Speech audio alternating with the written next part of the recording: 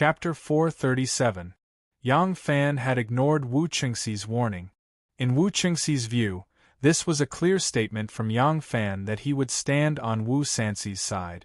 If that was all, he would have to retaliate. Moreover, his general Pan Ziwen had fallen from grace, so Wu Qingxi hated Yang Fan even more. However, Wu Qingxi was not stupid enough to immediately retaliate against Yang Fan. Yang Fan was in the limelight after this case, and it was obvious that the emperor was also protecting him. Counterattacking now would not be worth it, so Wu Qingxi could only suppress his anger and temporarily put Yang Fan aside, continuing to arrange his plan to gain favor. He and the Wind Pavilion's Zhang Jiafu had already started this plan when Crown Prince Li Dan fell out of favor. It would not be easy for him to gain favor from Wu Zetian. The Empress was already wealthy, so what else could move the Empress' heart? Wu Qingxi thought about it and felt that he could only start with the name. Back then, in order to create momentum for Wu Zetian's ascension to the throne, Wu Qingxi had once forged an auspicious stone and carved the words "The Holy Mother descends upon the people," the establishment of the Yongchang Empire, on it. He had first thrown it into the Luo River, then had someone fish it out and offer it to Wu Zetian. As expected, Wu Zetian was overjoyed. She named the Luo River Divine Water, forbade fishing, and gave herself the honorific title Holy Mother Divine Emperor. This was Wu Qingxi's first attempt to make a big deal out of the name, and he benefited greatly from it. The reason why Wu Qingxi and Wu Sanxi stood out among the Wu clan's many nephews and became the strongest candidates for the position of Crown Prince was because they had contributed the most during Wu Zetian's ascension to the throne. Now, in order to seize the position of Crown Prince, Wu Qingxi used the same trick again. In the season when the osmanthus flowers were in full bloom and the city was filled with their fragrance, he held a petition signed by 5,000 citizens of Luoyang and respectfully asked the emperor to give him the honorific title Golden Wheel. Since Wu Zetian ascended the throne, she had changed from Holy Mother Divine Emperor to Divine Emperor. Now Wu Qingxi was asking the emperor to add Golden Wheel in front of the words Divine Emperor. Wu Zetian gladly accepted it and gave herself an honorific title, becoming Golden Wheel Divine Emperor. Seeing this, Wu Sanxi did not dare to be negligent. After the Crown Prince had fallen out of favor with the Crown Prince, his strategy was to solidify the Crown Prince's favor. He had been preparing for this all along. Seeing that Wu Qingxi had taken the lead, Wu Sanxi immediately made arrangements. Soon, the chiefs of the 4 barbarians he had already begun to contact arrived at the capital, including the Western Turkic Khagan Ashina Huzuro.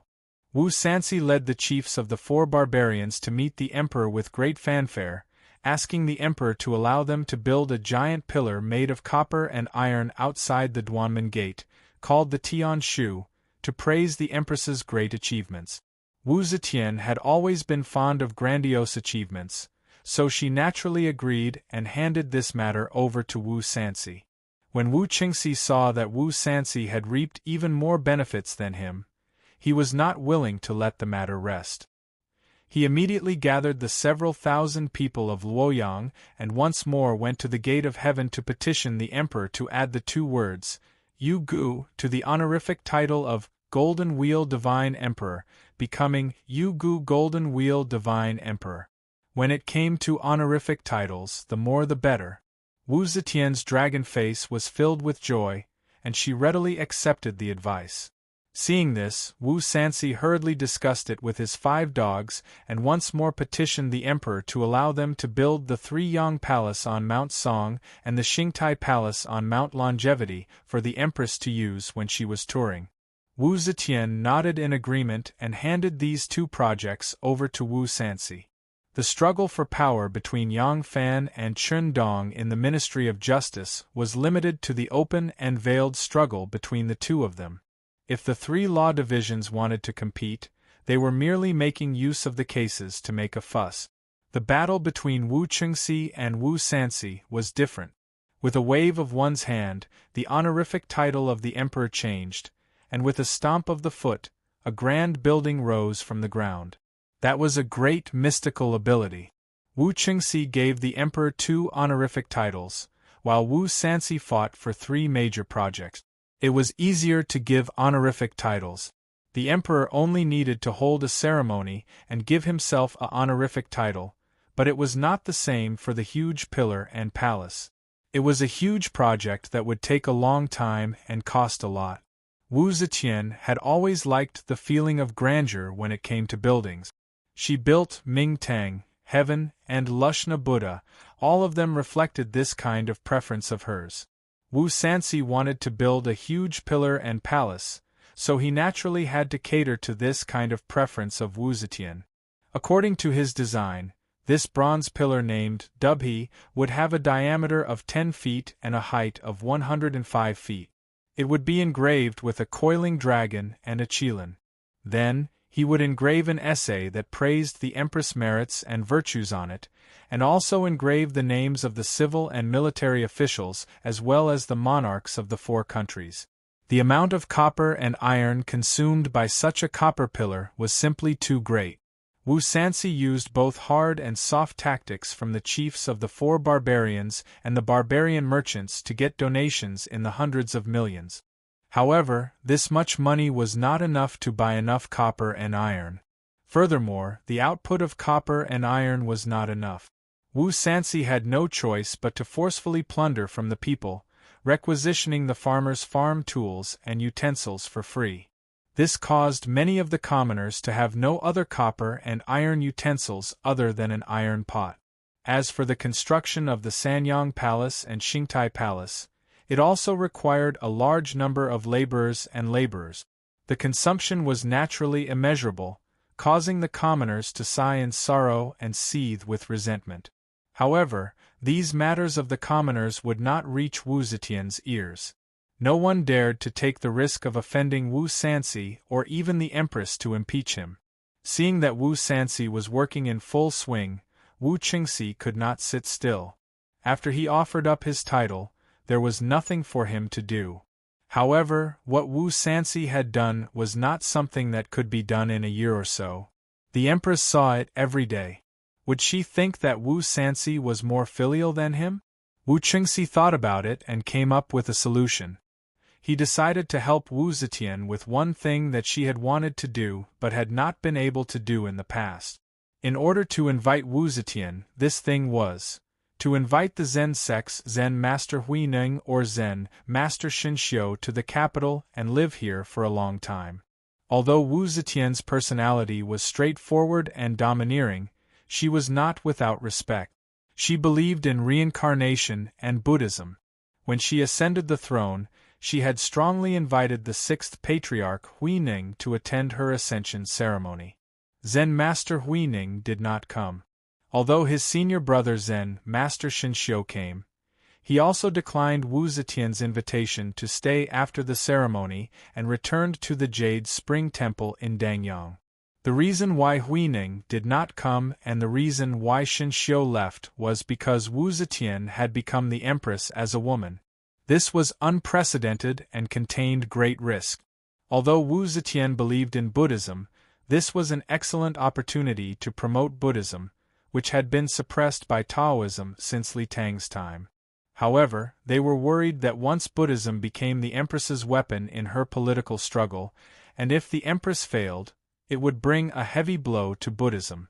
Thus, they were unwilling to get involved too deeply. Wu Qingxi pondered. Now that the world was settled, and the empress's throne was stable, these 2 Buddhist masters would definitely change their minds. As long as one of them could be invited to live in Luoyang, the empress would worship Buddha every day and ask for guidance on Buddhism. Naturally, she would not forget that this was his credit, so he immediately started to make preparations. Wu Qingxi and Wu Sanxi, these 2 nephews, fought to be the first to flatter his aunt. Even Feng Shihui, who was the best at flattery in the Ministry of Justice, couldn't catch up to them. In order to win the crown prince, Wu Qingxi was extremely concerned about the empress's spiritual life. He made a big fuss about fame and faith. Wu Sanxi built Tianshu to sing the empress's praises, but he built Sanyang Palace and Qingtai Palace to let the empress have a comfortable and enjoyable old age. In order to prevent them from winning the crown prince, Princess Taiping also made painstaking efforts. Of the two nephews of Wu Zetian, one offered his fame, and the other offered his house. Princess Taiping only had one method left: offering beauties. Jishan Square was the square closest to the imperial palace in Luoyang, across the Luo River from the imperial palace. Not only was it close to the Luo River with beautiful scenery, but it was also close to the inner court of the imperial palace, so it was the best choice of residence for the rich and officials in Luoyang. On the day of Chinese Valentine's Day, Princess Taiping and Yang Fan saw the three cruel gourmets on Ding Ding Street, who were more beautiful than women, lived in Jishan Square. According to their age, the three youths were called Zhang Yizhi, Zhang Changzong, and Zhang Changyi. Among the Zhang brothers, Zhang Yizhi was the fifth, Zhang Changzong was the sixth, and Zhang Changyi was the seventh. They were all the grandsons of Prime Minister Zhang Xingqing of the early Tang dynasty. The descendants of the Prime Minister were naturally the sons of aristocratic families. Zhang Yizhi was now 20 years old. Relying on the merits of his ancestors, he was promoted to Minister Shangqing. This position did not have any real position, and was only an official who received a salary. Zhang Changzong and Zhang Changyi were his cousins. Because they were not yet 20 years old, they did not have any official positions. Prime Minister Zhang Xingqing was also a famous figure in the past, but when it came to his grandchildren, he had already declined. This generation of Zhang descendants did not have any real power. Although the Zhang brothers were friends with many sons of aristocratic families, in the Jishan Square where high officials were as common as clouds, their family was far from prominent. After Princess Taiping inquired about their identity and origins, she felt somewhat embarrassed. That day, when she saw the three brothers, especially Zhang Changzong's beauty, Princess Taiping was moved. At present, the position of crown prince was about to be lost, but her crown prince brother was at his wits' end. All he had left was to save his own life. The royal brother of Fangzhou, Li Xian, was even more incompetent. As soon as he heard that the emperor had sent envoys to Fangzhou, he was afraid that they were people sent by her mother to kill him. Worried that he would be tortured before his death, he immediately wanted to commit suicide and hang himself. Li Tang was the last flame of the imperial clan, and his two brothers could not be counted on. As a girl, she could only stir up this matter. Although she was worried about the current situation, in front of her powerful and overbearing mother, there was nothing she could do. It was not until she saw the evildoer Zhang Changzong that she thought of an idea. If she could use this Zhang Changzong as a helper and offer him to the empress, would he be able to influence the empress? She was a daughter, but she had to choose a gigolo for her mother. It was inevitable that she would feel uncomfortable. However, Wu Zetian already had Xue Huai and Imperial Physician Shen, two gigolos. Would she still need Zhang Changzong? Now, Princess Taiping could not let the last of Li Tang's bloodline have a way to survive by following the normal path. In front of the country and the inheritance of incense, this little detail was nothing. However, after inquiring about this person's identity, Princess Taiping felt that her plan was somewhat difficult to carry out. Zhang Changzong was the descendant of a famous family. He lived a carefree life, dressed in luxurious clothes, and was in the prime of his youth. Would he be willing to serve an old woman with wrinkled skin and white hair? Of course, to curry favor with the empress, one could obtain supreme power and wealth. Some men would not care about her age. For example, the great scholar Song Jiwen, who was famous for his poetry, once took the initiative to express to the empress that he was willing to serve as a gigolo. Unfortunately, although he was elegant and talented, he had a bad breath, which the empress hated. Would this Zhang Changzong serve the empress as a young man in order to obtain power? Even if he coveted power and was willing to serve the empress, would he be willing to work for the fallen Li Tang and become the enemy of the Wu clan? At that time, Princess Taiping offered Xue Huai to Wu Zetian. After Xue Huai gained power, he immediately got rid of Princess Taiping. Princess Taiping could not instruct him at all. She had to learn from the mistakes of others. Thinking of this, Princess Taiping did not act rashly. She had to first ensure that this person could be used by her. After some investigation, she found that among the several families adjacent to the Zhang residence, one of them belonged to the Kuaiji County Prince, Wu Yuwang. Thus she came up with a plan. Chapter 438. During the spring and autumn warring states period, there was a border mountain between Wu and Chu. On this side of the mountain, there was a village girl from Wu. On the other side of the mountain, there was a village girl from Chu. One day, they went up the mountain to pick mulberry leaves. They quarreled over a mulberry tree. The girl from Wu scratched the girl from Chu. The girl from Chu gave the girl from Wu a slap. The two girls returned home and wept to tell their father and brother. Their father and brother picked up their sticks and went up the mountain. The two families had a fight. The villagers had lived here for generations. They were either relatives or friends. How could they sit back and watch? Thus, a fight broke out between the two villages. The fight soon turned into a fight between two border cities. Thus, the two countries went to war. Princess Taiping's method was more or less like this.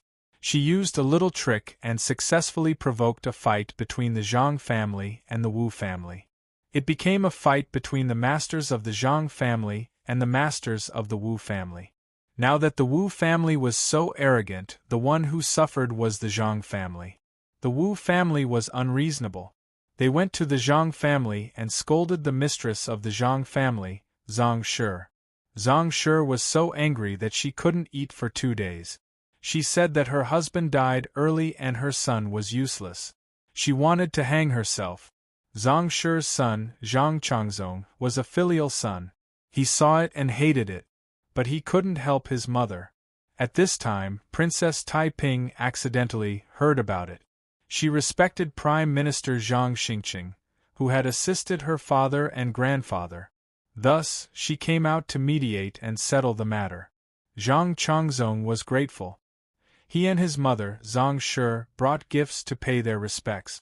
They talked happily and started to visit each other frequently. Zhang Shi wanted Princess Taiping to help her son. She often brought her son to the princess's mansion. One day, Princess Taiping wanted to go to the palace to play kuju. She heard that Zhang Changzong also knew kuju, so she invited him to the palace. As a son of an aristocratic family, Zhang Changzong had never encountered any difficulties since he was a child. Only this time, when he fought with the Wu family, he began to realize that it was not enough to protect his family with the protection of his ancestors. Because of this sense of crisis, he took the initiative to curry favor with Princess Taiping. Naturally, he agreed to her invitation. Therefore, he followed Princess Taiping into the palace. After entering the palace, Princess Taiping naturally had a way to let the Mother Empress see him. After that, it was not her business anymore. Wu Zetian was never willing to show her old age in front of the court officials, and she was never willing to show that she was not a respectable elder in front of her children. Princess Taiping naturally knew how to protect Wu Zetian's dignity as a mother. She just thought of a way to let the Queen Mother see Zhang Changzong, and then went to chat with Shangguan Wan'er. In the beginning, the noble princess had wanted to recommend Yang Fan to be Princess Taiping's gigolo. She also wanted to train him in the manners and etiquette he should have in front of noble people, so that Princess Taiping would not despise him. Zhang Changzong, on the other hand, did not need these preparations. He came from a prestigious family and was proficient in poetry, music, chess, calligraphy, and painting. Most of the time, the older the man, the more he liked innocent girls, because they had the youthful energy that moved him the most. To Wu Zetian, who dreamed of staying young forever, it was probably the same. This handsome young man with red lips and white teeth was like a magnet that deeply attracted her the moment she laid eyes on him. Even though Wu Zetian was a little older, Even though she was not wrinkled and her well-maintained skin was wrinkled and loose, she had a powerful charm that no other woman in the world had. The supreme power and the supreme status. For Zhang Changzong, who had realized how important power was, the Empress's power and status were the strongest aphrodisiac. Almost without hesitation, he threw himself into the arms of Wu Zetian when Princess Taiping took the first step to influence the inner palace. Yang Fan, who had just gained a foothold in the Ministry of Justice, was holding a banquet in the Golden Hairpin Drunken. Today, he booked the entire Golden Hairpin Drunken and invited Xue Huai and Wu Sansi. He wanted to expand his influence and build his network. These two people would be a great help to him. In the Drunken Golden Hairpin, the youthful and beautiful Hu Ji waved their arms and waists to the exotic and cheerful dance music on the stage. Their plump buttocks and slender thighs formed exaggerated curves, and the snow-white skin on their waists was very attractive. Hong 1, Hong 6, and the other monks shouted and looked like they were drooling. Someone slipped off the stage under the pretext of being drunk. When the exotic beauty danced to the edge of the stage, he wanted to sneak an attack on her smooth skin. The beauty giggled and danced away. As long as they didn't go too far, Xue Huai couldn't be bothered with them. He just drank with Yang Fan and Wu Sansi. Wu Sansi was now in charge of the construction of Dubhe, Sanyang Palace, and Xingtai Palace. He was at the peak of his success. With Yang Fan's careful company, he was even more excited to drink. At this moment, a clear shout suddenly sounded in the air. A figure suddenly jumped down from the roof beam. A sword flashed coldly and stabbed straight at Xue Huai's chest. Xue Huai cried out in surprise. His body slanted and slid behind Wu Sansi. The assassin's sword changed direction and with a whoosh, it stabbed at Wu Sansi's neck. It seemed that these two people were the assassin's targets. Wu Sansi had lived like a prince for a long time, but he wasn't as nimble as Xue Huai. He stood there in a daze. Those monks who were staring at Hu Ji's pink and curved jade buttocks on the stage turned their heads to see. They were all shocked. Seeing this sword wrapped in a cold murderous aura, in an instant it tore through the void and arrived in front of Wu Sansi. Yang Fan suddenly threw his wine cup backhandedly. Schwar, it flew out to meet the tip of that long sword. The wine flew in a rainbow arc in the air. When the fine porcelain wine cup came into contact with the tip of the sword, it was shaken into powder. It was like a white mist suddenly splashed. The tip of the sword pierced through the white mist and continued to stab at Wu Sansi like a bolt of lightning breaking through the fog. Bang! Yang Fan lifted the short table in front of him.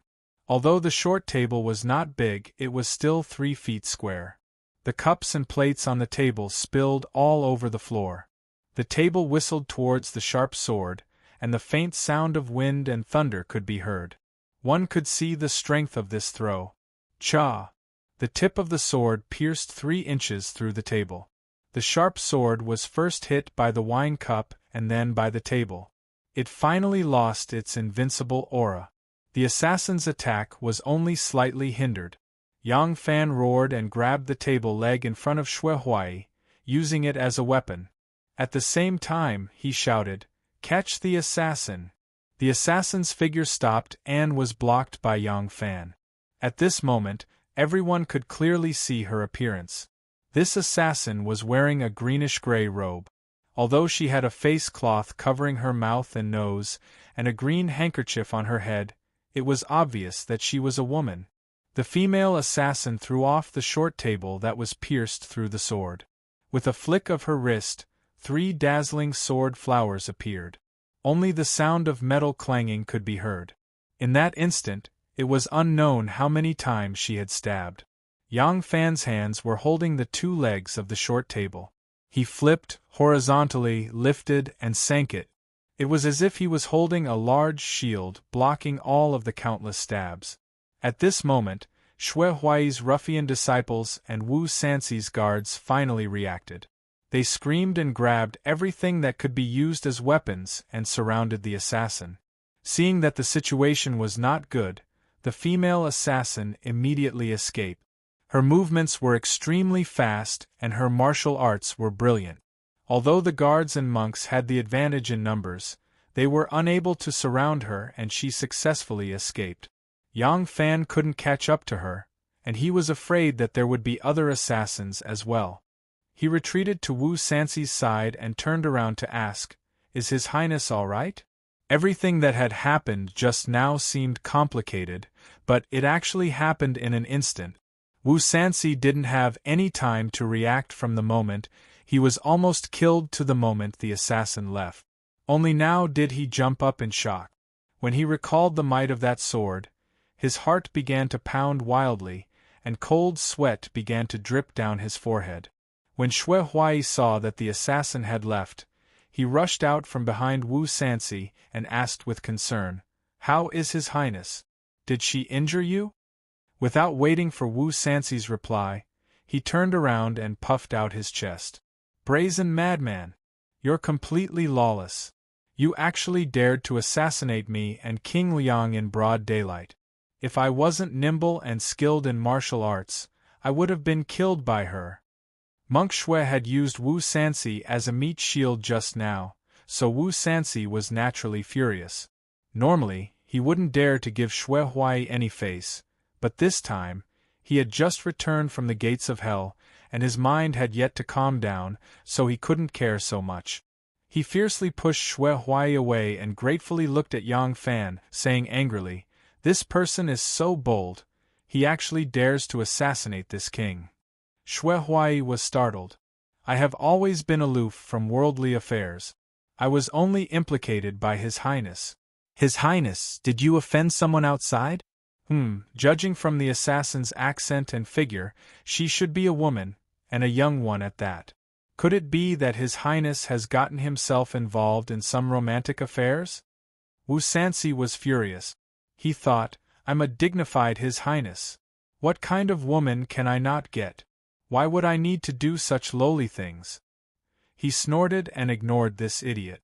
Yang Fan slowly said, "When this lowly official was fighting with that assassin just now, I smelled a faint fragrance."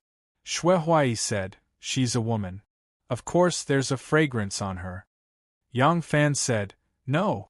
That's sandalwood." Wu Sanxi's eyes flickered. He knew that there was a hidden meaning in Yang Fan's words. He quickly asked, "What Yang Langzhong means is," Yang Fan said, "since this person is in disguise, she must not want anyone to recognize her appearance. Moreover, he would not normally wear that set of martial arts attire. Therefore, this person has a faint sandalwood fragrance on her. It must be because she often stays in places that are filled with the smell of sandalwood. That's why the fragrance can still be emitted even after she changed her clothes." Wu Sanxi's eyes sharpened. "You're saying that this woman is a nun?" Yang Fan said, "Or a layman who cultivates in a Taoist temple." Xue Huai puffed out his chest and said in a loud voice, "I've already said that none of the Taoist priests in this world are good people." Wu Sanxi said, "That person's face is covered. I can't see if she has any hair, so she might be a nun." Xue Huai said, "I don't care if she's a nun or a Taoist priest. We must catch her." Wu Sanxi ignored him. He glared at the useless guards and shouted, "Have you sent someone to inform Luoyang Prefecture?" Xue Huai pointed at Yang Fan and said, "Isn't this disciple of mine an official who specializes in catching thieves? Disciple, you must help master catch this assassin." Yang Fan quickly bowed and said, "Although this matter is the responsibility of Luoyang Prefecture, but since it involves Master and Your Highness, Yang Fan will not shirk his duty." After they finished singing, a mysterious smile flashed across the eyes of the master and disciple at the same time. Chapter 439. People from Luoyang Prefecture soon arrived. It wasn't just Luoyang Commandant Tang Zong, even Luoyang Magistrate Huang Jijie was here. In the past, Chang'an was the capital, while Luoyang was the auxiliary capital. The officials of these two places were the most respected. Chang'an was called the capital magistrate, while Luoyang was called the Luoyang magistrate. After Wu Zetian ascended to the throne, She set Luoyang as the capital and Chang'an as the auxiliary capital. Logically speaking, it should have been reversed. Chang'an was called the Chang'an magistrate, while Luoyang was called the capital magistrate. But perhaps the people were used to it, or perhaps they didn't approve of the Zhou dynasty, so even though the official documents had been changed, the people still called Chang'an the governor of the capital. The governor of Luoyang was raised by half a rank, calling him the governor of Luoyang. Even many of the officials accepted this form of address from the people. Magistrate Huang and Magistrate Tang were pale when they arrived at Golden Hairpin intoxication. King Liang and Master Huai had been assassinated. This was no small matter. Wu Zetian had been assassinated before. Even though the news had been strictly sealed, Luoyang Prefecture still knew a little. They weren't too worried back then, because it wasn't their responsibility. The Imperial Guard was responsible for the safety of the Imperial Palace. If something happened, they would at most investigate the case, but the responsibility wouldn't fall on them. However, King Liang and Master Huai had been assassinated in Golden Hairpin intoxication. This was a responsibility that Luoyang Prefecture couldn't shirk. How does your Luoyang Prefecture govern this place? This is the capital of the great Zhou dynasty, and even this king and Master Huai were assassinated. Huang Jijie, do you want to quit your job? Send a book to the Ministry of Appointments and give Huang Jijie a huge demerit in this year's examination. And you, as the Luoyang Commandant, you are in charge of the security of Luoyang Prefecture. If the security isn't stable, you. Shui Huai pushed the impassioned Wu Sanxi aside and said apologetically to the bowing Huang Jijie, "When my disciple was fighting the assassin, he discovered Huang Jijie only dared to wipe the spittle off his face after Wu Sanxi was pushed aside, and continued to bow." Yang Fan quickly interrupted Shui Huai's words and whispered, "Master, there are too many people here, so it's best not to reveal any clues for the time being. Otherwise, it might alert the enemy. If the assassin heard the sound and ran far away, it would be difficult for us to track him down." Although his voice was soft, Wu Sanxi could hear him clearly. Wu Sanxi glanced at Yang Fan with appreciation and nodded to himself. Not only is his martial art strong, but he is also meticulous. He is indeed a promising talent. Shui Huai exhaled and said, "Forget it. Your Highness, you tell him." Wu Sanxi coughed and stepped forward. Yang Fan exchanged blows with that assassin, so he might be of help in the investigation. What I and Master Huai mean is that you should investigate the case, but Yang Fan has to participate in the whole process. You have to obey Yang Longzhong's arrangements. Magistrate Huang only hoped that this prince and that Lord Xing would calm down. He would agree to any request. Moreover, Yang Fan was the director of the Ministry of Justice. With his participation, it would save him a lot of trouble to deal with these two lords. Therefore, he immediately agreed. Tang Zong took the opportunity to say, "Your Highness, this matter is of great importance. Should we temporarily seal the news and not let it spread? Otherwise, the various departments of the imperial court will intervene and question us. I'm afraid we will miss the best time to solve the case." Wu Sanxi thought about it and slowly nodded. He now suspected that the assassin was sent by Wu Qingxi. If it was about solving the case, he could exert enough influence on Luoyang Prefecture with his status. Reporting to the emperor wouldn't increase anything. Now he was in charge of the three major projects, Tianshu, Sanyang Palace, and Xingqing Palace. The day he succeeded, he would be able to ask for the Empress's favor. However, it was inevitable that there would be all kinds of discussions during the construction of these three projects. If the news of the assassination reached the Emperor's ears, Wu Qingxi would say that the assassination was due to the heavy labor and anger of the people. Who knows, he might be deprived of his supervision authority. Wu Sanxi weighed the pros and cons in his heart and said, "Okay. However, the case must be officially filed." Tang Zong breathed a sigh of relief and quickly bowed. Your Highness, rest assured. Of course.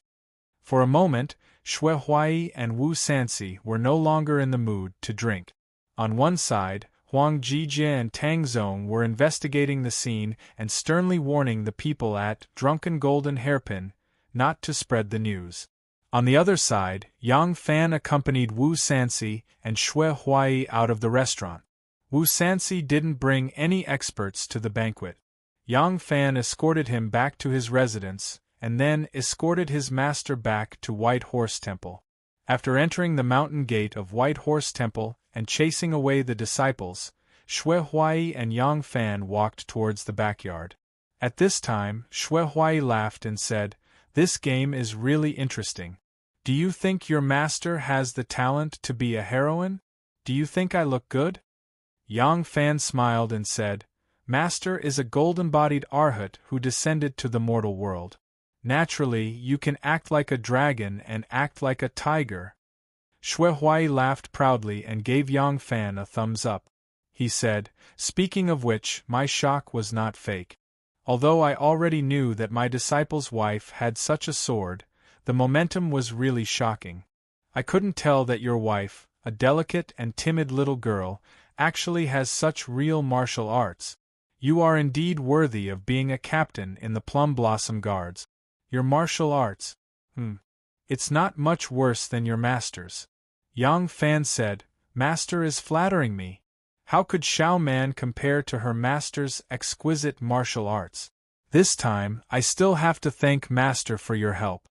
Xue Huai smiled and said, "All these years, your master has pretended to be crazy and confused. Others thought that Xue Huai was honest and crude and could be used. Only you were willing to tell me the truth and ask for my help. Your master helped you not only willingly, but also very happily. Besides, this matter is only interesting. What's so difficult about it? However, from what you said, that girl is really infatuated with you. I hope you can find her. At that time, your master will go to your wedding again." At this point, the smile on Xue Huai's face gradually disappeared. He sighed softly and said regretfully, "I've eaten phoenix liver and dragon marrow. I've enjoyed riches and splendor. I've had the most honorable woman in the world. Only, if there is a woman in this world who can treat me like this, old Xue's life in this world will not be in vain." Xue Huai waved his hand disinterestedly and said, "You husband and wife can go home. I haven't drunk to my heart's content yet. I'll go back to the meditation room and drink a few more cups." Xue Huai strode towards the abbot's meditation room. Yang Fan stopped and looked at his back, sighing softly. When it came to telling the truth, Yang Fan felt guilty in his heart. How could such an action be just to find a new?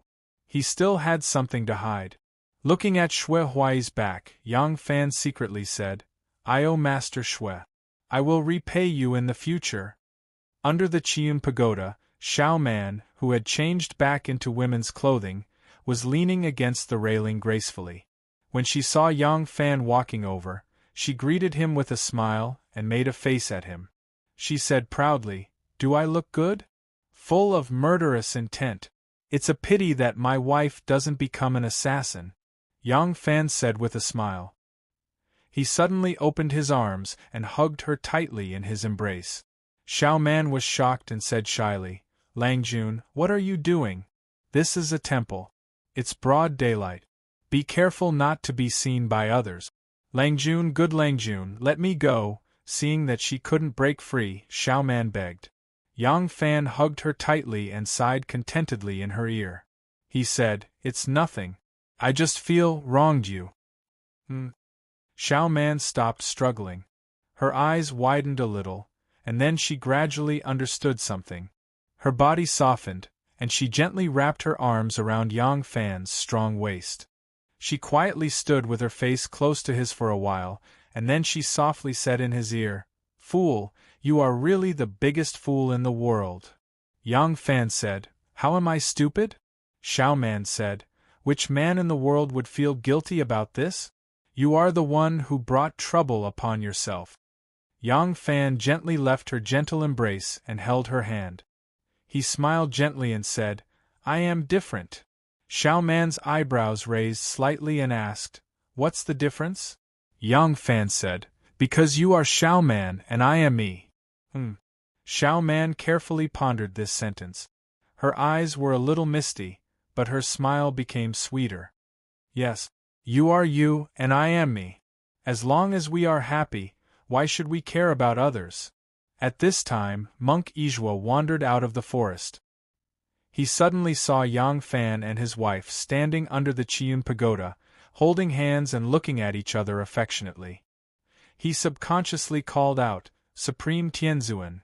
As soon as the words came out, he felt it was inappropriate and immediately corrected himself, Amit Ba. Xiao Man saw Ijua and felt very embarrassed. She quickly wanted to pull her hand back, but Yang Fan held it and did not let go. He smiled at her and said, As long as we are happy, why should we care about others? East of Luoyang, Sanli Nunnery. The nunnery did not have a lot of incense. Today, a group of people suddenly broke into Sanli Nunnery. Not long after, the old nun of the nunnery came out and persuaded the few worshippers to leave. Then she closed the door and hung a sign in front of the door, Incense. There were 3 reasons why a temple closed its doors and refused visitors. The first was called Stop Orders, which meant that they would stop receiving wandering monks from all over the world. The second was called Seal the Mountain, which meant that they would stop receiving all outsiders, including tourists, worshippers, and monks from all over the world. The third was Incense Release.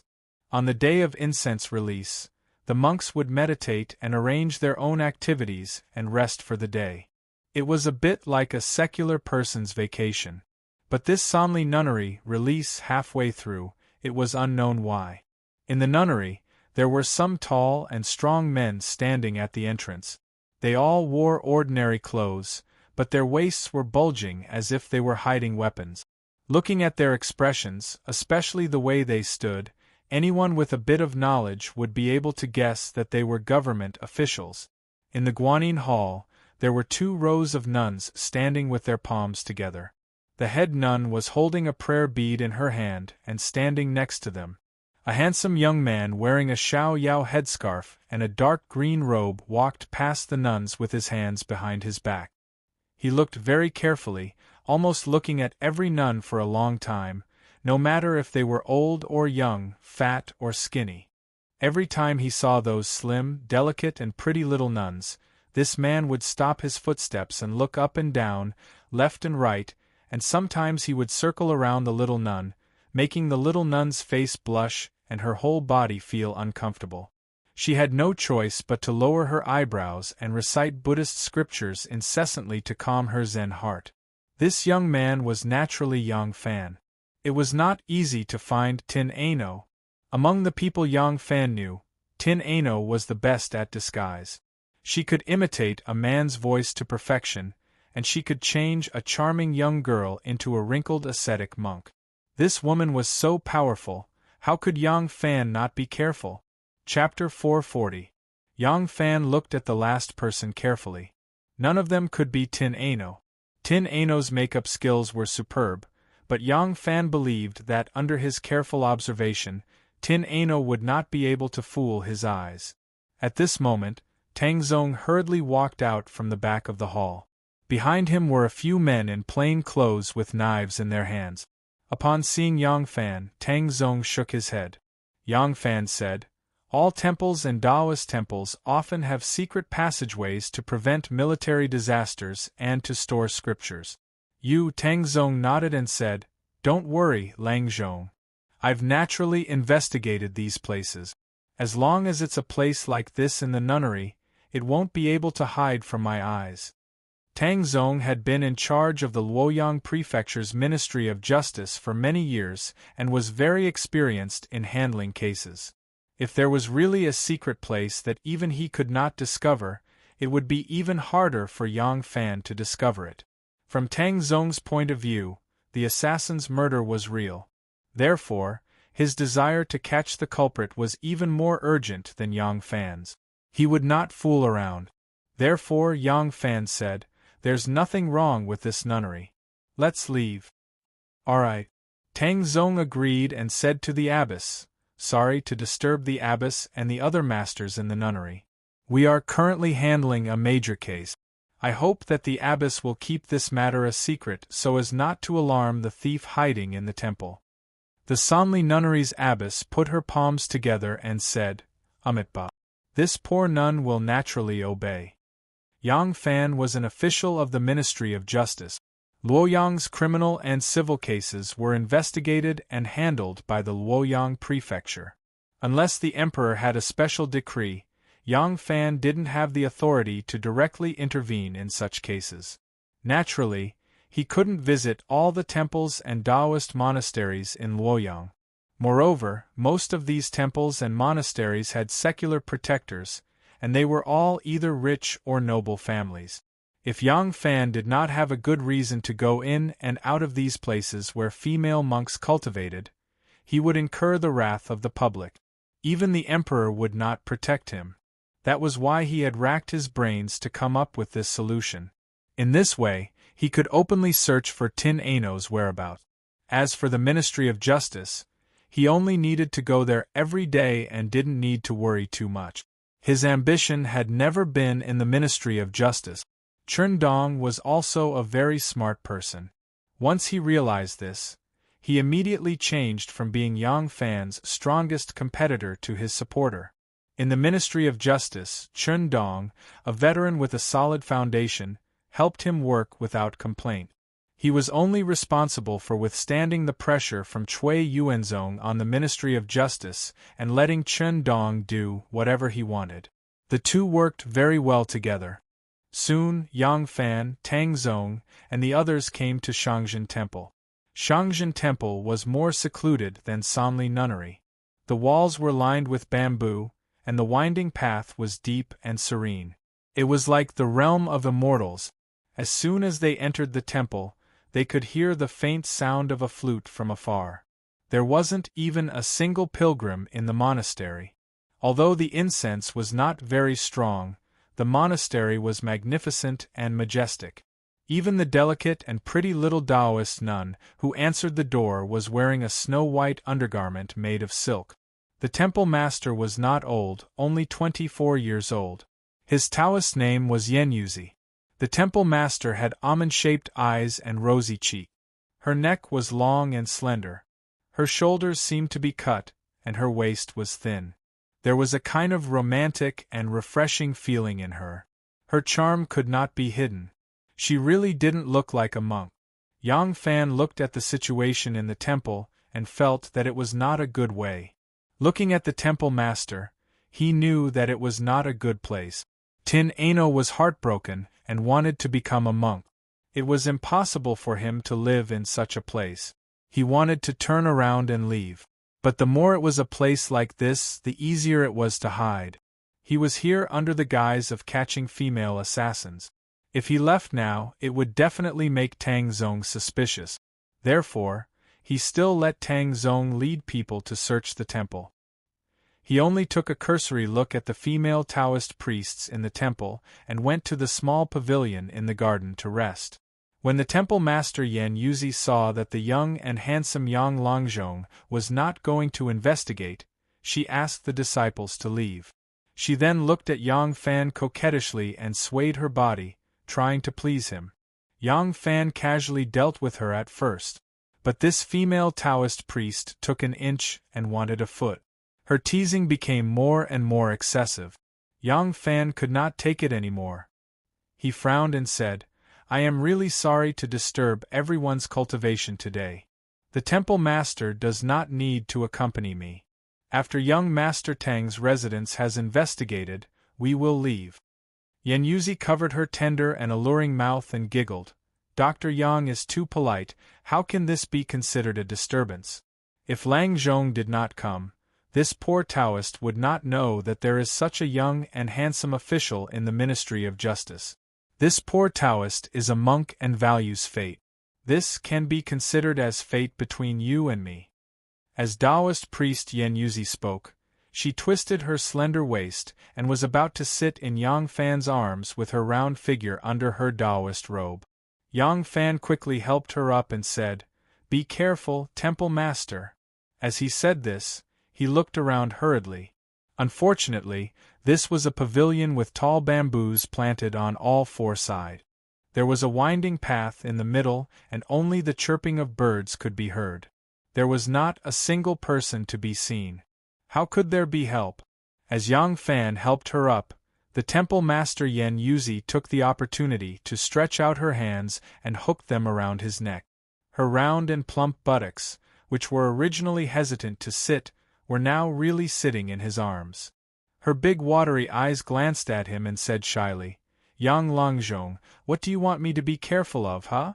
As she said this, she gave him a flirtatious look and moved her cherry lips slightly, as though she was going to move closer to his mouth. "Lang Zhong, there is nothing special in this temple to hide someone." Tang Zong's voice came from afar. Yang Fan took the opportunity to move and dashed out of the pavilion. Thanks to his martial arts, he did not know how he moved. He dodged, and the Taoist priest Yen Yuzi, who was originally sitting in his arms, was sitting firmly on the stone bench and did not fall. Tang Zong rushed to the front of the bamboo forest and saw Yang Fan walking out of the bamboo forest. One of his hands was pulling up his sleeve, and he was wiping his cheeks with all his might. Scary, it was really scary. If Yang Fan did not leave, he was afraid that the Taoist priest Yen Yuzi would force himself on him and he would be sucked out of this bamboo forest. There was a small bridge on the Yi River after leaving Luxin Lane. This area was the southeast corner of Luoyang. It was already sparsely populated and relatively secluded. Naturally, this bridge was not too big. It was not made of stone, but it was an old wooden bridge. Under the bridge, the Yi River was gurgling like a jade belt. On the bridge, there were mules carrying a pole. There were 3 to 5 scholars and the trees were dyed. It was a picturesque scene. When Yang Fan and the rest came out of Shangzhen Temple, the sun was already setting, and it was almost dusk. Yang Fan's house was relatively close. There was no reason for him to pass by his house and not enter. He stopped and said to Tang Zong, "Young Master Tang, you can lead your men back. We will continue tomorrow morning." "All right. If that's the case, I will leave first. Yang Longjong, farewell." Tang Zong was very polite to Yang Fan. This criminal case was a matter of the Luoyang prefecture. Ever since Yang Fan took the lead, Tang Zong had not received any pressure from the White Horse Temple or the Liang imperial residence. The imperial court would solve major cases within a time limit. If the case was not solved within the time limit, the official in charge would be punished. Because of Yang Fan, he did not feel any pressure in this aspect. That was why Tang Zong was very grateful to Yang Fan. However, he did not know that this matter was basically him helping Yang Fan find a wife. After Tang Zong and the rest left, Yang Fan went up the bridge alone. The autumn sun shone on his body, giving him a quiet warmth. Just as Yang Fan stepped onto the bridge, a person suddenly walked towards him and blocked his way. This person wore a bamboo hat and only a sharp chin could be seen. Yang Fan became vigilant, but he heard the person say, "Yang Longjong, stop. My master invites you. Someone is actually waiting for me here. It seems that my whereabouts have already fallen into the other party's eyes." Yang Fan pondered and asked, "Who is your master?" That person held the bamboo hat with one hand and raised his head to smile at him. When Yang Fan saw this, the muscles in his legs that were as tense as a bowstring immediately relaxed. It turned out that this person was Su Haud, the coachman of Princess Taiping. Su Haud grinned at Yang Fan and turned around to walk to the side of the bridge. Yang Fan did not say a word and followed behind him. In the forest, only a corner of the serene blue sky could be seen. A white cloud gently floated over the treetop. The fallen leaves that covered the ground were piled up in a golden color. Different kinds of trees were scattered, reflecting the layers of red, yellow, and green. A person was standing quietly in the forest, wearing a light green round collar and narrow sleeves robe. A jade belt was loosely tied around the waist and a silk scarf was on her head. She had one hand behind her back and the other raised in front of her chest. She was looking into the depths of the forest, as if she was quietly thinking about something. This person was dressed in men's clothes, but her waist was slightly twisted. Her figure was graceful and her whole body presented a perfect S-shaped curve. Even though she was dressed in men's clothes, it could not hide the thousands of kinds of amorous feelings that emanated from her bones. This was clearly a young woman dressed in men's clothes. When Yang Fan saw her figure, his footsteps paused for a moment, then he quickened his pace. Su Haud, who was originally walking in front of him, had already unknowingly become walking behind him. At this time, he quietly retreated, and at the same time waved his hand, and the few figures faintly moving in the forest also quietly dispersed. "Your Highness!" Yang Fan bowed to Princess Taiping and tried hard to make his voice not fluctuate. The relationship between him and Princess Taiping was very complicated. Apart from the inextricable and messy personal relationship, there was also political cooperation and alliance. Now what Yang Fan wanted to achieve was only political cooperation. Princess Taiping slowly turned around. Her two thin eyebrows were curved, and her facial features were still soft and beautiful. Yang Fan suddenly found that her chin was slightly pointed. After not seeing her for a period of time, she unexpectedly lost a lot of weight. Was it because of poor appetite in summer that she became thin? But Yang Fan remembered that the last time he saw her, it was already early autumn. When Princess Taiping saw Yang Fan, her eyes slightly shrank. It seemed that she did not dare to look at him. She gently leaned to one side and slightly frowned. Then she said, "These days, you go in and out of temples and Taoist temples. What do you want to do?" Yang Fan asked curiously, "How does Princess know these things?" Princess Taiping smiled and said, "Because I have been a monk. Some Taoist temples have some relationship with me."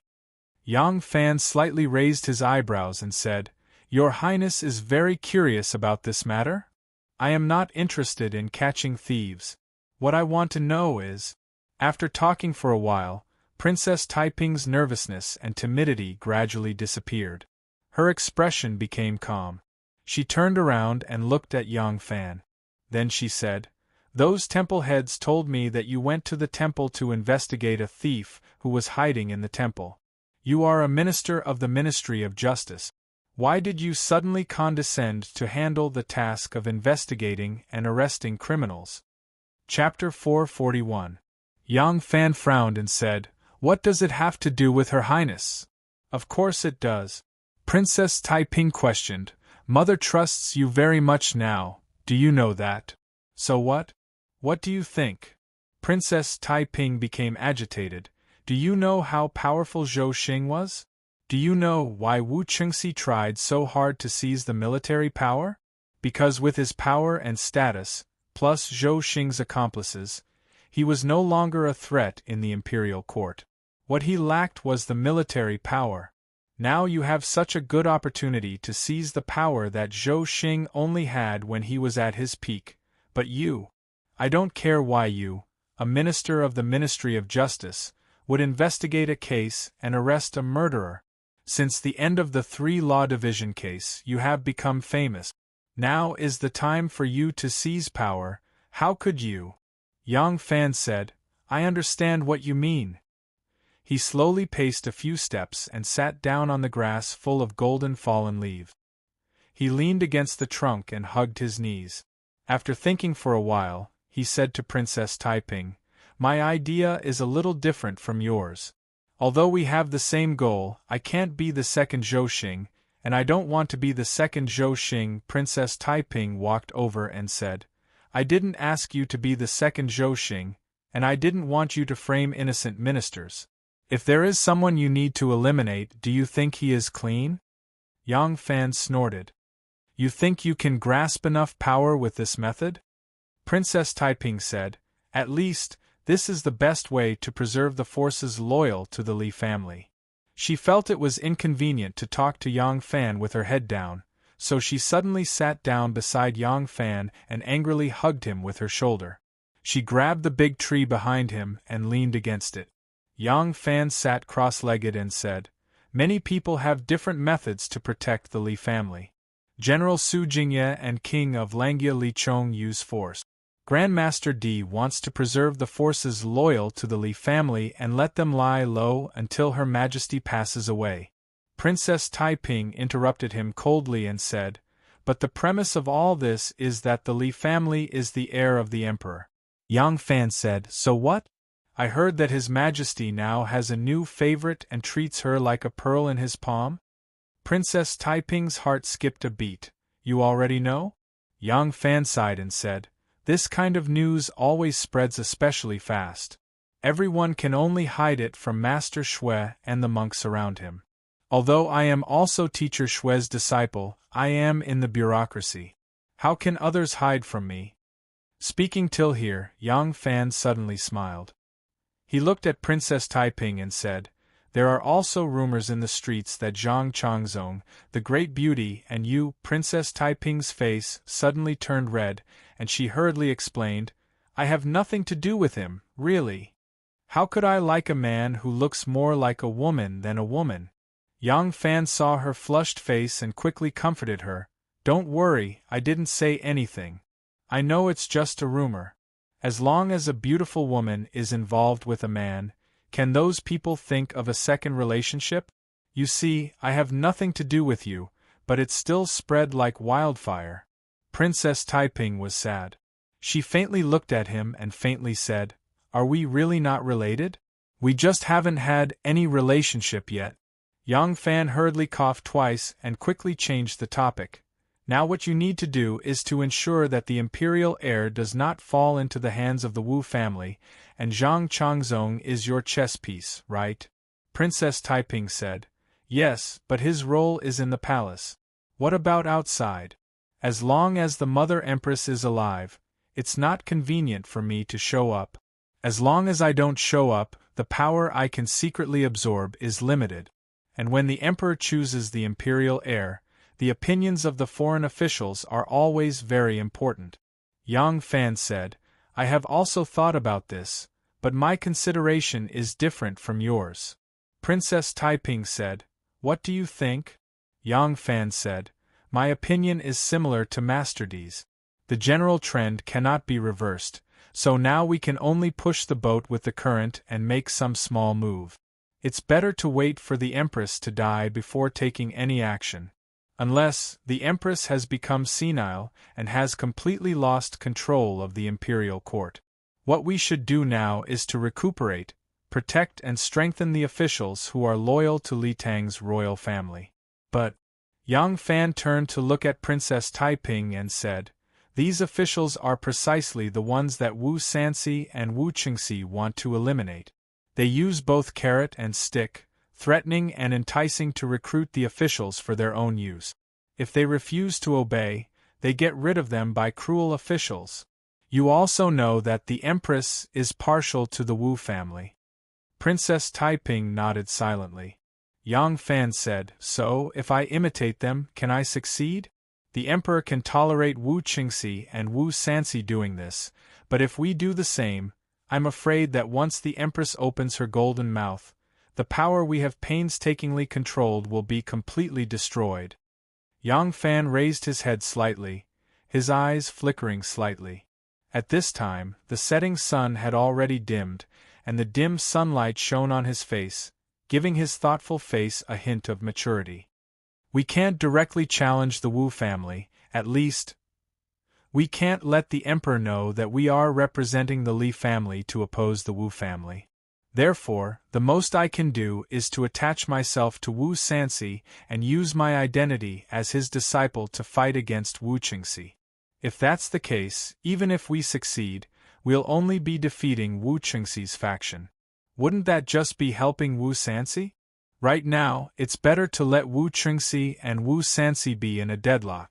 As long as they will not cooperate, we will have an opportunity to take advantage of. So, there will be an assassination attempt on the golden hairpin drunk?"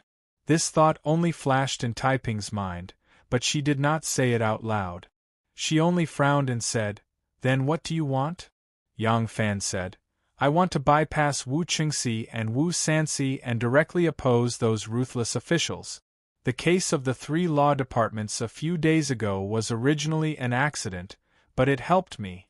Not only did it help me quickly gain a foothold in the Ministry of Justice, but it also caused me to have a conflict with the Imperial Envoy Station and the Supreme Court.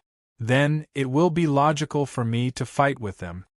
Princess Taiping asked doubtfully, You want to directly deal with the ruthless officials of the 3 law departments? Yang Fan said, That's right.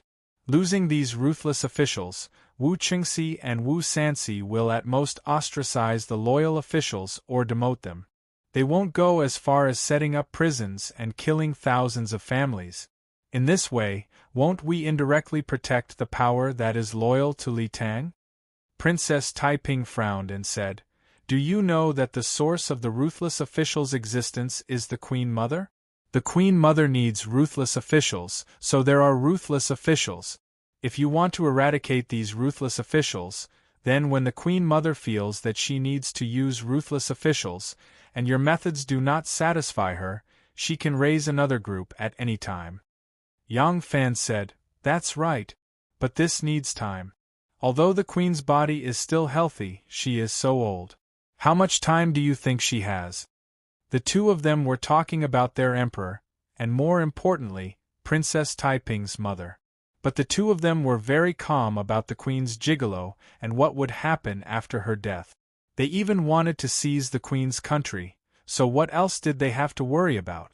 Princess Taiping thought for a moment and seemed to approve of Yang Fan's choice. She followed his thoughts and analyzed.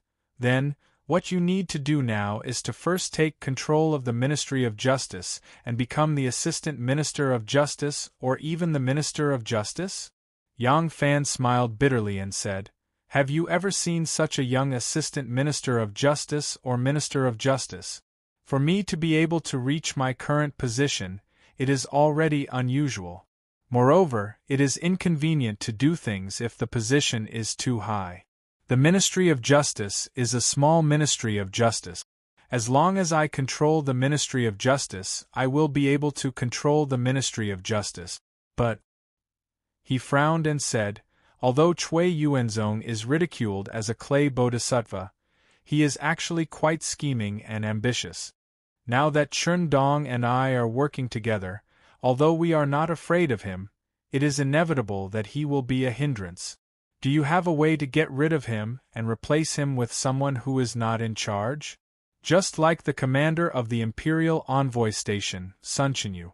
People only know Lai Junshin, who knows who Commander Sun is. Princess Taiping thought for a moment and said, I am not sure, but I can try. She thought for a moment and said to Yang Fan worriedly, According to your plan, you will continue to oppose the Imperial Envoy Station. Although the Imperial Envoy Station is not as powerful as before, it should not be underestimated. They have almost the same judicial power as you, and they can report to the Emperor. Once they use this to deal with you, it will be a headache. Yang Fan nodded his head and said, I will be careful. Besides, you will not just stand by and watch. As long as that person in the palace gives pillow talk in front of the Emperor. Princess Taiping said, Zhang Changzong has just been favored, so we cannot let him interfere in the court affairs. Besides, his role is in the imperial harem. Princess Taiping tilted her head slightly, her pair of eyes glittering in the setting sun. She slowly said, Li Zhaoda hates those ruthless officials who sowed discord and framed the ministers. He is now the head of the hundreds of officials, and he is the mortal enemy of those ruthless officials. This person may be able to help you. Yang Fan hesitantly shook his head and said, Prime Minister Li is now the #1 person in the court, and he is somewhat arrogant. It is said that not only the 6 ministries and 9 ministers are often ridiculed in front of him, scolded as if they were his disciples. Even Su Wei and the other prime ministers are ordered around by him. Let me ask you, I am just a little doctor, how can I enter his eyes? Princess Taiping smiled and said, I did not say that you should form an alliance with him. As long as you know his attitude, can't you make good use of him? Yang Fan thought for a moment and suddenly nodded his head. Princess Taiping's expression turned serious and said, "You have not said, why did you help the Luoyang government investigate the case?" Yang Fan smiled bitterly and said, "It is a private matter, can I not say it?" Princess Taiping looked at him deeply, stood up and said, "Fine. If you do not say, I will not ask. I should go back." Yang Fan stood up, cupped his hands and said, "Yang Fan will see you off, Your Highness." Princess Taiping pursed her lips and said softly, "Mother Empress is in charge of the affairs of the world, and it is not easy to train a handy person by her side, so she relies on Wan a lot, and will not easily let her go. I also have no way to let her leave the palace, but I can help you create more opportunities to meet with her." Yang Fan looked at her with some surprise. Princess Taiping's eyes were actually avoiding him. Yang Fan asked suspiciously, "What conditions do you have?" Princess Taiping angrily stared at Yang Fan, but as soon as she met Yang Fan's eyes, she suddenly softened and weakly replied, "Don't always think of me as such a bad person, okay? I just want to atone." Yang Fan only knew that she was referring to the matter of forcing Wan to swear an oath, and could not help but lightly sighed and said, "If you knew this would happen, why did you do it in the beginning?" Princess Taiping was somewhat absent-minded. After a moment of disappointment, she faintly smiled and sadly said, "Yes, if you knew this would happen, why did you do it in the beginning?" Chapter 442. Princess Taiping's figure gradually disappeared into the depths of the jungle. On the night of Chinese Valentine's Day, did you accompany your wife on the long street? She did not ask this question. It was better to hide some sweetness in the heart. The longer it fermented, the sweeter it would be. The beauty had gone far away, and Yang Fan did not notice her abnormality today. Taiping's personality had always been ever-changing. Sometimes she was straightforward, sometimes she was magnanimous, sometimes she was gentle, and sometimes she was fiery. The slight changes in her mood would be reflected in her attitude, so Yang Fan did not think it was strange. But Princess Taiping's promise to him made him see a glimmer of hope. He and Wan had not seen each other for a long time. Since Taiping promised to help him create an opportunity to meet Wan she would certainly find a way to untie the knot in Wan-er's heart according to his request on the night of Chinese Valentine's Day. Yang Fan was very happy. He stood there alone, immersed in a happy mood. After a long time, he wanted to leave. Thinking that he had been running around the whole day, but still could not find Anu, he could not help but feel a little depressed. At this time, the sky was already dark. The layers of forest had lost the warm color bathed in the sunset. It looked like a faded painting, less poetic and more desolate. Yang Fan did not return to the bridgehead, but directly went through the forest. This was a forest in the city, so he did not have to worry about getting lost. But after walking for a while, Yang Fan found it was not as simple as he thought. The road in the forest was not straightforward. Some places were full of bushes, so he had to take a detour. The forest path was like sheep intestines, intersecting and confusing, so he took a big wrong path. If he wanted to return to the bridgehead now, it would be too far, so Yang Fan just walked forward. After circling in the forest for a while, he suddenly heard the sound of rushing water in front of him. Yang Fan was overjoyed and hurriedly quickened his pace. After flashing through the forest, his eyes suddenly opened up. In the twilight forest there was actually a gray temple. The temple was not very big, and there were hidden eaves and corners peeking out from the green tiles and white walls, which made people forget the secular world. Yang Fan had been dealing with temples and Taoist temples for the past few days. He did not expect to see one on his way home. He slowly walked to the front of the temple. By this time, the sky was already dark and the mountain gate was already closed. Yang Fan looked up at the lintel of the temple and saw 3 words written on it: Tranquil Sect. Yang Fan had been going in and out of temples these days, so he had some understanding of temples. He knew that there were government temples, public temples, family temples, and private temples in Luoyang. According to the size of the temple and its status in the Buddhist world, it was also known as the Kaiki Temple and the Descendants Temple.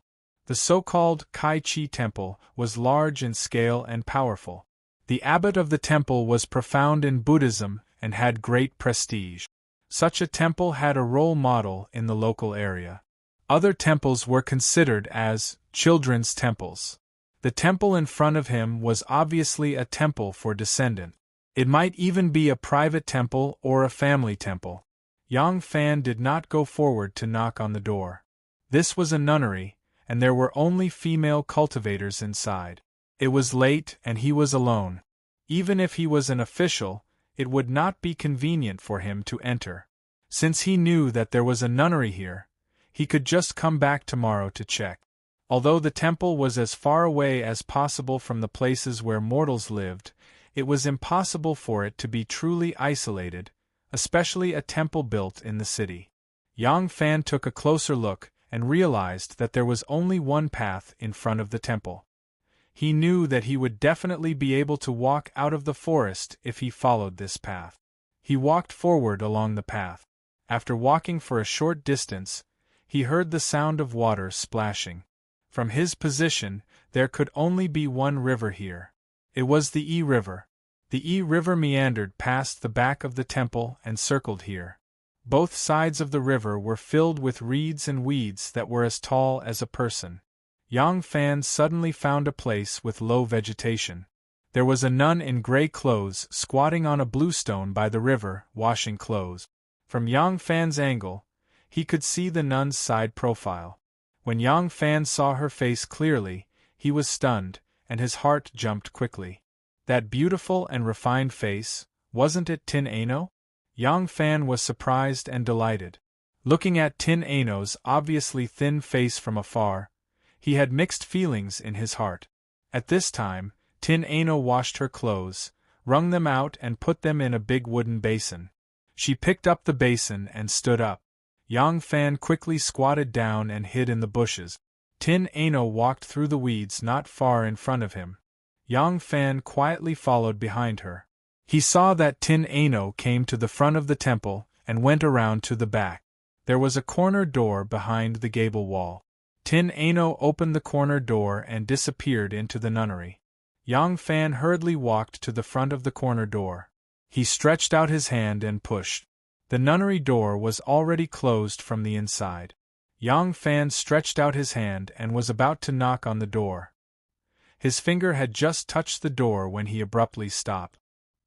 He stood under the corner door and thought carefully for a while. Then he turned and left quietly.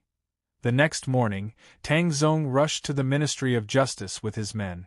Yang Fan invited him into the detention room and said, "Young Master Tang, I received news yesterday that our investigation of the various monasteries has been leaked. I was too naive. The various monasteries all have complicated connections. How could those abbots and nunneries not inform each other?" Yang Fan's face darkened. Once the news is leaked, how could the assassin not leave?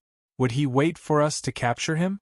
You should be able to imagine that someone who dares to assassinate King Liang and Master Shui definitely has a great background. They definitely have considerable power, and their eyes and ears are everywhere. We won't be able to capture the assassin like this. Tang Zong said, "Then what does Yang Langzhong mean?" Yang Fan smiled and said, "I've thought about it. This isn't a case that your Luoyang prefecture can handle.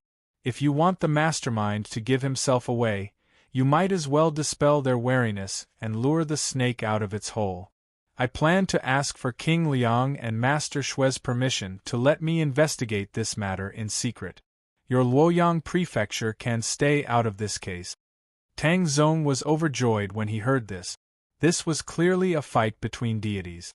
Even a blind man could tell that the assassin's background was definitely not inferior to theirs.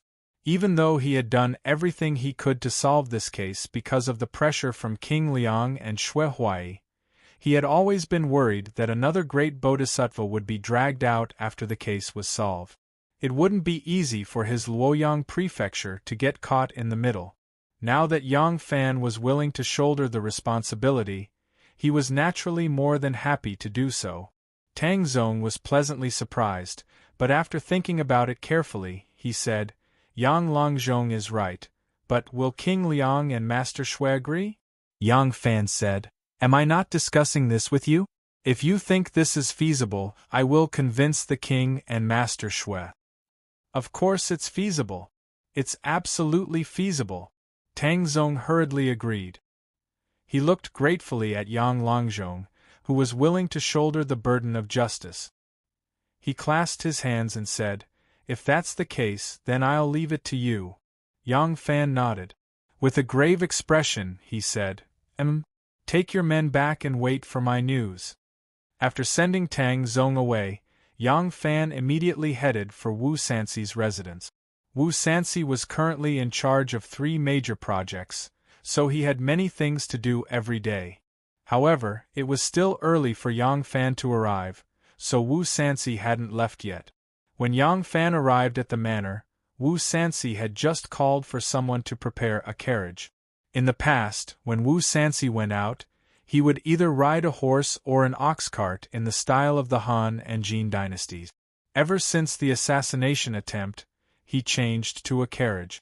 Once there was an assassination attempt, a carriage could escape faster. This carriage was also specially made.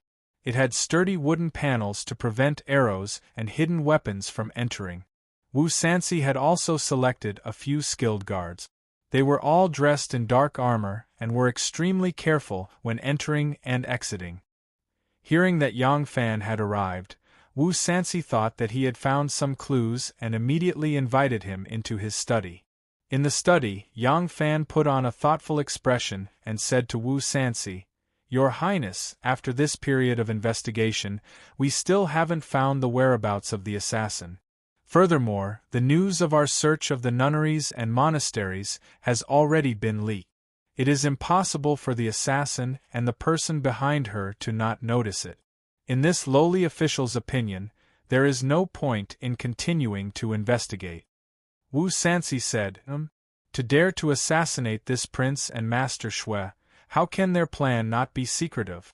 Not to mention the fact that we can't catch the assassin, even if we do, I believe that we won't be able to uncover the true mastermind behind the scenes. It's just that if we just let this matter rest, this prince really can't swallow this anger. Yang Fan said, Your Highness is wise. This lowly official also has the same opinion. However, if we continue to investigate, we won't be able to get any result. Even if the Luoyang government runs around all day, it won't help. Moreover, this lowly official is in the Ministry of Justice. After the joint trial between the 3 departments, this lowly official should use this small victory to serve Your Highness.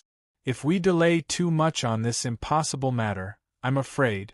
Wu Sanxi blushed and said, What you say makes sense. These days, you've been running around all day and have neglected proper business. You don't need to worry about this matter. As long as you can control the Ministry of Justice, it will be of great help to this prince. Yang Fan said, This lowly official is seeking an audience with Your Highness because of this. In addition, there's no need for Your Highness to force the Luoyang government to continue investigating. They won't be able to find any results. If you force them too much, they can only report it to their superiors, which will definitely be known by His Majesty. Once His Majesty finds out, our enemies might make a big deal out of this, which may not be a good thing for Your Highness. Wu Sanxi nodded and said, That's right. A high official has many scruples. When His Majesty was assassinated, he also kept his mouth shut and didn't want to talk about it. If the assassin can't be caught, then everyone will know that he was assassinated. There's no benefit in gossiping. However, this case can't be dismissed. Let them treat it as an unsolved case. Who knows when they can take it out and make another article out of it. Yang Fan smiled and said, As long as the timing is right, it will be a great article. Wu Sanxi laughed heartily and suddenly paused. He hesitated and said, Your master with his temper, will he be willing to let this go? Yang Fan sighed and said, Your Highness, don't worry. My master still relies heavily on me, so I'll go and convince him. Wu Sansi was overjoyed and said, Good. Erlang, do a good job. The world now belongs to our Wu family. In the future, if I can inherit the throne and ascend to the imperial throne, I will definitely not shortchange you. Yang Fan bowed and said, I am willing to serve your highness. Yang Fan left the Liang imperial residence and rushed to the White Horse Temple.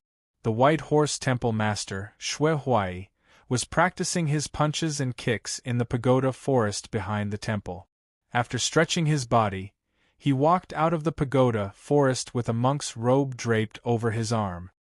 His fair and sturdy chest was bare. He saw Yang Fan waiting there with a smile. Shui Huai pointed at him and said with a smile, You don't come without a reason. If you come, there must be a reason. Yang Fan poured out his grievances and said, This disciple is tied up with secular affairs. I can't compare to Master, who is a free and unfettered living immortal. Naturally, I can't come to the temple often to show my filial piety. Shui Huai pretended to be angry and said, I hate your pretentious behavior the most. Tell me, what trouble do you have for coming to see me today? Yang Fan laughed and said, There's no trouble. This disciple just wants to ask for a decree from Master. Chapter 443. The winding path led to a secluded place, and the meditation room was filled with flowers and trees. The tranquil nunnery was different from the solemn and magnificent temples like the White Horse Temple and the Heavenly Palace Temple. The tranquil nunnery had pavilions, small bridges, and flowing water. Even the 7-story pagoda, which wasn't too tall, had a soft and smooth beauty. Seeing the simple architecture of the temple, Yang Fan knew that this was a private temple. At least, it was when the temple was first built. Most of these small temples were built by rich and noble families because their young ladies had converted to Buddhism and vowed to become a Buddhist nun. They were also unwilling to let their young ladies go to a big temple and start as a little nun, so they funded and built these temples for them. Even though these girls who were pampered from a young age were indifferent and didn't crave for material things, they weren't cut out for manual labor. It was fine for them to suffer in daily life, but if they asked them to wash clothes and cook, they wouldn't be able to endure that kind of hardship. Their families funded the construction of a small temple for her, and once the temple was built, she would become the head of the nunnery. Those who were more particular would invite an old nun with cultivation to live in the temple and accept their daughter as a disciple. However, this first disciple was destined to take over the position of the head of the nunnery, but she only had to chant and learn Buddhism and didn't need to do manual labor. However, although Yang Fan's guess was right, the young lady from a rich family who was devoted to Buddhism at the beginning of the tranquil nunnery was probably already dead. From the stone steps covered in moss and the pagoda that was full of vicissitudes, it could be seen that this small temple had existed for at least 100 years. Entering the ancient temple in the early morning, the sun was high up in the sky. There was a rare freshness and transparency in the temple and forest. The golden sunlight shone on the tall treetops and glazed tiles, making it seem especially tranquil and warm. A morning like this should have been a happy day, but young Nun Yuanjing was very unhappy. Young Nun Yuanjing originally left the nunnery to ring the bell in the bell tower. After the bell was rung, the nuns in the nunnery would begin their morning classes.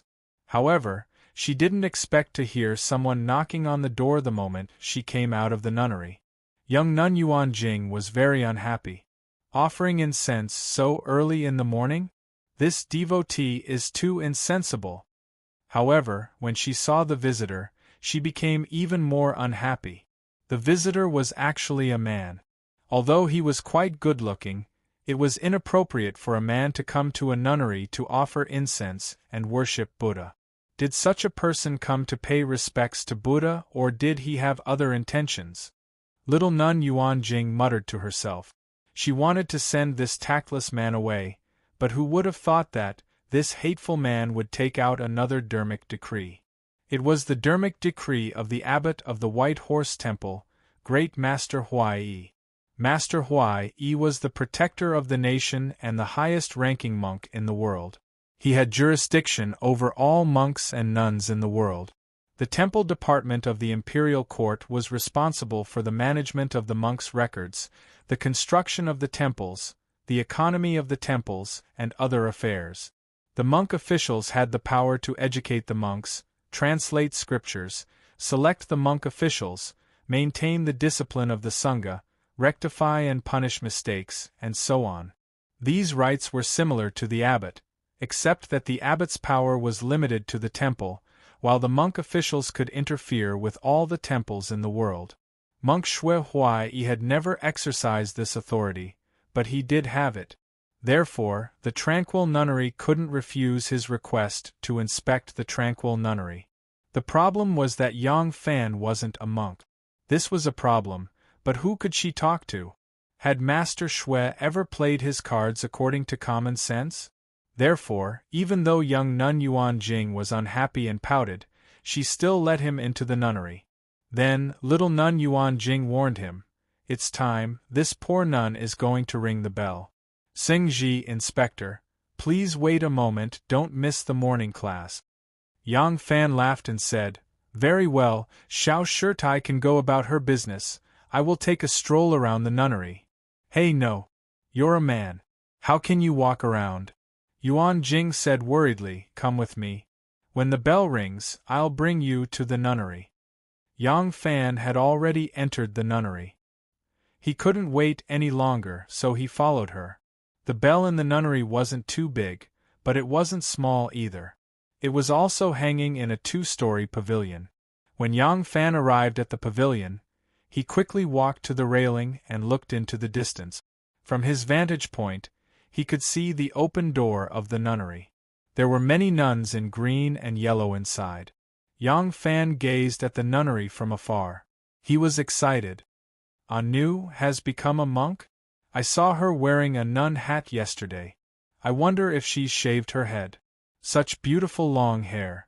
As soon as Wei Xiaobao went up the bell tower, Yuan Jing Shirtai leaned on the railing and poked most of her body out to look into the nunnery. She was even angrier. She picked up the fishing staff hanging under the beam and struck the bronze bell with all her might. The bell knob was in the shape of a dragon-shaped beast. It was the mythical beast Pu Lao. The dragon had 9 sons, and the 4th son was Pu Lao. He was the best at roaring. Although Pu Lao was the son of the dragon, he was most afraid of whales. He would scream at the sight of a whale. Therefore, when people cast bells, they cast the bell knob in the shape of Pu Lao and cut the wooden rod into the shape of a whale. The little nun Yuan Jing picked up her fishing staff and struck the bell with all her might. Dang! A loud noise was heard. The nunnery was small, the bell tower was also small. The bell tower on which the bronze bell was hung was not big, the surrounding space was very small. Yang Fan stood there and heard the loud noise, his eardrums were ringing, he almost fell down from the tower. "You little nun, how come, dang?" Another bell rang. Yang Fan covered his ears. His eardrums were rumbling. For a moment it was as if someone was beating drums and cymbals in his ears. It was as if someone was opening a musical instrument shop. When Nun Yuan Jing finished ringing the bell, Yang Fan said angrily, "You little nun, why didn't you say anything? Who could bear such a loud noise?" Nun Yuan Jing rolled her eyes at him and turned to leave. Yang Fan couldn't do anything to her, so he followed her angrily. When he went down the stairs, he felt his head was heavy and his feet were light. He couldn't even stand steadily. Seeing that Nun Yuan Jing was walking lightly, he couldn't help but wonder, "Huh? How could you bear such a loud noise? Or are you deaf?" Yang Fan thought that he was talking normally, but in fact, his ears were still buzzing. He could not hear normal sounds, so he unconsciously raised his voice. His voice was so loud that it sounded like he was roaring. The little nun Yuan Jing turned around and rolled her eyes at him. She took out 2 cloths from her ears, as if she was looking at an idiot. Yang Fan was speechless at first, but then he said, "You little nun, you're up to no good. You plugged the plugs yourself, but you told me to listen to the bell." Nun Yuan Jing was impatient to hear him yell at her, so she stuffed the plugs back in. In the nunnery, Master Ding Ding stood at the forefront with Buddhist prayer beads in her hand. Behind her were 3 old nuns with official positions. They were all wearing yellow kasayas, each holding a magic tool in their hands. Behind them were disciples who stood according to their rank.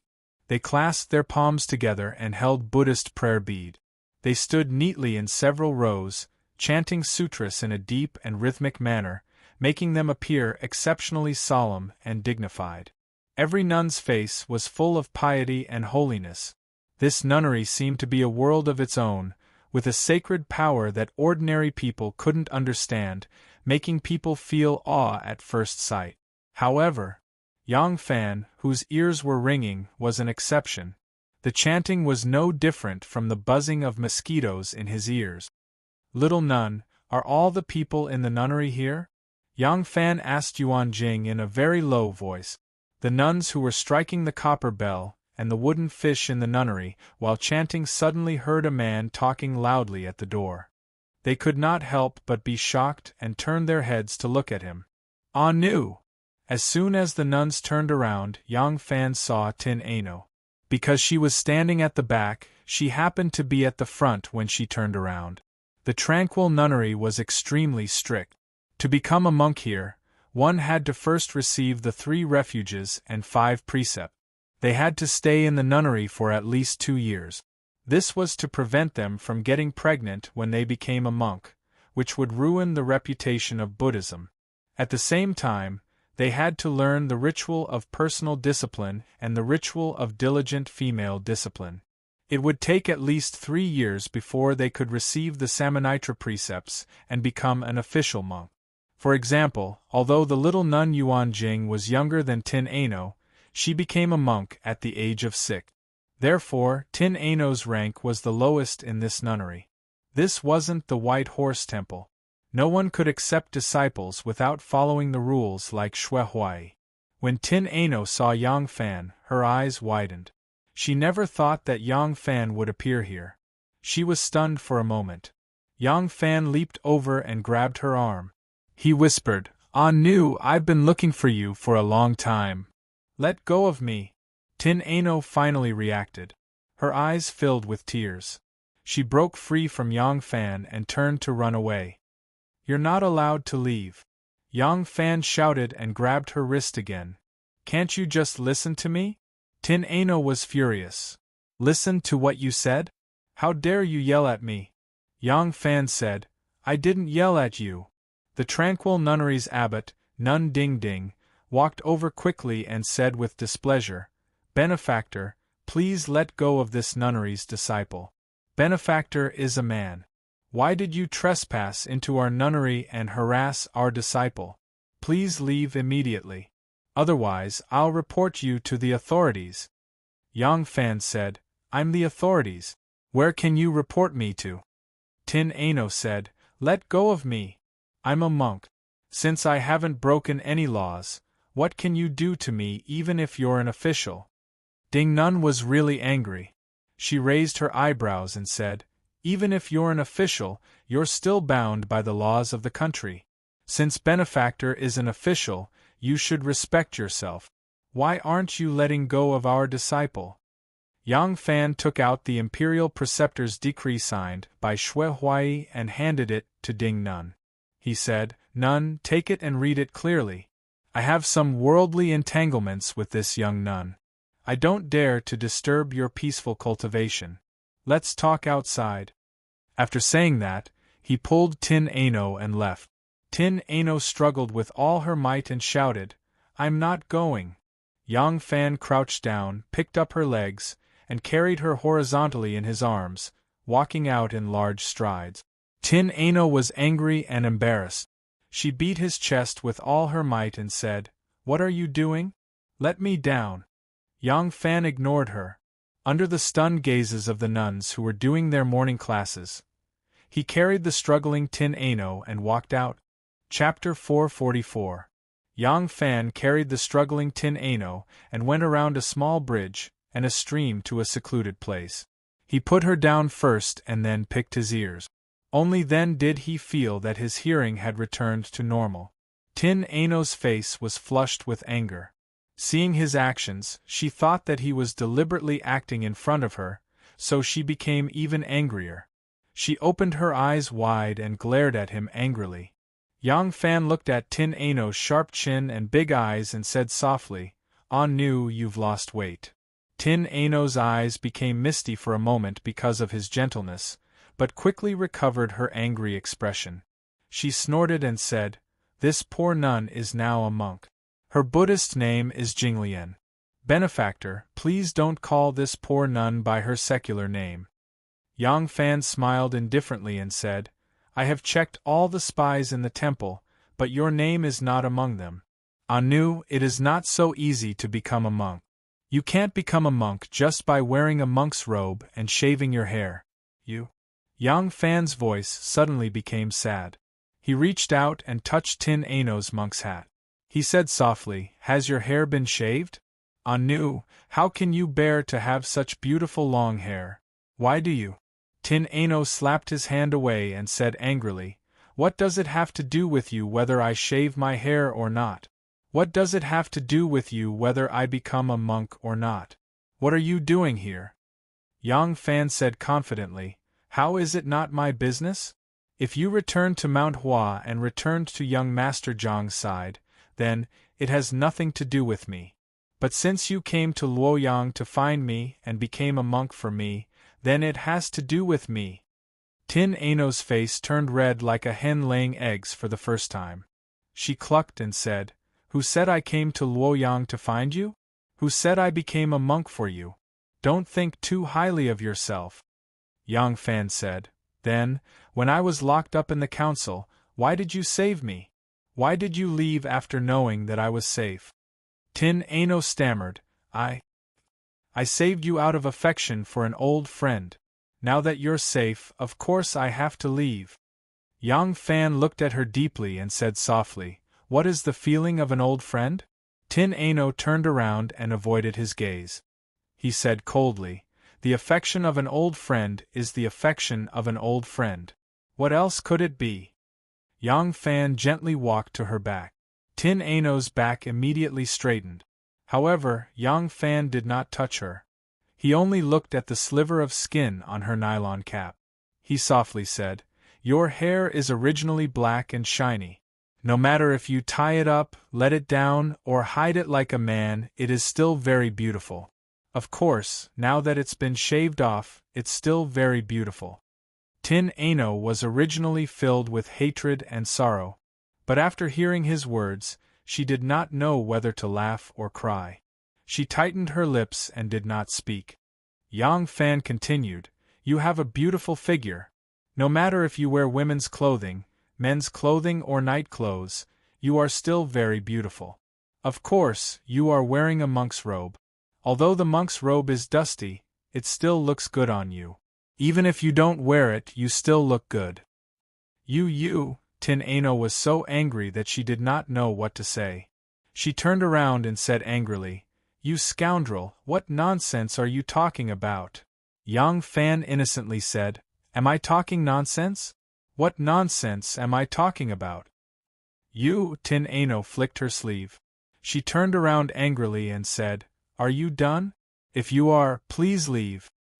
"Not yet." Yang Fan rubbed his nose and said, Nu, I know you like to eat delicious food.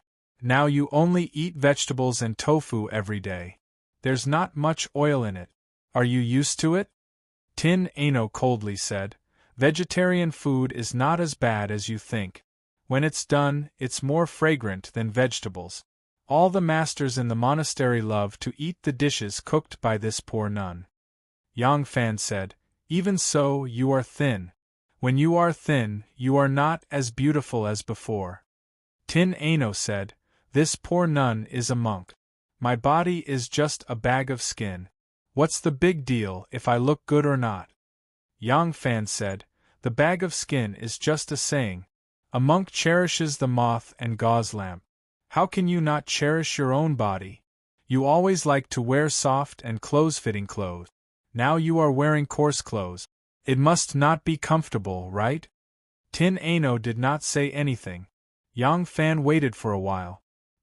He quietly turned his head to take a look.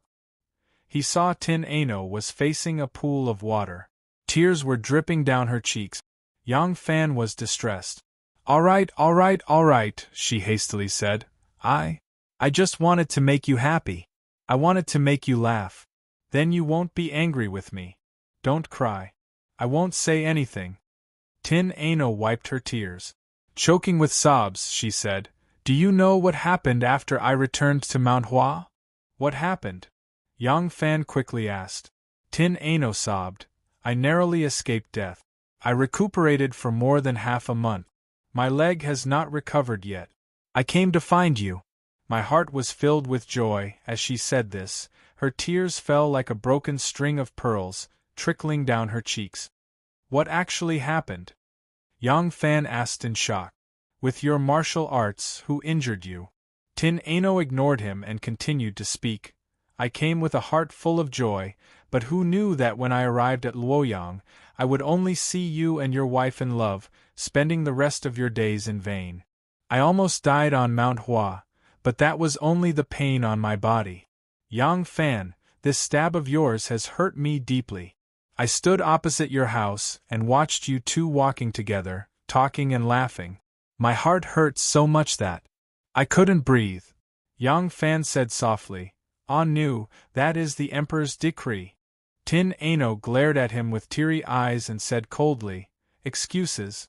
It's just the Emperor's decree. Don't you love her? After a brief silence, Yang Fan slowly replied, When I married her, I didn't love her.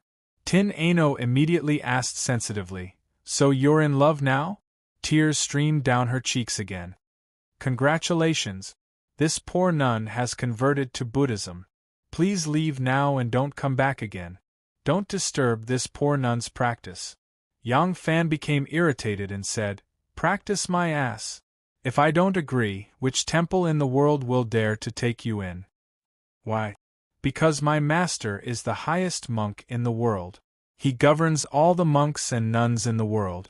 I have already asked for a decree from him to be a Buddhist protector and a monk of White Horse Temple. Do you think I have this authority? Will the abbot of the nunnery give me this face? Tin Ano was angry again. She flicked her sleeves and said, Are you threatening me? Then I'll leave. The world is so big, where can't I go? Yang Fan said, You can't go anywhere. If you dare to leave, I will take the charge of sheltering an unknown person and revoke the qualification of this nunnery to build a temple and teach disciples. You have always been clear about kindness and hatred. Do you have the heart to let these old nuns who kindly took you in practice Buddhism for the rest of their lives? Do you dare to take them in? You, Tin Ano said angrily, Fine. I won't leave. If no temple dares to take me in, I will build my own grass nunnery in the forest. If no one dares to take me in, I will do it myself. If no one dares to take me in, Buddha will. As a monk, you can't even control Buddha, can you? Of course I can't control, Yang Fan smiled and said, but Buddha won't take you in. Tin Ano laughed coldly and said, How do you know? Don't tell me you are so powerful that you can even recognize Buddha? Yang Fan shook his head and said gently but firmly, I don't. But Buddhism doesn't take those who are impure. I am your mortal karma. How can you become Buddha if your six senses are impure? While Yang Fan and Tin Ano were talking in the tranquil nunnery, a carriage slowly entered Luoyang from Hosai Gate. The carriage was very big and looked ordinary. It had 2 wheels and a horse. This was a long-distance carriage that was suitable for all kinds of road. The driver of the carriage was a middle-aged man in his 30s. His appearance was very ordinary. If he was thrown into a group of people and you looked at him 3 times, the person you would notice would still not be him. It looked like he had a good temper. Although he had a whip in his hand and there was only a horse with dust on its fur in front of him, and the passers-by had nothing to do with him. He always had a faint smile on his face. He smiled when he looked at the sky, he smiled when he looked at the water, he smiled when he saw people, and he smiled when he saw horses. This smiling ordinary person was called Situ Liang. The first time he appeared was in the market of Ming Wei Garrison. That time, he brought Tin Ano away. The second time he appeared was in the Pine Pavilion at the peak of Mount Hua. That time, he saw Tin Ano jump off the cliff. This was the third time he appeared. Sitting next to him was an old man dressed in green. His waist was slightly bent, and his face was full of wrinkles like pine bark. He leaned against the carriage and sat lazily, but he was also like an old pine tree that was exploring the clouds. He had an invisible aura that made people not dare to look down on him. This white-haired old man was Lu Boyan. Although Lu Boyan's aura was like an old pine tree that was filled with a vigorous aura, his face was a bit too pale. Wherever the carriage passed, there was a faint smell of incense, so the passers-by on the road couldn't smell the faint smell of medicine on his body.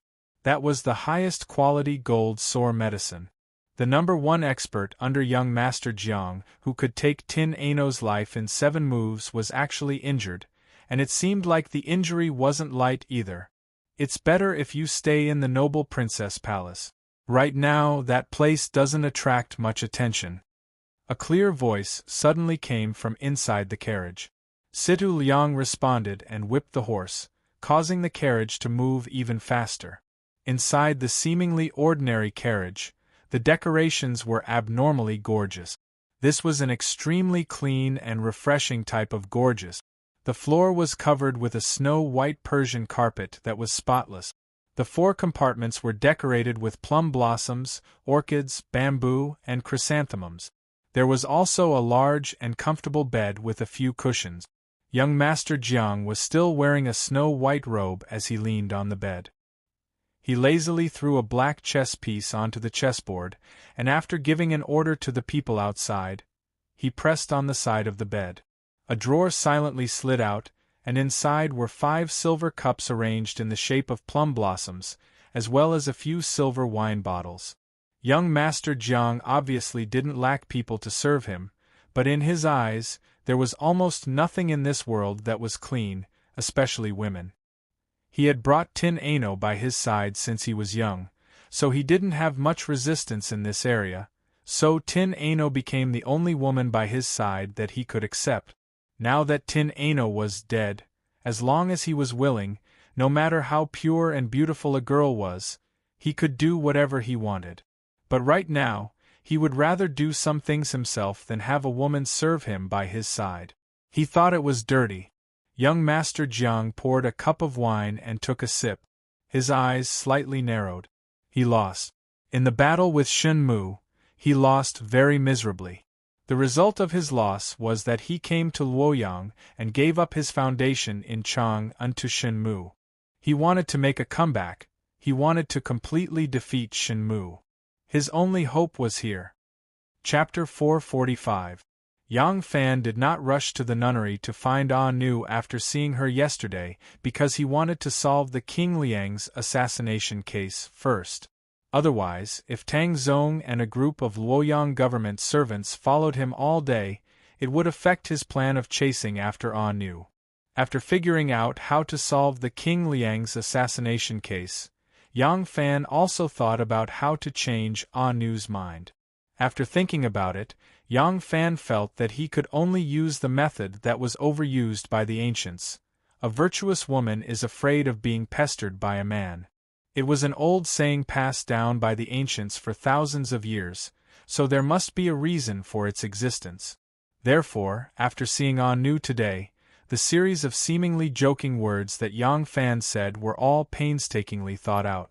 Seeing that Ah Nu was angry and laughing at the same time, Yang Fan knew that Ah Nu's guard had been somewhat loosened.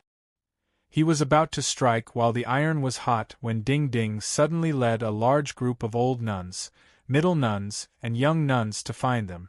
A group of nuns surrounded Yang Fan. Ding Ting Shirtai put her palms together and said, "Since you have the decree of the national protector, Naturally you are a Buddhist monk. I wonder what is the purpose of your visit to our nunnery? Tin Ano hurriedly bowed to Ding Ding Ding and said, Disciple greets master. Ding Ding Ding nodded and looked at Yang Fan in a dignified manner. Yang Fan calmly said, You are the abbot of this nunnery, right? To tell you the truth, I came with the decree of Master Huai. Although I am a monk, I am not here to audit the affairs of your temple, but to find my wife who ran away from home. Wife who ran away from home? The nuns were in an uproar. Ding Ding Ding was slightly surprised and quickly asked, Who is your wife? Yang Fan pointed at Tin Ano and said, Of course it's her. Tin Ano was angry and anxious and shouted, I am not. I have nothing to do with him. Yang Fan spread out his hands and said helplessly, Women always say one thing but mean another. You should understand. Ding Ding and the group of old nuns, middle nuns, and young nuns were all speechless. Yang Fan, shut up. Tin Ano's almond-shaped eyes widened and she was full of anger. Seeing this, Yang Fan hurriedly said to Nun Ding Ding and the others, I'll tell Nun Ding the details later. Now, can Nun Ding give me some time to settle our family matters? Who has family affairs with you? She glared at Yang Fan and said, Fan. Ding Ding glared at Yang Fan. Yang. She glared at Ding Ding. She glared at Fan. Ding Ding Ding was extremely angry. However, I Don Fan, Monk Ding Fan Will Hua, and is Fan, Master Hua Fan is Huai. Ding Master is Hua Nu. However, since Monk Ding came with Great Master Huai Yi's decree, I believe he is not a bad person. I will leave for the time being. I hope Monk Ding can give this poor nun a satisfactory explanation. Of course, of course, of course. Take care, Master. Yang Fan smiled from ear to ear and nodded his head repeatedly. Just as Nun Ding Ding left with the nuns, Tian Ai Nu's palm blade arrived. Yang Fan tilted his head and dodged her palm strike. He bent his fingers like a claw and grabbed Tian Ai Nu's wrist. Tian Ai Nu used her fingers like a sword and stabbed at Yang Fan's meridian point. The two of them started fighting in the bushes. Ding Ding walked to a distance. When she turned her head and saw this scene, she couldn't help but put her palms together and repeatedly chanted, Amitbar. As soon as Tin Ano and Yang Fan fought, she was surprised to find that Yang Fan's martial arts skill was far above hers. In addition, she didn't want to hurt Yang Fan, so she didn't dare to use many sinister and ruthless moves. Inevitably, her hands and feet were tied. After exchanging dozens of moves, Yang Fan used a small grappling hand to entangle her wrists and firmly captured her. Tin Ano glared at Yang Fan. She said angrily, What do you want? Don't tell me you want to force me back home? Yang Fan said, You were the one who made the first move. Don't blame me, okay?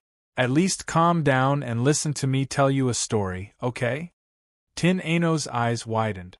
She said in surprise, Tell a story? Yang Fan nodded solemnly. That's right. A story. Yang Fan was afraid that she would escape. Still holding her hands, he dragged her to the edge of the pond. The two of them sat down on a rock by the pond. Yang Fan held her hands and suddenly asked, Do you remember what I told you about me?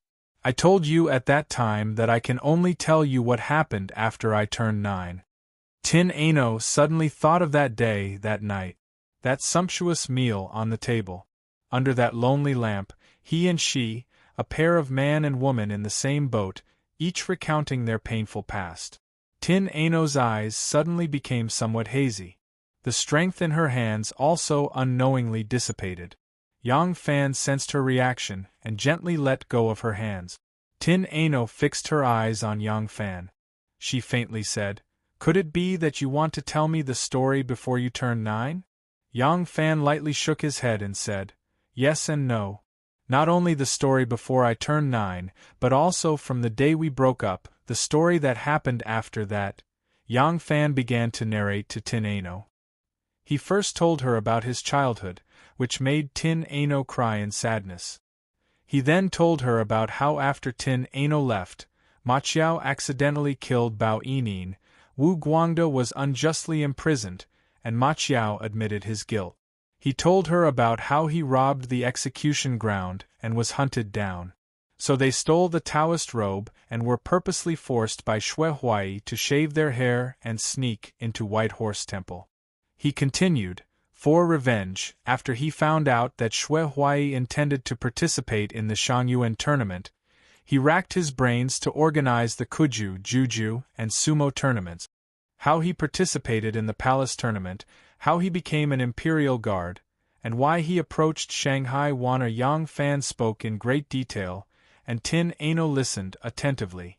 In the beginning, she wanted to put on a dismissive look. But who else in this world would have a life that was more tortuous, bizarre, and full of ups and downs than Yang Fan's? Unknowingly, Tin Ano was completely captivated by the story he told. Yang Fan did not hide anything from Anu, including the ambiguous relationship between him and Princess Taiping. He had already discovered that Anu was the one who lacked the most sense of security among all the women he knew. At the same time, she was also the most meticulous and sensitive girl. In this era, there might occasionally be one or two women who would have the idea of equality between men and women, especially when it came to marriage. But in this era, it was definitely an exception, a weirdo. They tried to challenge the order of this patriarchal society, and were destined to have a tragic ending. Based on the environment in which Tin Ano grew up and the education she received, it was impossible for her to have such an idea. When she saw that Yang Fan got married, she was inconsolable and even fled to Buddhism. It was not because he married a wife, but because she felt that she had been abandoned. Although Yang Fan's marriage was arranged by the emperor, unless he left, there was no way he could resist. But she came with a heart full of enthusiasm. Seeing this scene, it was natural that she was struck by lightning. How could she think so much? Therefore, when Yang Fan told her about himself, he did not want to hide anything. Any concealment might cause a greater misunderstanding when she discovered something in the future. Moreover, the relationship between Princess Taiping and him had long been known to everyone. Although Anu was practicing hard in the nunnery, it was not certain that she would not hear these rumors. It did not mean that she would not know in the future. It was better to let her know as early as possible. Yang Fan talked about his and Wan Er's mutual love. He also talked about Princess Taiping's obstruction. He talked about his return from the western region, Princess Taiping's suggestion to the emperor to arrange a marriage, and then he and Xiao Man's recognition as brother and sister. Along with his narration, Anu's mood was sometimes happy and sometimes worried, sometimes sad and sometimes angry. When Yang Fan finished, he looked at Tin Ano and said, "This is everything that happened to me before and after. If you were me, what would you do?" Tin Ano was silent. Yang Fan gently held her hand and said, "I always felt that I already had Wan Er in my heart. If I let you follow me, it would be wrong for you. But in the western region, under those circumstances, it was a matter of life and death twice in a row. What could I say? After that, I wanted to say it, but I didn't have the chance. You did everything to me, especially when you came to Luoyang. After I was imprisoned, you risked your life to save me and became a monk for me. Anu, I am not a plant. How can I not be moved? If you don't mind that I already have Wan Er and Xiao Man, let me be a little greedy, okay? No, I don't like you anymore. I have converted to Buddhism." Tin Ano spoke with a straight face, but his tone had obviously softened. Girls were always a little reserved. Previously, she had sought death to become a monk. Now that he said it, she had to obediently go home with him. How embarrassing would that be? Fortunately, although Tin Ano was delicate, Yang Fan was very thick-skinned. He said shamelessly, "But I like you now." Tin Ano said, "You like me, so I have to go with you." "Why?" Yang Fan laughed. "Because I am thick-skinned. Think about it carefully. This is the first time I have taken the initiative to chase after a woman. Why don't you promise me?" Tin Ano turned her head and ignored him. Yang Fan also knew that he couldn't be too hasty. He had to give her some time to recover. Otherwise, How could she leave the mountain gate shyly because she was embarrassed? Now that she was willing to act coquettishly, the matter was half done. Yang Fan pressed her soft palm and asked, anew, what happened to you on Mount Hua? When Tin Ano heard his question, she felt wronged. Suddenly, she thought of how powerful the young master was. She had betrayed the young master because of Yang Fan. It was hard to guarantee that the young master wouldn't pay attention to Yang Fan. If she really went with Yang Fan, it would be troublesome to hide her identity. She couldn't help but feel troubled again. At the princess's mansion, young Master Jiang was sitting upstairs. His thoughts were like a tide. There was no one else upstairs. Young Master Jiang was very clean, so even though he had just arrived, no one dared to disturb him. He remembered the last time he was here. It was also an autumn day. That day, it was raining continuously. Today, it was not raining, but it was still a pool of water with half of the autumn lotus. The only difference was that there was a young girl in green making tea and a handsome young man walking in the corridor beside the pool. At that time, the man walked in the corridor and the young girl passed by him through the window. Now, she was finally like a swallow cutting the water, never to return. Young Master Jiang sighed and suddenly felt like drinking tea. He knocked 3 times on the barrier door and stopped. Young Master Jiang said lightly, "Come in." The barrier door opened and Lu Boyan walked in lightly. He stood still and said softly, "When do you plan to see him? This old servant will arrange it." Young Master Jiang said indifferently, "Tomorrow." Lu Boyan frowned slightly. He hesitated and reminded, "Young Master, I am afraid the imperial court will send troops soon." Young Master Jiang didn't answer him. He just sat cross-legged, but he gave off a feeling of tall and straight bamboo. Lu Boyan gave a slight bow and quietly retreated. Young Master Jiang was silent for a while. He slowly raised his head and looked at the heaven in the distance. The giant Buddha in heaven was looking down at Luoyang. He had a tranquil expression, just like young Master Jiang at this moment. The setting sun shone on the face of the giant Buddha. The golden light shone brilliantly. But the giant Buddha bathed in the twilight gave people a feeling that he was past his prime. Young Master Jiang smiled and said to himself, "If the general trend cannot be reversed, what is the use of pushing the boat with the current?" Chapter 446. In the morning mist, Yang Fan and Xiao Meng came out of the back garden in martial attire. Both of them were martial artists. Other than those passionate days when they had just consummated their marriage, they had resumed their habit of waking up early to practice. Naturally, the two of them didn't practice separately. They would spar from time to time, which was a great help to both of their martial arts progress. Back in the central room in front of the bedroom, Tao Mei and third sister had already prepared water and toiletries. The two of them washed up and got ready for breakfast. Xiao Meng said while washing her face, "Lang Jun, do you want me to go to the tranquil sect today? No matter what, I've fought alongside her, and we have a relationship. Besides, we're both women, and some things are easier to talk about." Yang Fan was brushing his teeth. He tilted his head and thought for a moment. He opened his mouth full of foam and said, "Forget it. She hasn't left, so there's hope. Nu is the most meticulous. If I let you do it, she might think that I don't care about her. There's no rush, let me do it." Xiao Meng said, "Oh, then I'll go to the store today." Yang Fan said, "Okay. Do what you need to do, but don't overwork yourself. Don't tire yourself out." Speaking of this, Yang Fan secretly smiled and said to Xiao Meng mysteriously, "If you want to fight alongside Nu, there will be plenty of opportunities in the future." Xiao Meng rolled her eyes at him and said coquettishly, "Ba ba ba, Jinx. Is it fun to save you from prison? And in the future, huh?"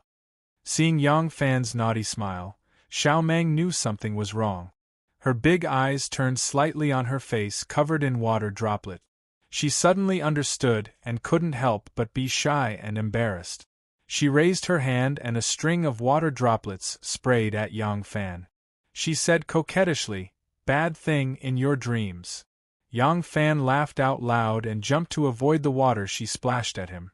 In the courtyard, Tao Mei and third sister, who were sweeping the leaves, couldn't help but smile when they saw the quarrel between the master and the mistress. Speaking of which, the master and mistress of his house were really very sweet. The two of them had been servants in other people's homes before. Of course, there were newlyweds in those big families, but how could there be a couple who loved each other so much, not to mention observing etiquette every day? Even though they were husband and wife sleeping on the same bed, they were still very respectful to each other, making it even more awkward than when they met a guest. It was said that this was called raising the table to meet eyebrows, the way of husband and wife. Tao Mei and third sister didn't understand. They only knew that they were truly in love like Yang Fan and Xiao Man. Only then would they be truly happy every day. The two little girls were not considered young in this era. They hoped that their future husband would also be a man like him. He did not need to be as high an official as him, nor did he need to be as handsome as him. He only needed to be as good to his wife as he was to her. The two little girls had already reached the age of yearning for love. The breakfast of the Yang family had always been relatively simple. Of course, this simplicity was also based on the standard of a big family. The husband and wife were still young and practiced martial arts, so they ate more than ordinary people, so the breakfast was still very sumptuous. The two of them sat down behind the table. Yang Fan first filled a bowl of meat porridge for Xiao Man and placed it in front of her. Xiao Man smiled sweetly at her Langjun. Just as she picked up the chopsticks, she suddenly smelled a strong smell of meat in the porridge, and her stomach suddenly turned. "What's wrong, what's wrong?" Yang Fan put down the chopsticks and chased after Xiao Man, who ran out of the door. He nervously stroked her back. Xiao Man leaned against the osmanthus tree and vomited for a long time, but she didn't vomit anything. She waved her hand to her husband and said, "Nothing. It's probably because I was practicing martial arts this morning, and I suddenly felt a little nauseous when I smelled the smell of meat." Yang Fan let out a sigh of relief and gently stroked her back. He said, "That's true. It's getting colder. My wife, don't wear so thin when you wake up in the morning. Just do some simple exercises every day and don't practice so hard. There won't be a chance for my wife to practice martial arts in the future." After a while, the churning in Xiao Man's stomach gradually calmed down, and the two of them returned to the room. Yang Fan asked the servants to remove all the meat porridge and other food from Xiao Man's table, and replaced it with plain porridge and a few light side dishes. As the two of them ate, Yang Fan said, "Don't go to the shop today. Our shop is managed and arranged by my wife. The shopkeeper and the shop assistants all have their own duties, and everything is in order. There's no need for my wife to go there. If you're worried, you can check the accounts every half a month." Xiao Man made a face at him and said, "It's just occasionally uncomfortable. Look at how nervous you are. Don't worry, I'm just going to sit and watch. I'm not going to do anything. It's boring to stay at home for too long, so I'm just going out to relax." Yang Fan shook his head and said, "You just don't know how to enjoy the good fortune." The couple bickered as they finished their breakfast and rinsed their mouths with salt water. Xiao Man then helped Yang Fan change into his formal attire. Seeing that Yang Fan was wearing a hat and belt early in the morning, Xiao Man couldn't help but ask, "Are you not going to the tranquil sect, Langjun?" Yang Fan scratched her nose and said, "Once I'm sure she's there, I'll just visit from time to time. How can I go there early in the morning?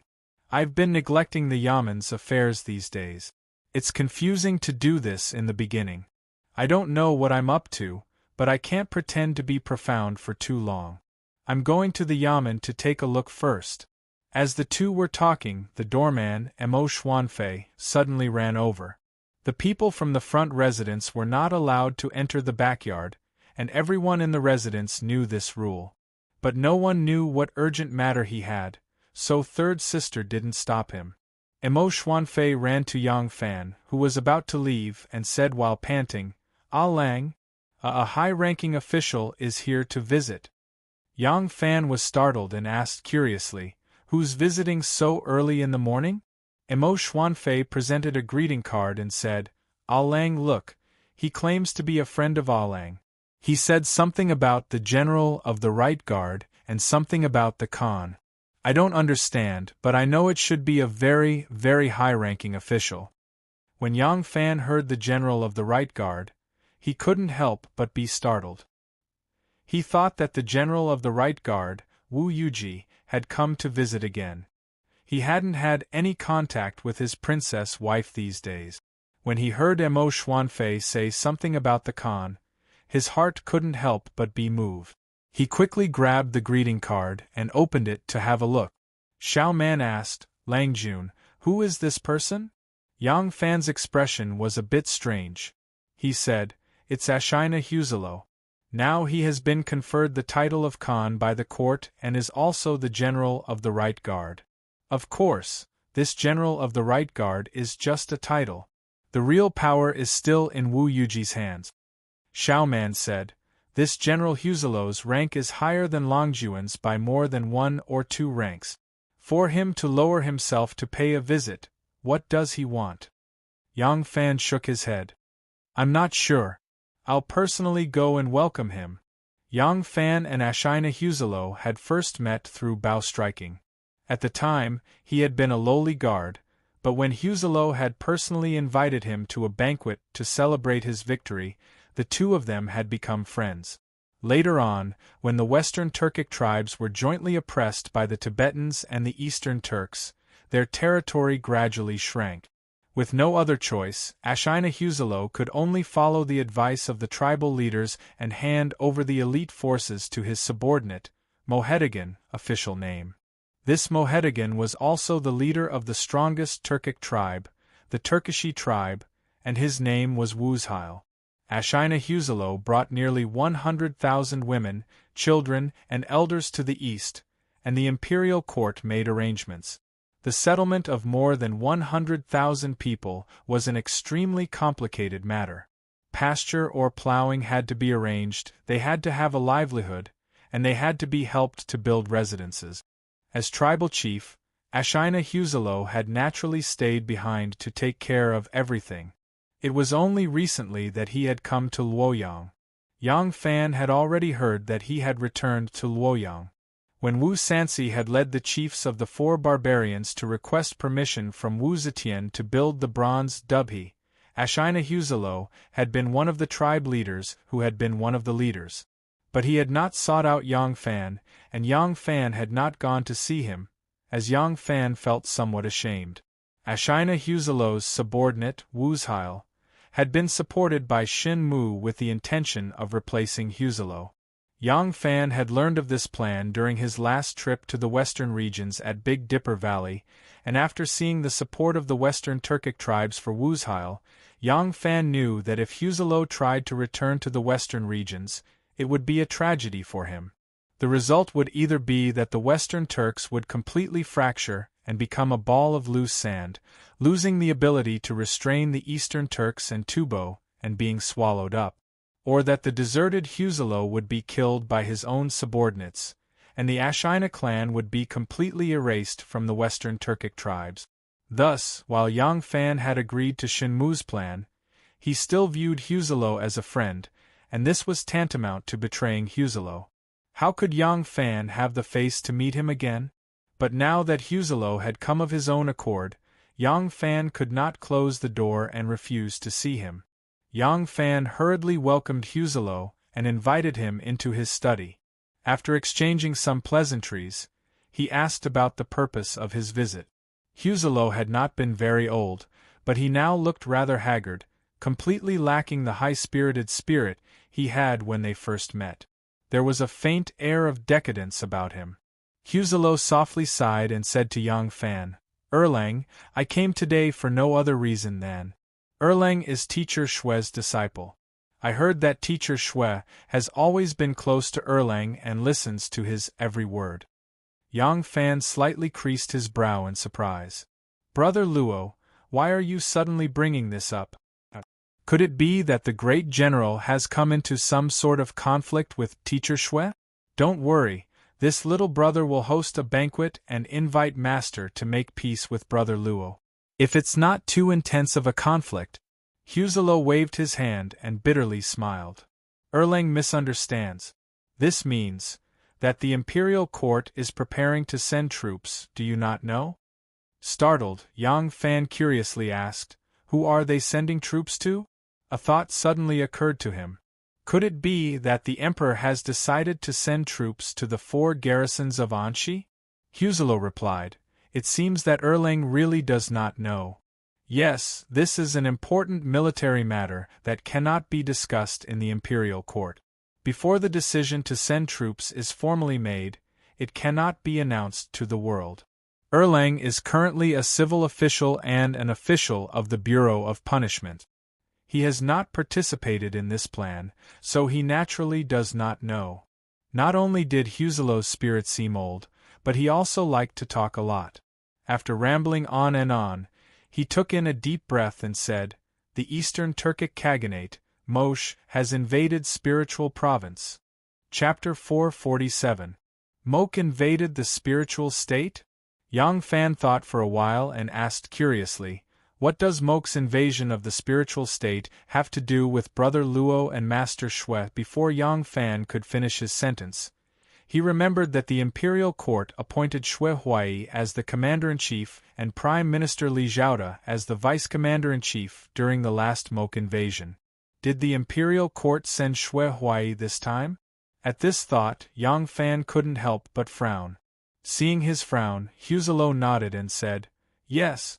This time, Her Majesty still wants Master Shui to be the commander-in-chief. Yang Fan was rather dissatisfied with the Empress's plan. In order to ascend to the throne, she had brutally slaughtered members of Li Tang's royal family. It could be said that anyone who didn't have the qualifications to become an empress but wanted to do so. She supported ruthless officials with the intention of attacking her political enemies, who stood in the way of her ascension to the throne. However, after she ascended to the throne, she stayed in the imperial palace and was deceived by the ruthless officials, creating a series of unjust, false, and wrong cases.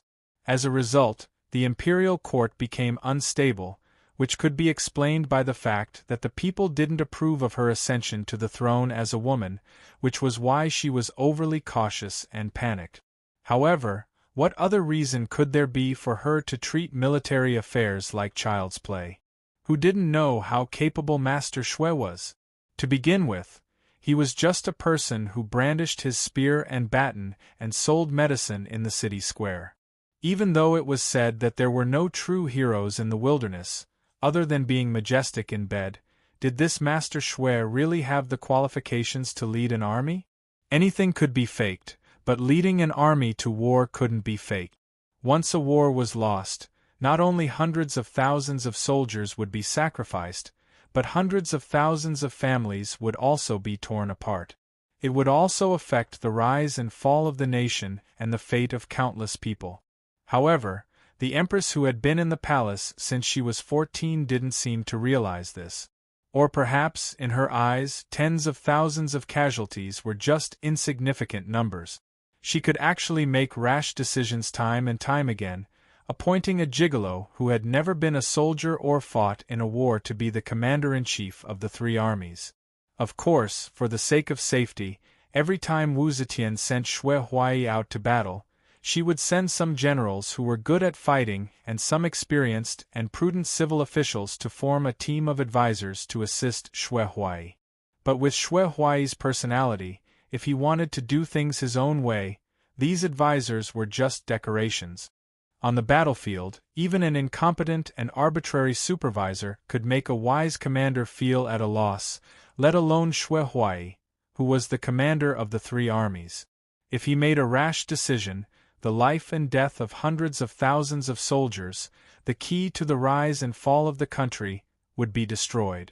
Military and national affairs were like child's play. Which wise lord would do such a thing? Last time, Mo had feared the strength of the great Tang army and the instability of the internal politics of the Turkic Khaganate, so he had chosen to avoid battle. Xue Huai had only needed to wave his saber at the air for a while to achieve victory. Would he be so lucky this time? Seeing him in deep thought, Huzello couldn't help but bitterly smile. The Emperor has already decided that Master Xue will be the commander-in-chief. Erlang is worried for your master, and this is the relationship between master and disciple. But once the Emperor has made up his mind, no one can change it. Yang Fan laughed bitterly and went along with his words. If there's anything, I'll do it for you. Although Yang Fan isn't a famous general who is proficient in military strategy, I'm very willing to accompany Master Xue into battle. However, Yang Fan is currently a minister of the Ministry of Justice. There's no reason for the royal court to send a judge into battle. Yang Fan paused, then said, but Brother Luo's visit, could it be that Brother Luo is also going to war? Huzello also bitterly smiled. Yes, this is Master Xue's suggestion, and the imperial court has not yet responded. But, Erlang should also understand that the imperial court will rarely refuse Master Xue's requests. Yang Fan's eyebrows rose. Then, Brother Luo does not want to go? Huzello fell silent. Who would be willing to go with Xue Huai as the commander-in-chief? Yang Fan's question was an unnecessary one.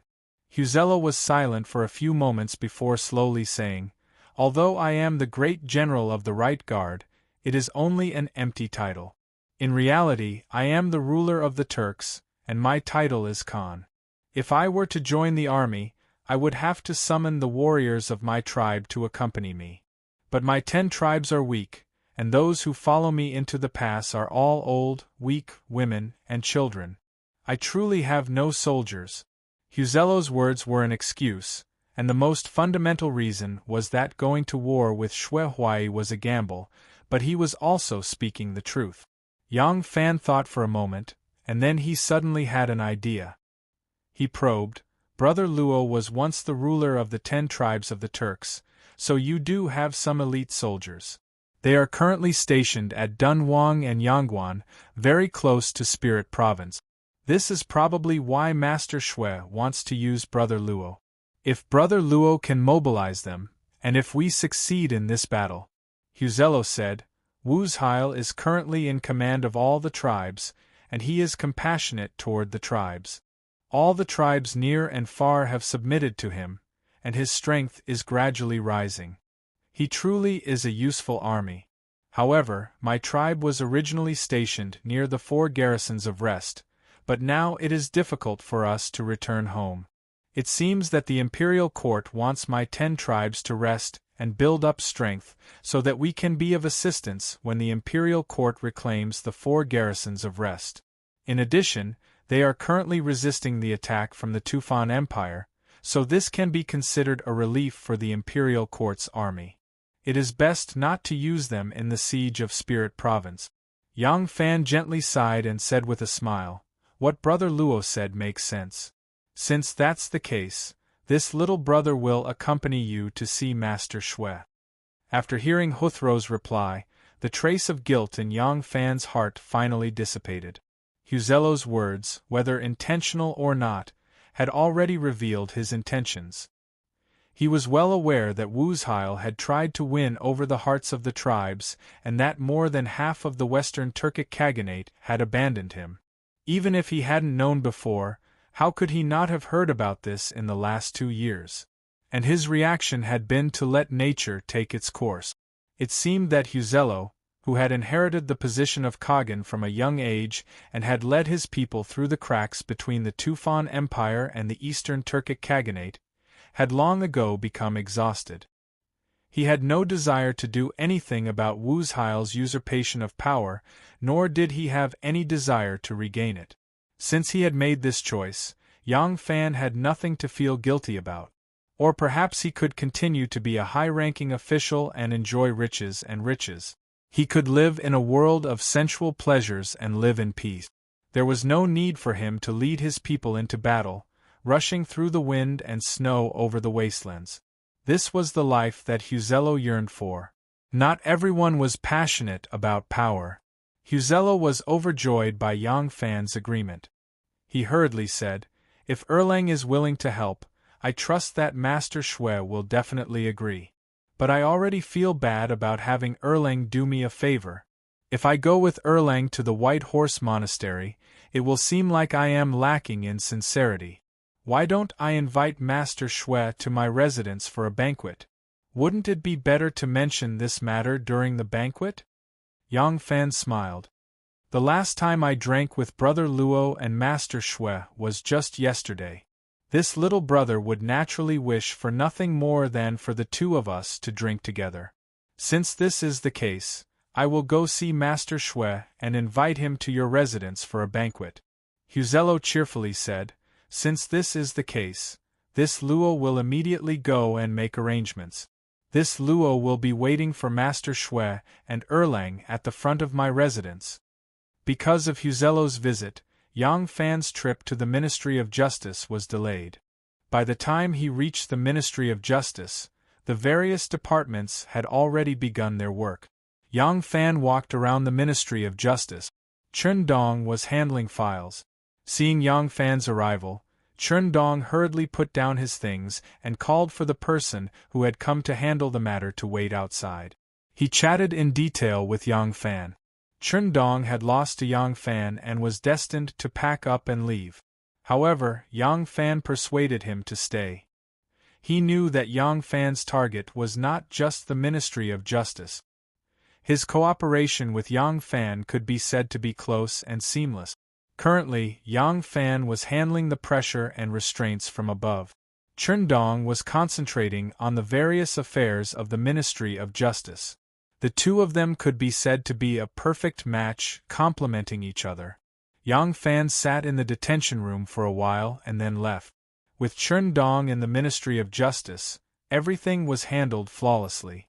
It was 100 times better than if Yang Fan handled it himself. Chen Dong was, after all, a professional and had been immersed in the judicial system for many years.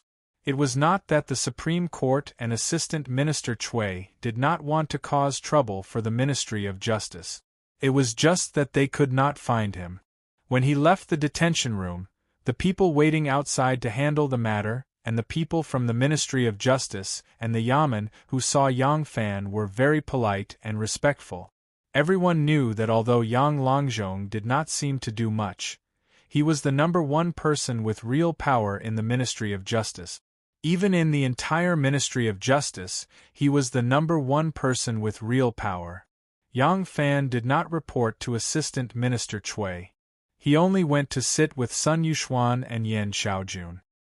He chatted with Manager Feng and Monitor Yuan, who rushed over after hearing the news, and then left the Yamen of the Ministry of Justice. After Yang Fan left the Yamen of the Ministry of Justice, he rushed in the direction of the White Horse Temple. When he galloped on the Tianjin Bridge, he suddenly saw a carriage coming towards him. There were 7 or 8 strong men dressed in bright clothes and riding on horses to protect the carriage. They were waving the horsewhips in their hands. They chased the passers-by along the way. It was truly awe-inspiring. The carriage was very gorgeous. It was decorated with gold and inlaid with jade. The curtains fluttered in the wind. It was a gorgeous open carriage. Through the curtains that were gently fluttering in the wind, one could clearly see the person sitting in the carriage. There was a young man in the carriage. He was wearing a large robe with wide sleeves in the ancient style of the Han and Jin dynasties. He did not wear a headscarf on his head. He only wore a scarf on his head. His lips were red, his teeth were white, and his complexion was like jade. Because the layer of gauze had a slightly hazy effect, many passers-by were talking about the handsome young man sitting in the carriage. They did not know which family's noble daughter was wearing men's clothing when she went out. She was so ostentatious. The person in the carriage was as beautiful as a blooming lotus. She was exceptionally enchanting and charming. How many people would believe that such a beautiful woman was actually a man? Chapter 448. What was this place? This was Tianjin Bridge. North of the bridge was the imperial city. South of the bridge were the residences of high officials, nobles, and relatives of the imperial family. They had to pass through here if they wanted to enter or leave the palace or go to the various government offices. Very few people dared to be ostentatious here. Who knew if they would bump into an official even more powerful than them? But this person did not have any misgivings. When Yang Fan first saw the carriage swagger onto the bridge, he was slightly puzzled. He thought, who is this? Even the Emperor's most beloved Princess Taiping or the domineering Wu Sanxi would not dare to act like this. In the entire world, probably only teacher Shui would. When Yang Fan thought of this, he saw the person in the carriage, Zhang Changzong. With just one glance, he saw Zhang Changzong, who was more beautiful than a woman. Yang Fan immediately recognized him. So it was him. No wonder he was so arrogant. At this moment, behind Yang Fan, another ox cart slowly galloped over. The banner of an official was raised high. A sharp-eyed scholar saw it and immediately shouted excitedly, "Look! The great Honglu is here! The great Honglu of the 9 ministers is here! The great Honglu is in charge of etiquette and the etiquette of the imperial family and the ministers. This fake man dares to be so ostentatious on Tianjin Bridge. There will be a good show to watch." The great Honglu was now called the Minister of State. He was one of the 9 ministers. He was in charge of the etiquette of the imperial court and received the envoys of the 4 barbarians. He was also in charge of the etiquette of the imperial family and the ministers. In other words, part of the great Honglu's function was like the military police, but it was limited to etiquette. He was not like the imperial messengers who could report everything. The current Minister of State of the Zhou dynasty was called Dou Lu Qinwang. Dou Lu Qinwang had just come out of the imperial city with a ceremonial carriage. He sat in the carriage, twirling his beard. He seemed to be very pleased with himself. At present, Li Zhaoda was the most powerful in the imperial court. He was favored and trusted by the emperor and controlled all the civil and military officials. Dou Lu Qinwang saw that Li Zhaoda had monopolized power and was extremely arrogant. He wanted to curry favor with him and expressed his goodwill. Today, Li Zhaoda finally summoned him to the Political Affairs Hall. After a conversation, Dou Lu Qinwang felt that Li Zhaoda seemed to appreciate him and was overjoyed. At this moment, he was thinking about every word that Li Zhaoda had said to him after his meeting with Li Zhaoda. During my visit today, Prime Minister Li specifically mentioned the 3 law departments. He said that the law and discipline are corrupt and the discipline is not upright. What does this mean? I was just an official in charge of etiquette. Li Minister specifically mentioned this to me. Dou Lu Qinwang was in charge when a whip sounded in front. Someone shouted, "Dou Lu! Dou Qinwang! Dou Li Dou Lu!" When Dou Lu heard this, he frowned, instantly displeased. He was one of the 9 ministers, and his position was not low. He could barely be considered an extremely high official. Although he did not have much power, in terms of rank, the number of officials in the court who could stand shoulder to shoulder with him could be counted on one hand. This 6th minister, just from hearing it, he could tell that he was not an official in court. What kind of relative of the emperor was he? As Pi Lu was thinking this, his entourage had already stopped and was shouting at the other party. Pi Lu snorted coldly, calling out slowly, "Housekeeper, housekeeper!" The steward of Dou Lu's house was called back from the front. Panting with rage, he rolled up his sleeves, looking like a loyal protector of his master. He approached the carriage and said, "Ah Lang, did you call me?" Dou Lukenwang stroked his beard and said unhappily, "Who dares to be so ostentatious on the road ahead, daring to block my honor guard?" The housekeeper said, "I don't know which family's son is from. What a grand show of extravagance, a horse carriage occupying the middle of the road. There's only a young man in the carriage. He's gorgeously dressed and looks like a virgin. He says his surname is something like Zhang, but I've only heard his family servant call him something like Lu Lang. I don't remember any royal relatives being called Lu Lang in the current dynasty." Dolu Qinhuang was originally very displeased, but as soon as he heard this, his mind flashed like lightning. A person he had heard of not long ago suddenly leaped into his mind. Dolu Qinhuang hurriedly asked, "Surname Zhang, this person's surname is Zhang? His family calls him Lu Lang?" As Dolu Qinhuang said this, he did not wait for the housekeeper to reply and had already rushed forward. With a schwa sound, he lifted the curtain of the sedan. He stuck his head out to take a look and saw a luxurious carriage with a golden roof and a fluttering gauze curtain. In the carriage, there was a young man dressed in luxurious clothing sitting arrogantly. From his angle, he could only see a very delicate chin. It seemed like he did not care about the quarrel in front of the carriage at all. "It's him, it must be him." Dolu Qinhuang thought to himself and hurriedly shouted, "All of you, shut up!" Dolu Qinhuang shouted at his family servant to stop and quickly crawled out of the carriage. As soon as the steward put down the pedal, Dolu Qinhuang hurriedly lifted his robe and got off the carriage. He quickly walked to the front of the luxurious carriage, cupped his hands and asked with a face full of smiles, "Excuse me, is this young master in the carriage the 6th Langjun of the Zhang residence of Jishan Lane?" The young man in the carriage was sitting up, playing with something in his hands. He did not pay any attention to Dolu Qinhuang. One of his servants, dressed in green and wearing a small hat, arrogantly said, "That's right, it is my family's Lu Lang in the carriage. Who are you?" When Dolu Qinhuang heard this, he hurriedly bowed again and said with a face full of smiles, "Ah, it is indeed Lu Lang.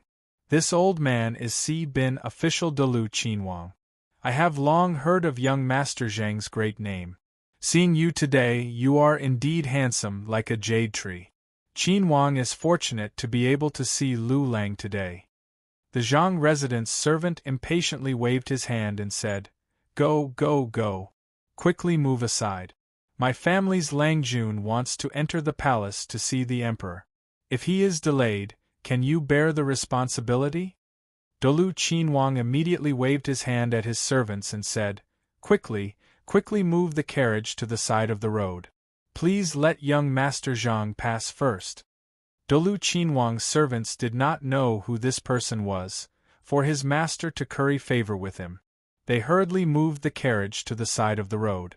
Dolu Qinhuang bowed to the carriage again and said flatteringly, "Sorry to disturb young master. Young master, please." At this time, Zhang Changzong finally sat up straight and glanced at him lightly. He lazily asked, "You are Dolu Qinhuang, right?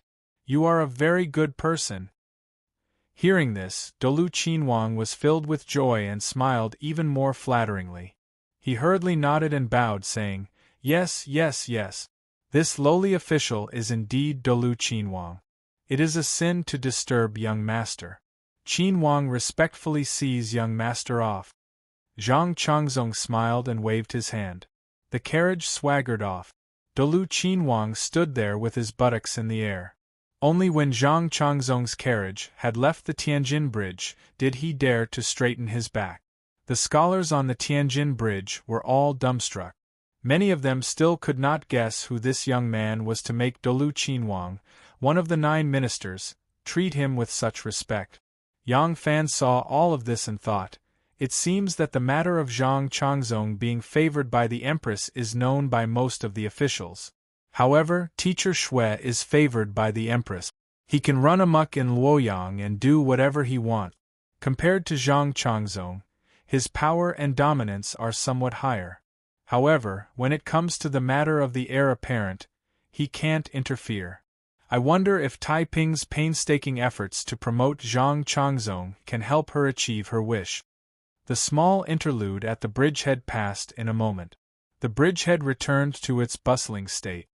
After Zhang Changzong and Dolu Qinhuang's carriages left, he urged his horse to continue on to White Horse Temple. Dolu Qinhuang and Zhang Changzong were already thrown to the back of his mind. He did not think that he would have any interaction with them in the future. Yang Fan hurried to White Horse Temple to see Xue Huai. As soon as he saw him, he told him the reason for his visit. He could not hide this matter from Xue Huai. After interacting with him for a long time, he found that Xue Huai was not as straightforward and boorish as others thought. Although he often messed around, he was still quite clever. If he hid anything from him and Xue Huai found out, it would affect their relationship. Moreover, between Xue Huai and Huzuro, he was clearly closer to Xue Huai, so he had no reason to trick Xue Huai. He was willing to help Huzuro because he felt that Xue Huai would not suffer any loss. Uzheil had long ago taken over Huzuro's figurehead, so it was impossible for him to mobilize his Western Turkic soldiers who were skilled in battle and most familiar with the Eastern Turks. As for using Huzuro's familiarity with the Turks, that was even less useful. The border army had far more officers and soldiers familiar with the Turks than Huzuro, the nominal king of the Western Turk. He had grown up in the Tang dynasty and only returned to his tribe after he came of age. In just a few years, Uzheil had taken over his power and driven him back to the Tang dynasty. How familiar could he possibly be with the Eastern Turkic tribes? Huzuro's greatest skill might have been in riding and archery, but how much use could one man's bravery be on the battlefield? Moreover, the imperial court would never permit Huzuro to charge into the enemy ranks and serve as a general. If he died on the battlefield, he would be far more useful to the imperial court than a general. The current Huzuro had lost all of his spirit and was as lifeless as an old man. Perhaps this was closely related to his 2.5 years in Chang'an. In these 2 years, the entire tribe he had brought into Guangzhou had to live under someone else's roof, so it was impossible for them not to have any complaints about him. Each tribe had its own habits and customs, and there were bound to be many conflicts between them and the natives of Guangzhou. He had to mediate and make all sorts of arrangements, so he was bound to be both mentally and physically exhausted. Ashina Huzuro had long since lost his former spirit, so it was better to let him live a comfortable life as a resident of Luoyang. This was the best outcome for everyone. Ashina Huzuro's residence was in Dunhua Workshop, only 2 workshops away from Yang Fan's residence. In Luoyang, he could be considered a close neighbor. Yang Fan and Xue Huai brought a few trusted disciples to Huzuro's residence. Just by looking at the layout of the residence, they knew that their previous judgment had been correct. Huzuro was the Khagan of the Western Turks, but there was nothing Turkic about the furnishings in his residence. He was a general, but there wasn't even a martial arts arena or weapon rack in his residence. It seemed like this Khagan was truly content to live a peaceful life as a wealthy man. Chapter 449. If one were to say that Husero still retained some of his Turkic style, it could only be seen in the servants and courtesans of his residence. The majority of the people in Husero's residence were people of the western regions.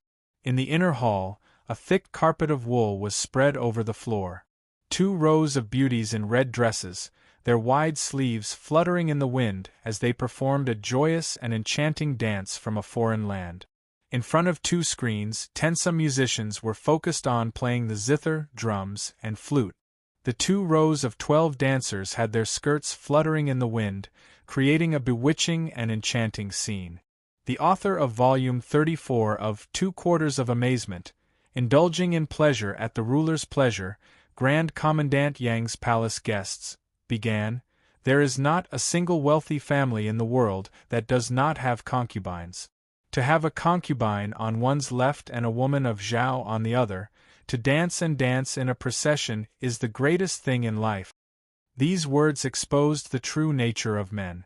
The 12 beauties in front of the hall not only had enchanting bodies, but they also had brown eyes and high noses, golden hair and blue eyes, snow-white skin, or tanned skin that was as smooth as satin.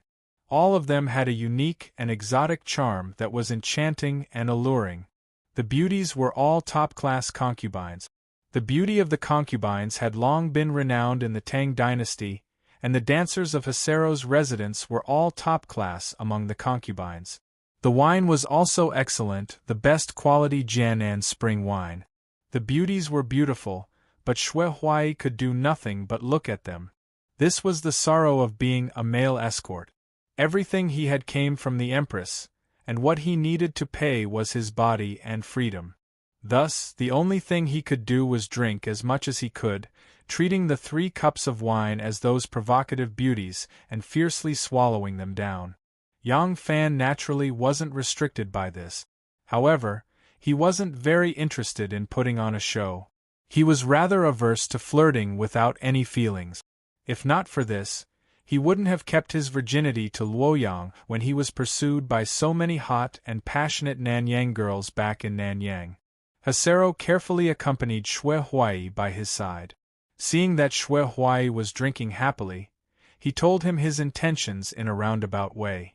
Xue Huai had already heard Yang Fan explain Hasero's intentions to him, so he naturally agreed. Huzello didn't expect Xue Huai to agree so readily. He was pleasantly surprised. In fact, he was worrying too much. He didn't even need to ask Yang Fan for help. As long as he showed some fear in front of Xue Huai naturally wouldn't use him. In Xue Huai's heart, fighting a war was no different from fighting. Deploying troops and arranging formations were never within his considerations. His mind was still stuck on the routine of street fighting. I have a lot of underlings. I'll block both ends of the alley and use people to crush you to death. If any of the underlings were timid, of course, he would be too lazy to use them. Xue Huai casually agreed to Hasero's request. When he turned his head to look at Yang Fan, he reminded him with drunken eyes, "This time, you've offended the Supreme Court and the Imperial Messenger's station. Wu Chengxi will definitely want to make trouble for you. When I'm not in the capital, you must be careful." Yang Fan's heart warmed. "Master, you must also be careful when you go to war. This disciple wishes Master a quick victory and immediate success." At this point, Yang Fan hesitated for a moment and then seriously reminded, "Master, you should listen to the opinions of your generals when it comes to deploying troops and arranging formations." Xue Huai laughed and raised his cup. "Of course. You don't need to worry too much. When I go out, who can be a match for me? Ha ha ha ha, let's drink, let's drink. First, we can celebrate how easy it is to obtain military merit." When the news of Mo Gu leading an army to attack Lingzhou reached Luoyang, the imperial court quickly responded and decided to immediately send troops to counterattack. The Right Guard supporting the nation, the Duke of Yi, and the National Guardian Master Xue Huai were appointed as the commander-in-chief of the 3 armies. In the late autumn of this year, Xue Huai was appointed as the chief supervisor of the crusade against the Path of Defiance. He commanded 200,000 soldiers and had the 2 prime ministers, Yang Jiro and Su Weiwei, as his advisors. A total of 18 generals who were skilled in battle followed him to the war. The reason why there were a total of 18 generals was Xue Huai's request. He felt that 18 was the perfect number for the 18 arhats, which was a good match for him as the Lord Buddha. Wu Zetian purposely stopped the court for a day so that the civil and military officials could see him off. Not only did the civil and military officials come to the 10-mile pavilion to see Xue Huai off, but there were also relatives of the emperor, members of the royal family, and nobles. It was an extremely grand occasion. Perhaps it was because Wu Zetian had a new favorite, but she still hadn't forgotten her old love who had accompanied her for more than a decade, or because she felt apologetic towards him. The standard of this farewell party was even grander than the last time Xue Huai led the army to war. This also made the civil and military officials in the imperial court realize one thing: Xue Huai's favorite had not waned. Outside the Weian Gate, in the 10-mile pavilion, banners covered the sun, and drums and music filled the air. The 200,000 soldiers had gathered, and their weapons and spears were everywhere. The atmosphere was awe-inspiring. Li Zhaoda stood at the forefront and said to Xue Huai, who was dressed in martial attire, "On behalf of His Majesty the Emperor, the civil and military officials, the relatives of the Emperor, and the millions of people of Great Zhou, I offer this humble cup of wine to His Excellency, His Excellency. I wish that His Excellency will be victorious and successful, and that he will return triumphantly soon. Li Zhaoda took a cup of wine from the tray and offered it to Xue Huai, then took another cup and offered him a toast. Xue Huai was dressed in golden armor. He was tall and handsome to begin with, and the radiant golden armor accentuated his brilliance.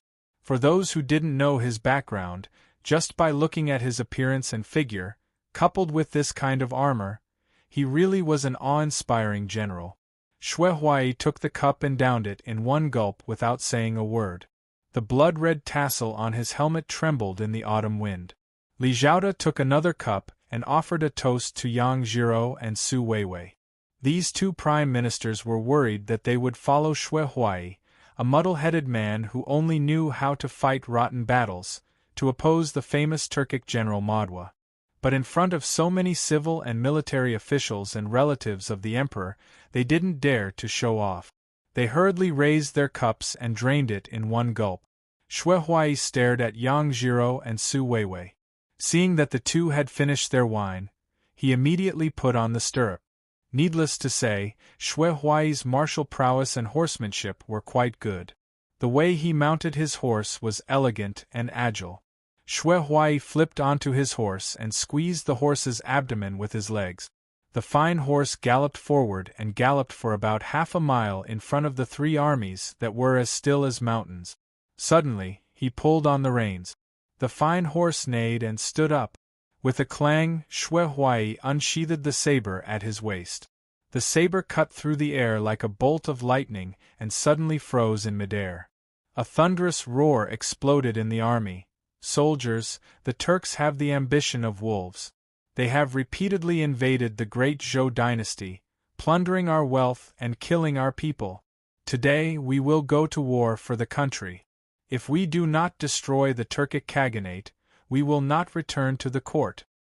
If we do not destroy the Turkic Khaganate, we will not return to the court. If we do not destroy the Turkic Khaganate, we will not return to the court. If we do not destroy the Turkic Khaganate, we will not return to the court. The soldiers of the three armies struck the ground with their spears and struck their shields with their sabers and swords, shouting in unison. Xue Huai faced the sky and laughed 3 times, shouting, "Go to war!" With that, he took the lead and galloped into the distance. Wherever the horse passed, a cloud of dust was kicked up. Li Zhaoda smiled, an imperceptible trace of contempt flitting across his lips. With a turn of his body, an imperial guard brought his horse over. The civil and military officials and relatives of the emperor who came to see them off were also chatting in groups of 2s and 3s, preparing to return to the city. Prime Minister, Princess Taiping has a few words to say to Prime Minister, just as Li Zhaoda was about to mount his horse, a trusted imperial guard quickly walked over and whispered a few words to him. Li Zhaoda's eyes flickered slightly, but he still mounted his horse and sat down firmly. Only then did he arrogantly say, "Then invite Her Royal Highness over." With that, he kicked the stirrups and galloped away, purposely slowing down the speed of the horse. Dolu Qinhuang originally wanted to take this opportunity to get closer to Master Li, but seeing his actions, he knew that there must be a reason, so he did not dare to step forward and disturb him. The civil and military officials were all smart people, who wanted to get closer to this powerful prime minister. Seeing this posture, they did not step forward and ask for a snub. Princess Taiping's groom Su Haod received Li Zhaoda's reply and hurriedly rushed back to repeat to Princess Taiping what Li Zhaoda had said. He angrily said, "What a vile person, unexpectedly being so rude." He did not think that when he and Monk Xue went on a punitive expedition against the Turks, just because they had different opinions, Monk Xue grabbed his collar and slapped him until he was dizzy. Monk Xue was not willing to let it go. After returning to the capital, he wanted to punish him for disobeying orders. At that time, he begged Her Royal Highness to put in a good word for him in front of the emperor. Princess Taiping, dressed in men's clothing, was waiting there. Hearing Su Haod's words, she could not help but smile and said, "Times have changed. The current Li Zhaoda is the Empress' most trusted minister. Naturally he has the capital to be arrogant. If he asks me to teach him, I will go over. Princess Taiping was smiling, she was not angry. She asked Su Hao to bring a snow-white steed, turned over and mounted it, and chased after Li Zhaoda, who was walking slowly. Princess Taiping caught up with Li Zhaoda and rode side by side with him. She first praised him with a few words. Since he was in charge of the political affairs hall, the ruthless officials had almost disappeared. It was not known whether Princess Taiping did it intentionally or not, but this topic happened to scratch Li Zhaoda's itch. Li Zhaoda immediately spoke with fervor and assurance, expressing his opinion to her.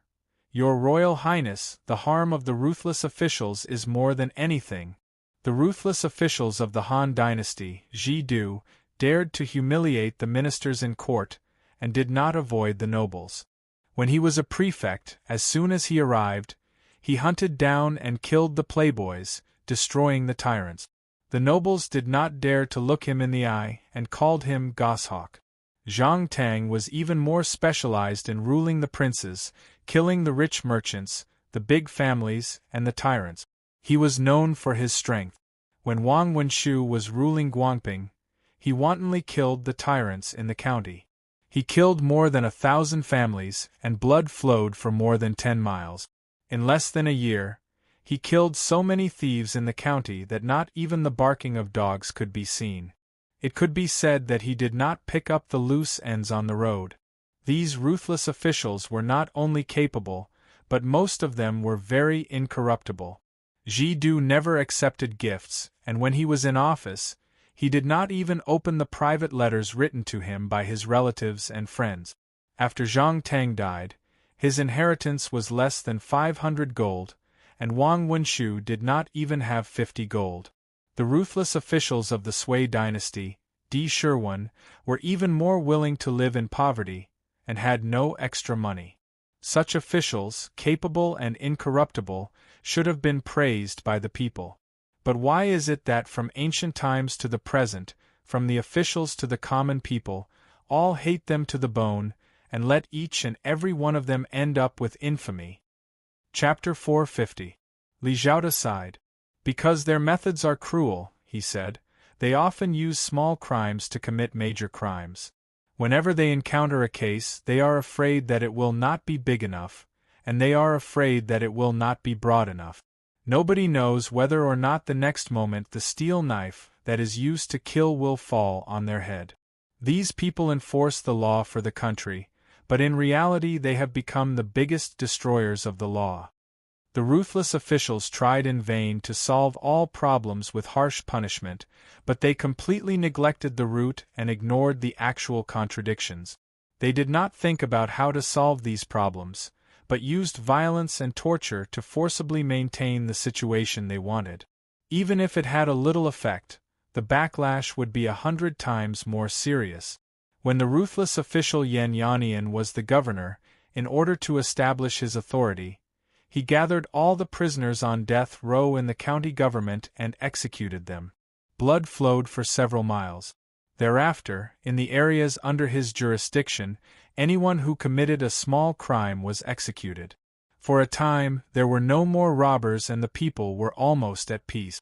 However, a few years later, even more people took the risk out of desperation.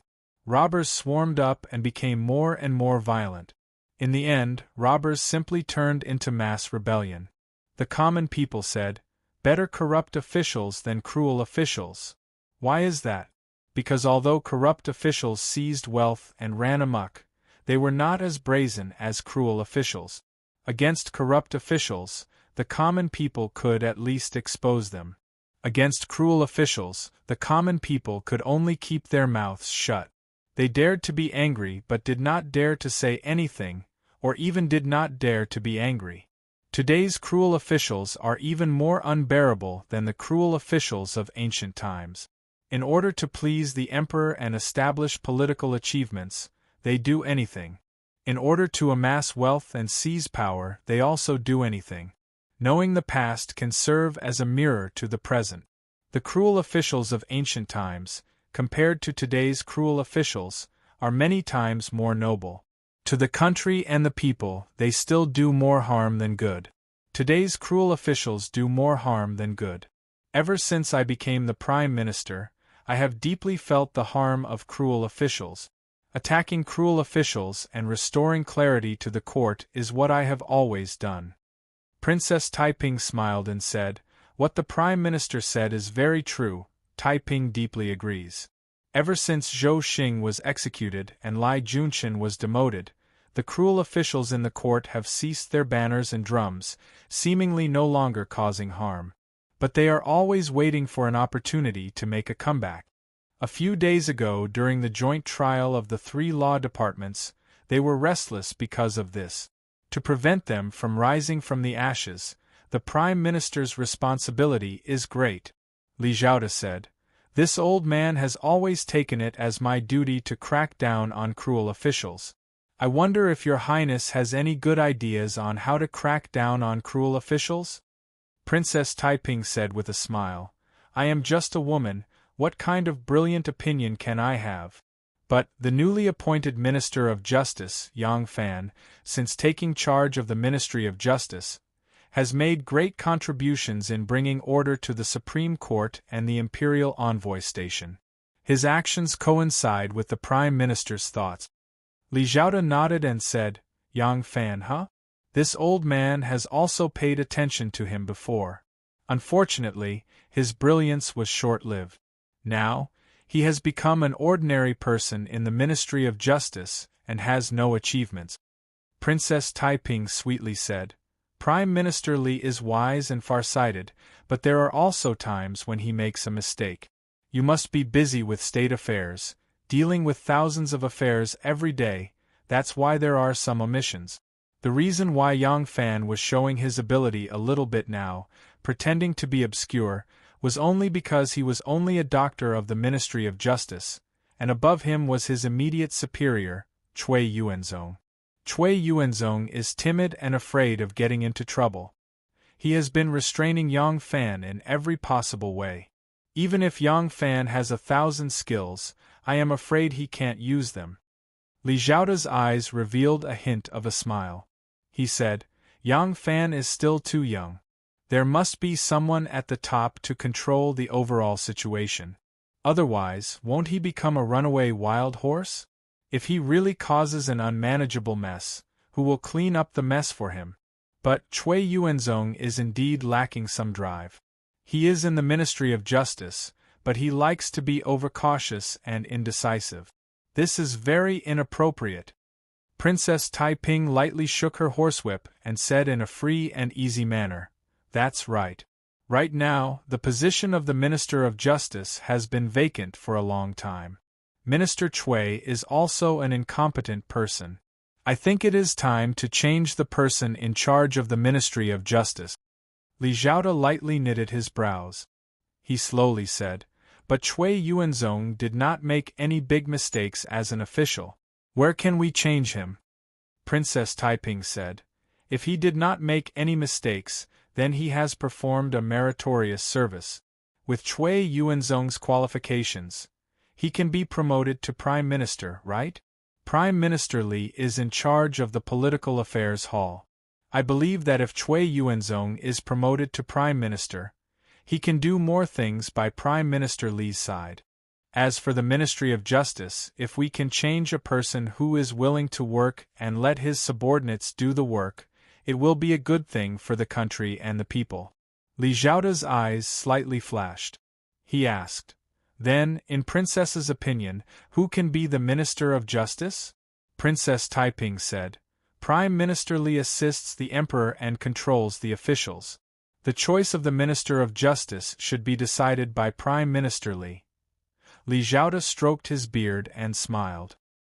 He slowly said, I feel that the current Minister of Justice, Dolu Qinhuang, has a steady temperament and can be of great use. Unfortunately, his qualifications are not enough." Princess Taiping said, "The so-called qualifications are all created by people. Everyone thinks he has the qualifications, so naturally he has the qualifications. If Prime Minister Li is interested in Dolu Qinhuang, although I am not in the officialdom, I still have some connections. If Prime Minister Li makes a suggestion, I am willing to help Prime Minister Li wave the flag and shout the battle cry. Li Zhaoda hurriedly cupped his fists and said, Old man's painstaking effort is all for the people of the world. If Princess can facilitate this matter, Old man will really thank Princess Benevolence on behalf of the world. Princess Taiping smiled and said, I do not dare to accept Prime Minister Li's thanks. Taiping thought that the current Ministry of Justice does not have enough officials. Since Prime Minister Li wants to use the Ministry of Justice to take the lead in cleaning up the country's laws and regulations, the Ministry of Justice must have more astute and capable officials. In my humble opinion, if Dolu Qinhuang becomes the Minister of Justice, he will need an assistant minister who can cooperate with him in order to avoid repeating the mistake of the left and right ministers fighting for power. As far as I know, the left remonstrating official Tao Wenjie is familiar with the law, astute and capable. He has a calm temperament and treats people generously. If he is appointed as the assistant minister of the Ministry of Justice, I believe he will bring out the best in Dolu Qinhuang. Li Zhaoda let out a soft sound and said in a low voice, The left remonstrating official Tao Wenjie? Old man knows a thing or two about his character. If this person becomes the assistant minister of the Ministry of Justice, Old man thinks he can take on this heavy responsibility. Speaking to this point, the two of them looked at each other and smiled, with a tacit understanding. Just like that, an important appointment was completed on horseback. The deputy imperial censor Wan Guojun rode an old horse, walking lazily at the side of the procession returning to the city. Right now is not the time for the imperial censor to show off. Riding an old horse will make it appear more low-key. Not far ahead, Yang Fan sat tall and straight on a date red horse. Wan Guojun stared coldly at his back and said to Wei Suizhong, who was riding beside him, How is it? You still haven't found any evidence against him?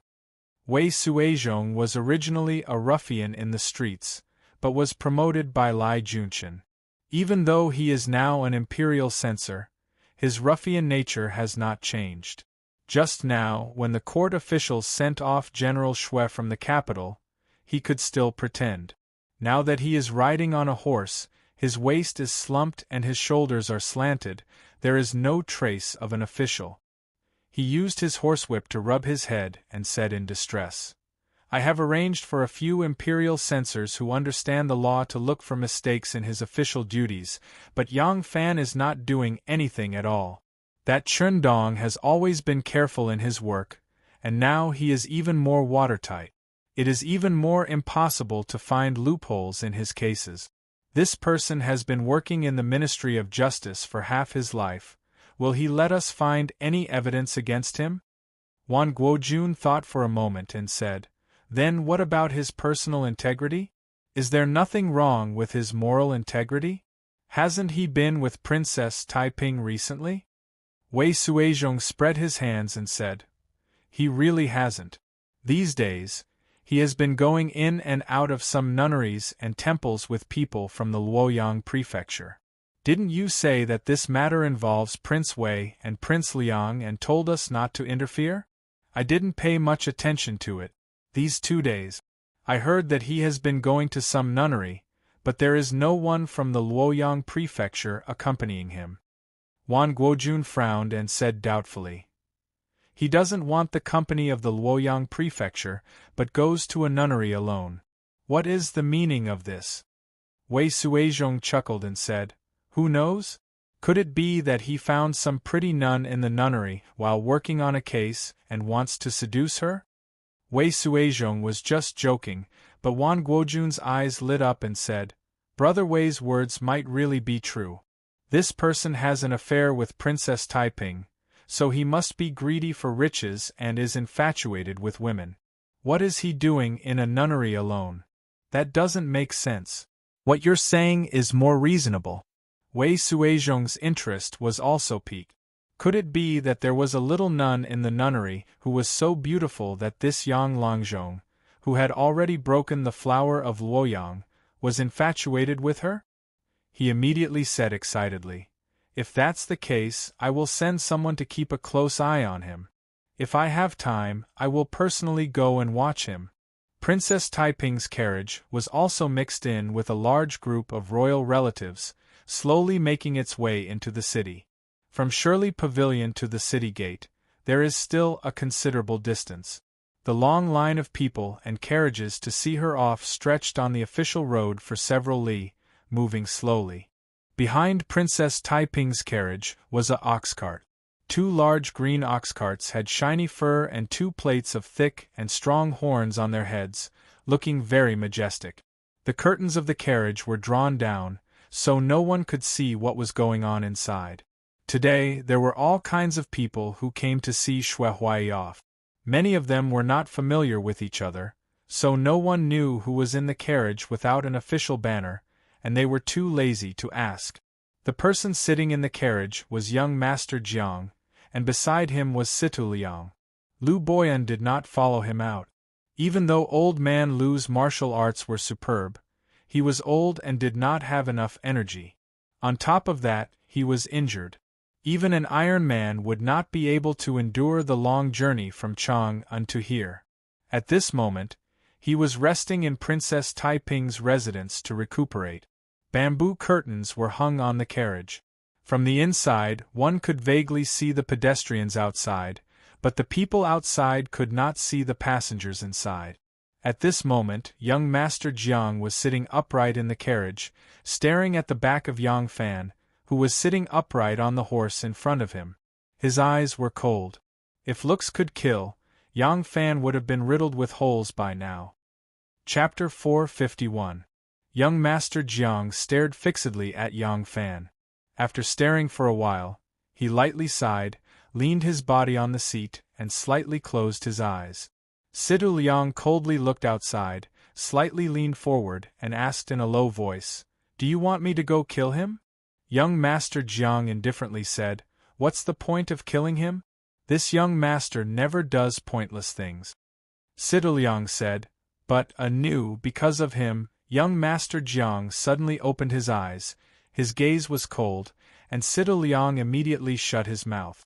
Young Master Jiang coldly glanced at him, then slowly closed his eyes, and indifferently said, "A man cannot stand without his words. This young master's words carry enormous weight, I will definitely keep them." Situ Liang lowered his head and said, "Yes." Situ Liang agreed, but his eyeballs slightly moved. Young Master Jiang was not the only one who liked anew. Young Master Jiang had always been a clean freak, and his eyes were at the top of his head.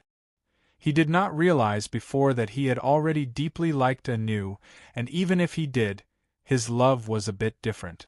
He would be satisfied as long as anew stayed by his side, or he liked a kind of spiritual love and satisfaction, and any physical contact was dirty to him. However, there was actually another person who liked anew, and that was Situ Liang.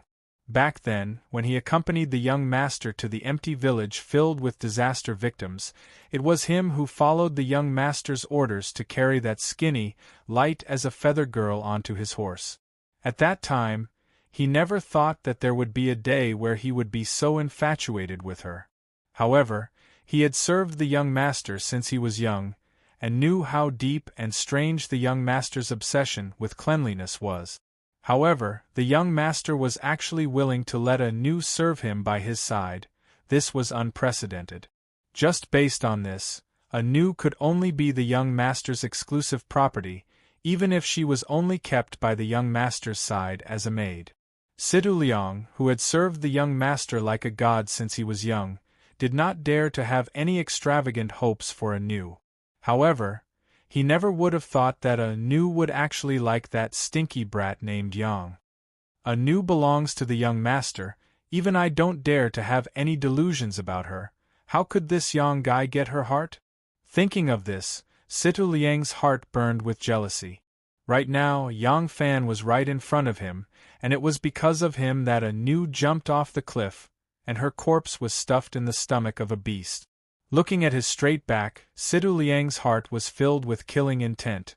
Anew is dead, this person also deserves to die, in the middle of the night, the little nun entered the temple, hugging the small wooden fish in her arms, her eyes brimming with tears. She scolded her father and mother, saying that she had no hope in her old age. At the second watch, Big Sister came to burn incense. She was really beautiful in red and green. She was hugging her son and kept calling him mother. Yang Fan was sitting cross-legged in the nunnery, with a cushion under his buttocks. He was humming and humming a few lines.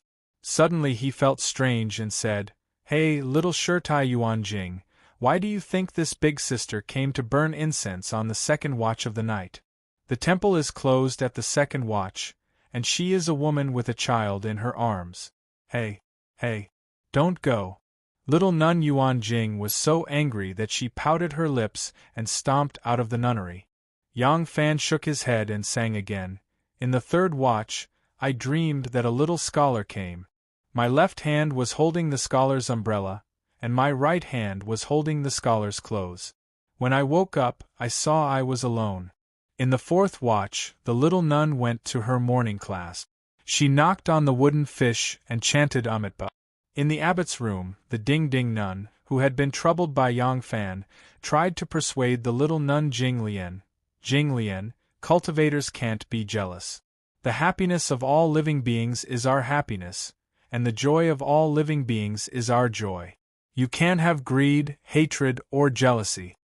Tin Ano blinked at her and said hesitantly, "Master, didn't you say that I need to have a Buddhist heart and not be moved by the 6 emotions before I can enter Buddhism? Now Yang Fan is my external demon. If I am not moved, won't I have a firm Buddhist heart and Zen nature? Master should be happy for me." The Ding-Ding nun nodded repeatedly and said, Happy, of course I'm happy. But, your jealousy. I'm not jealous. I'm only devoted to Buddhism." That's right. However, everything has a cause and an effect.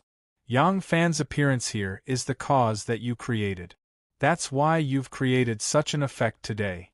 Of course, you have to eliminate your karma. How do you eliminate it? You should renounce asceticism immediately and go back with him. If you are devoted to Buddhism, even if you can't serve Buddha in this life, it will be beneficial for your cultivation in the next life since you have sowed good karma.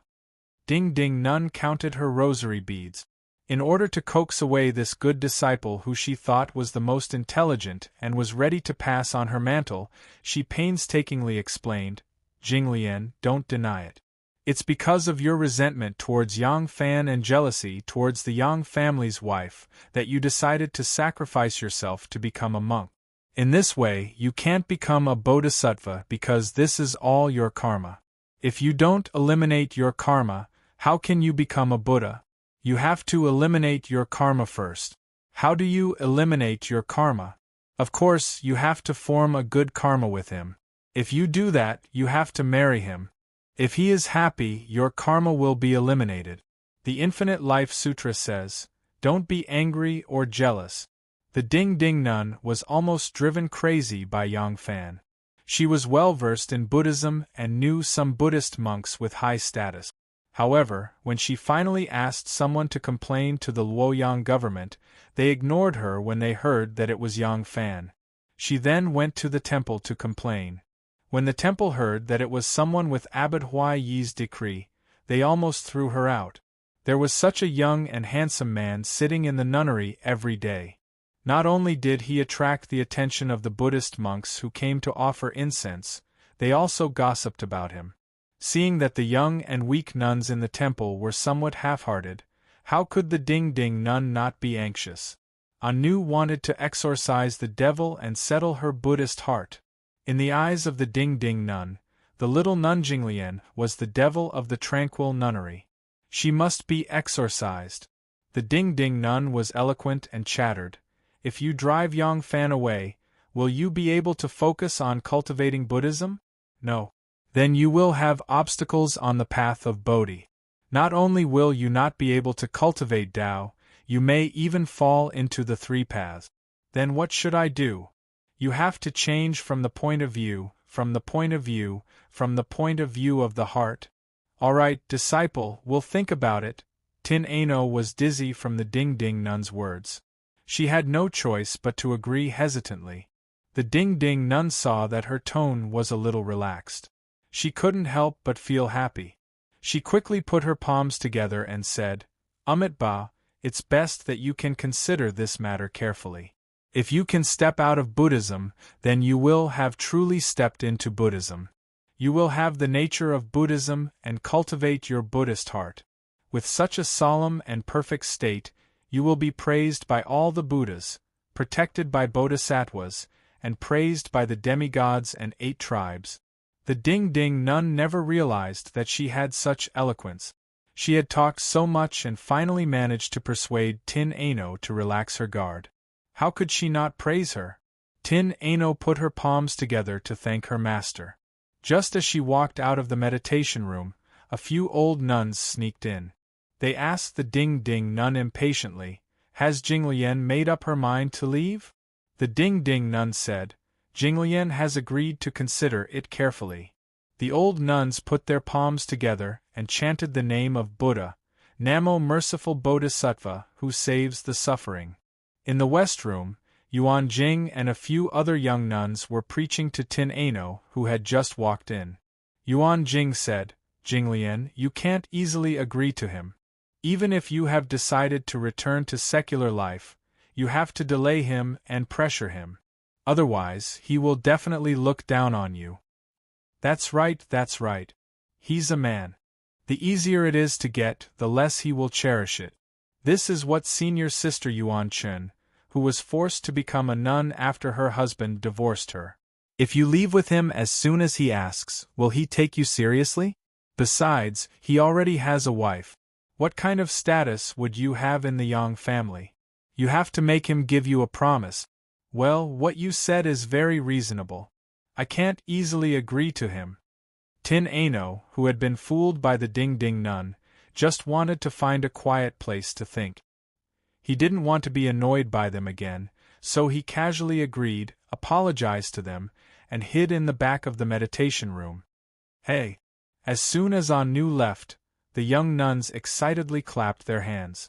The little nun Yuan Jing said joyfully, If Jinglian leaves a few days later, we will be able to eat a few more delicious vegetarian dishes.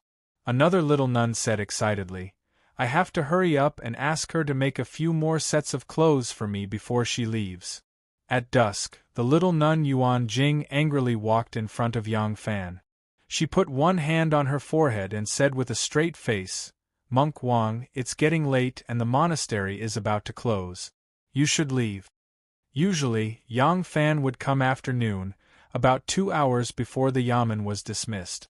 He came to the nunnery and sat there. Whether Tian Ai Nu was willing to see him or not, he would leave when the sun set over the western hills, regardless of whether Tian Ai Nu was willing to see him. Yang Fan's move was the trick of, a strong woman is afraid of being pestered by her husband. In his opinion, there was no hard knot between him and Anu. Anu became a nun because of a moment of anger and sadness. At this time, she was in a dilemma. The process of pestering him was the process of making her heart soften. Moreover, he didn't believe that the old nuns in the temple would not help him if he harassed her every day. In fact, from many details, he had felt that the old nuns in the temple had changed their attitude. It seemed that in order to stop him from coming to the nunnery, the old nuns really hoped that Anu would serve the devil. When Yang Fan occasionally saw Anu, Anu's angry and shy look also made him feel that rather than saying that Anu was still angry with him and hurt his heart, it was better to say that she was helpless in the face of her lover's obsession, or there was even a little bit of joy in her heart. Yang Fan smiled at Yuan Jing with a good temper, stood up and patted his buttocks, and said to the little nun Yuan Jing, Okay, then I'll go back now. Please send my regards to Miss Anu, little nun. The little nun Yuan Jing pouted and did not speak. Yang Fan got up and walked out. The little nun Yuan Jing followed behind him, and waited for the monastery gate to close. Yang Fan walked to the courtyard, glanced at the backyard, sighed softly and walked towards the monastery gate. Chapter 452. There was a thick old tree in the side room of the nunnery. Tin Ano hid behind the old tree, her heart pounding. Yang Fan almost saw her just now. Fortunately, she hid in time. Tin Ano pressed her chest and heaved a sigh of relief. She quietly leaned out to look outside. From this angle, she could no longer see Yang Fan's figure. The Tian Ai Nu looked around and did not see any other nuns around. She then leaped onto the wall of the nunnery like a nimble leopard cat. In a flash, she disappeared into the bushes outside the wall. Tin Ano was only afraid of the feeling of being abandoned. She was angry because Yang Fan married her without telling her. If she really hated Yang Fan, why would she pick up the butcher's knife without hesitation when she learned that Yang Fan was in prison? There was still a faint smell of blood on the candlestick in front of the Buddha hall. Yang Fan's confession that day, coupled with his continuous visits to the tranquil nunnery, had softened her heart. Just as Yang Fan expected, she was just shy and reserved as a girl. She could not let go of her pride. In fact, for the past few days, every night when Yang Fan left, she would follow him out until she sent him out of the jungle. It was already late autumn and the trees were rustling.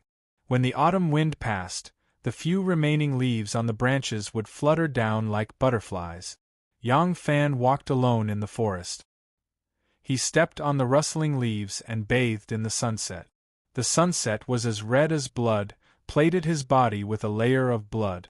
Yang Fan walked on the familiar path in the forest. His footsteps were light and silent. Suddenly, he lifted his front foot. It was about 3 inches away from the ground, and his body froze there. The autumn wind blew, and a few withered yellow leaves floated down and landed on his shoulder. The desolate branches swayed in the autumn wind, and the yellow leaves on the ground trembled slightly, as if there were countless silkworms beneath them, trying their best to arch their bodies. Yang Fan remained motionless. Perhaps it was only for a moment, but Yang Fan suddenly moved. His right leg, which was in the air, suddenly retracted, stepped, and kicked. His movement was as fast as lightning. The yellow leaves on the ground that had been swept up by the wind seemed to have been struck by lightning. With a pring sound, they splashed up and scattered everywhere. Yang Fan quickly retreated as the fallen leaves exploded into snowflakes that filled the sky. There was a pring sound, leaving half of his sleeve behind. It was shredded into pieces by a ray of cold light, like butterflies flying in the air. Yang Fan flashed again, flashed 3 times, and his figure was already 7 zhang away. Every time he landed on the ground and sprang back, there would be a flash of cold light the moment his figure disappeared. Wherever the cold light passed, trees would break, branches would shatter, and sawdust would fly. Yang Fan retreated 7 zhang away before he could pull out his saber. As soon as the saber was unsheathed, the cold light wrapped in a whirlwind attacked his side. But Yang Fan was not a tree, nor was he a branch. He would not obediently stand there and wait to be chopped. The 2 cold lights intertwined like 2 silver shuttles flying back and forth in the air, drawing out silver splendor. The crimson setting sun shone on these 2 rays of cold light, causing the rays of light that filled the sky to be tinged with a hint of blood. The densely intertwined light suddenly separated, and then combined again. The momentum of the 2 lights changed greatly. The saber in Yang Fan's hand swung and closed, suddenly advancing and retreating, as if it had formed a dancing waterfall around his body.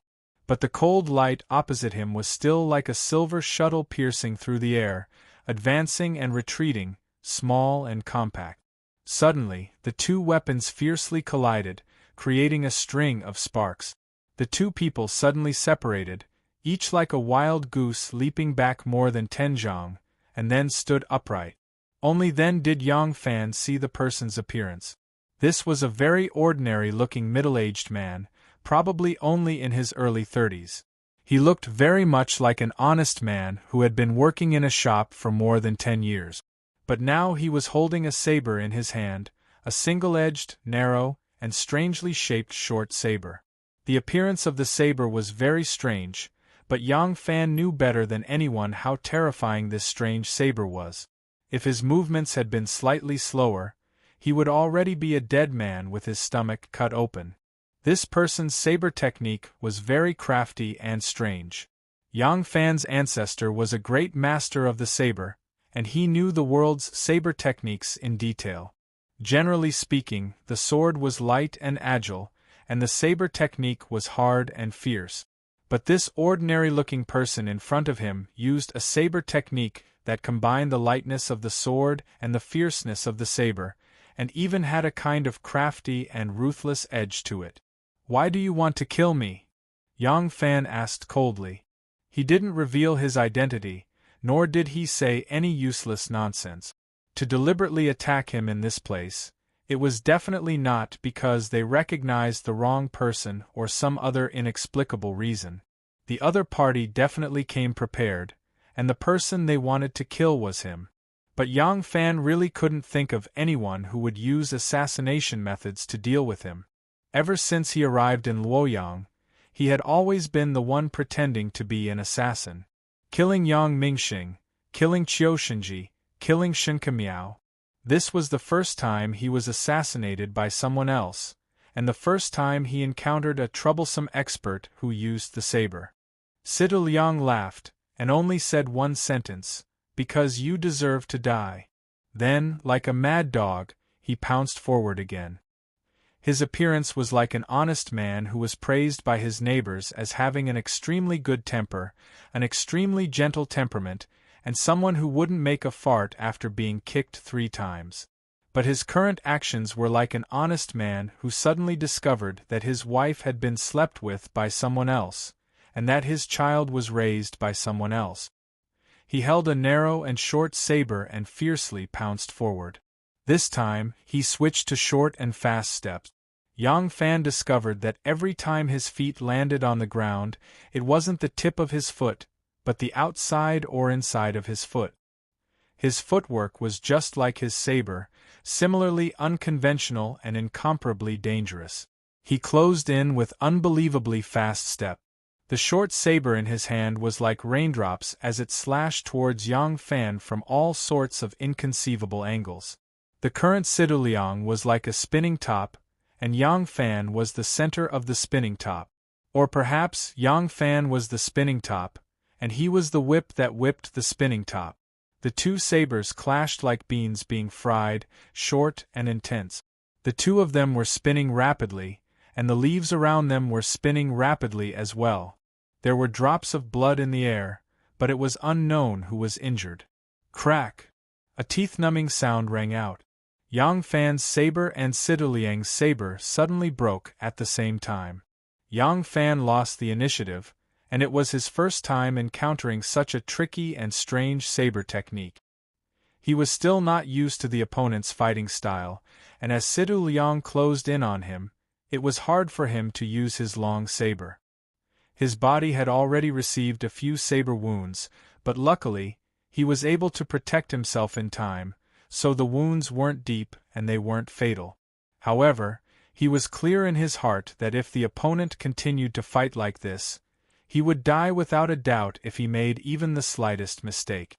Thus, he found an opportunity to forcefully clash with Situ Liang's saber. With a clash and a twist, the two sabers broke. This time, it was Yang Fan who took the initiative. As soon as the saber broke, Situ Liang was startled. Yang Fan was already mentally prepared, but the moment the saber broke, he had already pounced forward. He lowered his body, grabbed Situ Liang's leg, and twisted his elbow towards his lower abdomen, causing Situ Liang to fall on his back. Yang Fan then fiercely pressed forward. Not only was Yang Fan good at saber techniques, he was also good at wrestling technique. As he pounced forward, the two of them began to fight on the ground, rolling and rolling like two dragons rolling on the ground. If an outsider who didn't know the ropes saw this, the two of them fighting right now would be no different from hoodlums in the alleys. Although the fists hit the flesh and the fight was fierce, it didn't have the demeanor of an expert at all. Would an expert fight like a rolling dragon, entangling and rolling on the ground? However, Sidu Liang, who was in the middle of it, had a hard time saying anything. Yang Fan's ferocious and fierce fighting style seemed to be without any style, but it was actually very methodical. It was definitely not something that a hoodlum could use in a fight. Within the fists there were falls, and within the falls there were fists, and within the falls there were fists, making it impossible to defend against. Although the two of them were entangled together, twisting and turning in the space of several meters around them like two entangled dragons, Yang Fan was always able to cleverly interweave his fists and legs while entangling him. Even if it was a few inches away, the power of the fists was still extremely powerful. Just now, Sidu Liang relied on his advantage and strange saber techniques to open up a few wounds on Yang Fan's body. However, right now, he was being dragged to the ground by Yang Fan. In an instant, he was beaten black and blue, and two of his ribs were broken. It was just that he didn't notice in the fierce fight that he had already started to vomit blood.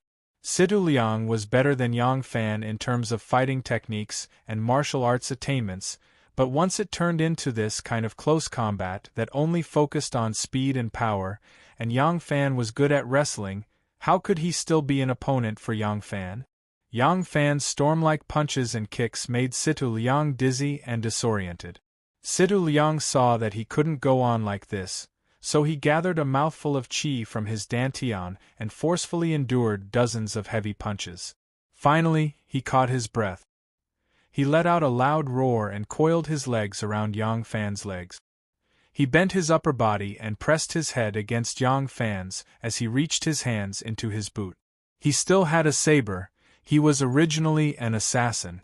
If he didn't try to fight Yang Fan head-on and kill him fair and square, so he purposely revealed his tracks to let Yang Fan discover him and instead launched a surprise attack, then Yang Fan would have already become a cold corpse. Now that he had no choice, Sidu Liang finally pulled out his second saber. His 5 fingers reached out and he grabbed onto the hilt of the saber in his boot.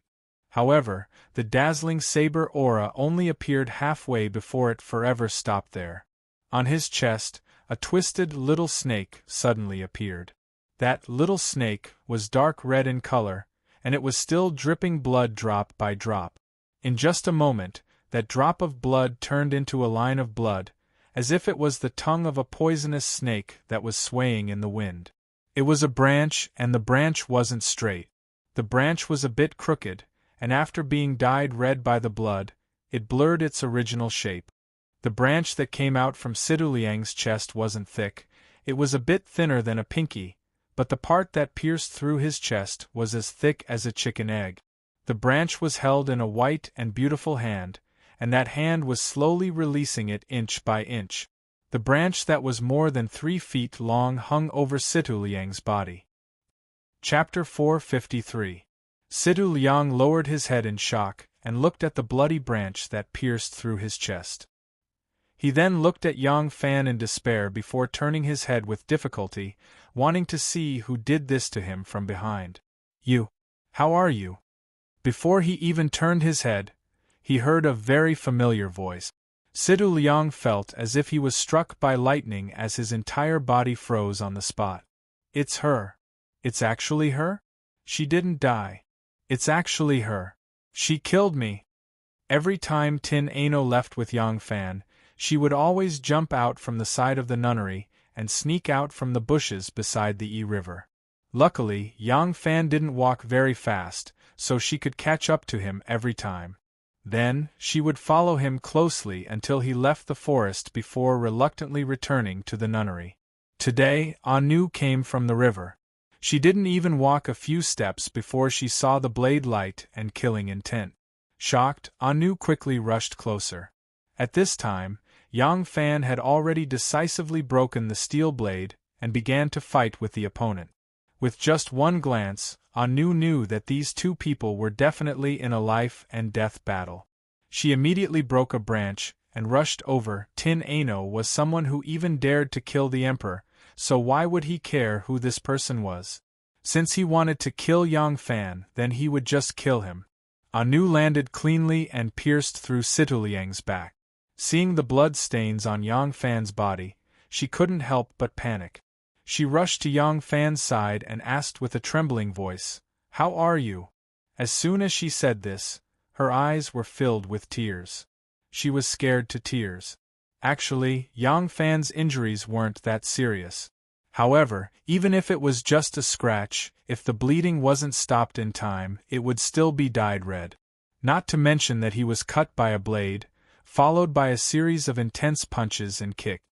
He didn't have time to stop the bleeding, so the blood stains were scattered everywhere, making it seem like he was heavily injured. Anu walked past Situ Liang and hugged Yang Fan. She was so nervous that her entire body was trembling. From start to finish, she did not even look at Situ Liang. She had been trained as an assassin since she was a child, so she was very confident in her skills. Although the branch was not as straight as a sword, she was confident that she could pierce through the heart of the person who was fighting with her Lang Jun. This person was definitely going to die. At this moment, he had no strength to resist at all, so what was there for her to worry about? As for that person's identity, it didn't matter if he was a noble or a commoner. In her eyes, it was only a matter of whether he deserved to die or not. She didn't care about anything else. Situ Liang suddenly saw Tin Ano, who he thought had died a long time ago. He was first happy, then shocked, then sad. His expression was indescribably complicated, and it was impossible to describe what kind of emotion he was feeling. He wanted to open his mouth to speak, but his ribs were first broken by Yang Fan, and his heart was pierced by a Nu's sword. Blood quickly flowed out from his wounds and mouth, and he had already used up his last bit of strength. How could he even shout out a single word? In reality, because his heart was pierced, he had even stopped breathing. It was just that at the moment of his death, his last bit of consciousness was still awake, and he could still receive messages from the outside world, but he was already unable to make any reaction. I'm fine. Yang Fan could still be considered calm during the fierce battle. At this moment, his life and death were already decided. Thinking back to the various dangers he faced and how he almost passed by the gates of hell several times, his heart was extremely shocked. However, seeing Anu suddenly appear and show such concern for him, Yang Fan's heart was filled with joy, and all the fear had already disappeared. "You still say it's not heavy?" Tin Ano began to wipe his tears. "Why are you causing trouble everywhere? Look at your body full of injuries, and you're bleeding so much," Yang Fan said with a bitter smile. "It's not that I'm causing trouble, I don't even know him. My injury is really not heavy. As long as I apply medicine and bandage it, I will be able to jump around in less than 2 days. You don't have to worry." Yang Fan took the opportunity to hold her little hand and continued to seduce her. "Anu, send me home. I'm afraid I can't walk back by myself in this state." The more Yang Fan said that his injury was not heavy, the more Tin Ano did not believe it. When Yang Fan said that if no one sent him home, he would not be able to go home, Tin Ano was even more at a loss and quickly asked, "Where are your injuries? Let me see." Yang Fan said embarrassedly, "Injuries? Better not look at, I'll bandage it myself." Tin Ano said angrily, "Why don't you use it? Can't I help you bandage it?" Yang Fan laughed dryly and said, "Cough, cough. Let's not, my injuries are either at the base of my thigh, or the back of my butt. If you don't mind, then I'll take off my clothes." Tin Ano was angry. "Even at this time, you're still talking nonsense and teasing me. How are you injured in those places?" Yang Fan said innocently, "I'm not lying. How would I know why I'm injured in those places? This crazy killer, I don't know where he learned his blade technique from. His blade technique is very tricky, specifically attacking places that are hard to attack and hard to defend." "Who is he?" Anu then turned her head to take a look, and with just a glance, she cried out in shock, "Situ Liang." Situ Liang's eyes were wide open without any reaction. He was heartbroken. No matter if it was physically or mentally, he was really heartbroken to death. Yang Fan looked at Tin Ano's expression, and then looked at Situ Liang, who looked very ordinary when he was alive, but looked very horrifying when he was dead, and asked, "You know him?" Anu said while stuttering, "Yes. He's someone by young master's side, he's called Situ Liang." Yang Fan lightly sighed and said, "So it wasn't me who caused the trouble, it was you who caused the trouble." The sun was setting in the west, and the twilight was even more boundless. Yang Fan tore off a piece of cloth and simply bandaged the wound. Situ Liang had already disappeared, he was buried in the depths of the forest. The fallen leaves were blown by the wind, and very quickly, the place where he was buried was flattened. Perhaps many years later, when the population of Luoyang multiplied and this forest became houses, people would dig out a skeleton from the ground to prove that he once existed. Yang Fan and Tin Ano first went back to the tranquil sect. Nun Ding Ding gave the fattest nun's robe to Yang Fan, so the bloodstained Yang Fan also became a nun. Nun Ding Ding Ding received a strict warning from Yang Fan. There was never a woman named Yi Tianhe in her nunnery, and there was never a little nun named Jinglian. Otherwise, it would bring her nunnery a lot of trouble.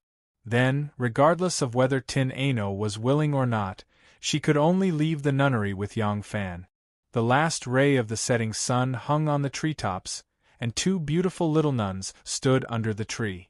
One looked a little more like a man, and the other looked a little more like a woman. "You can't stay here anymore. Since young Master Zhang's people can find this place, it's not safe for you to stay here. It's better to go home with me," Yang Fan said after listening to a new talk about what happened at the peak of Mount Hua. Tin Ano looked at him in surprise and asked, "Do you understand what I said? His target is you. If I stay with you, wouldn't that be harming you? Do you know how powerful young master is? As long as he wants to, he can definitely kill you." "I don't know and I don't believe it," Yang Fan said calmly. "I used to think that if I learned a lot of skills, I would be able to dominate the world. When I grew up and really stepped into this circle, I realized that there are too many things that can't be solved with just a body of martial arts.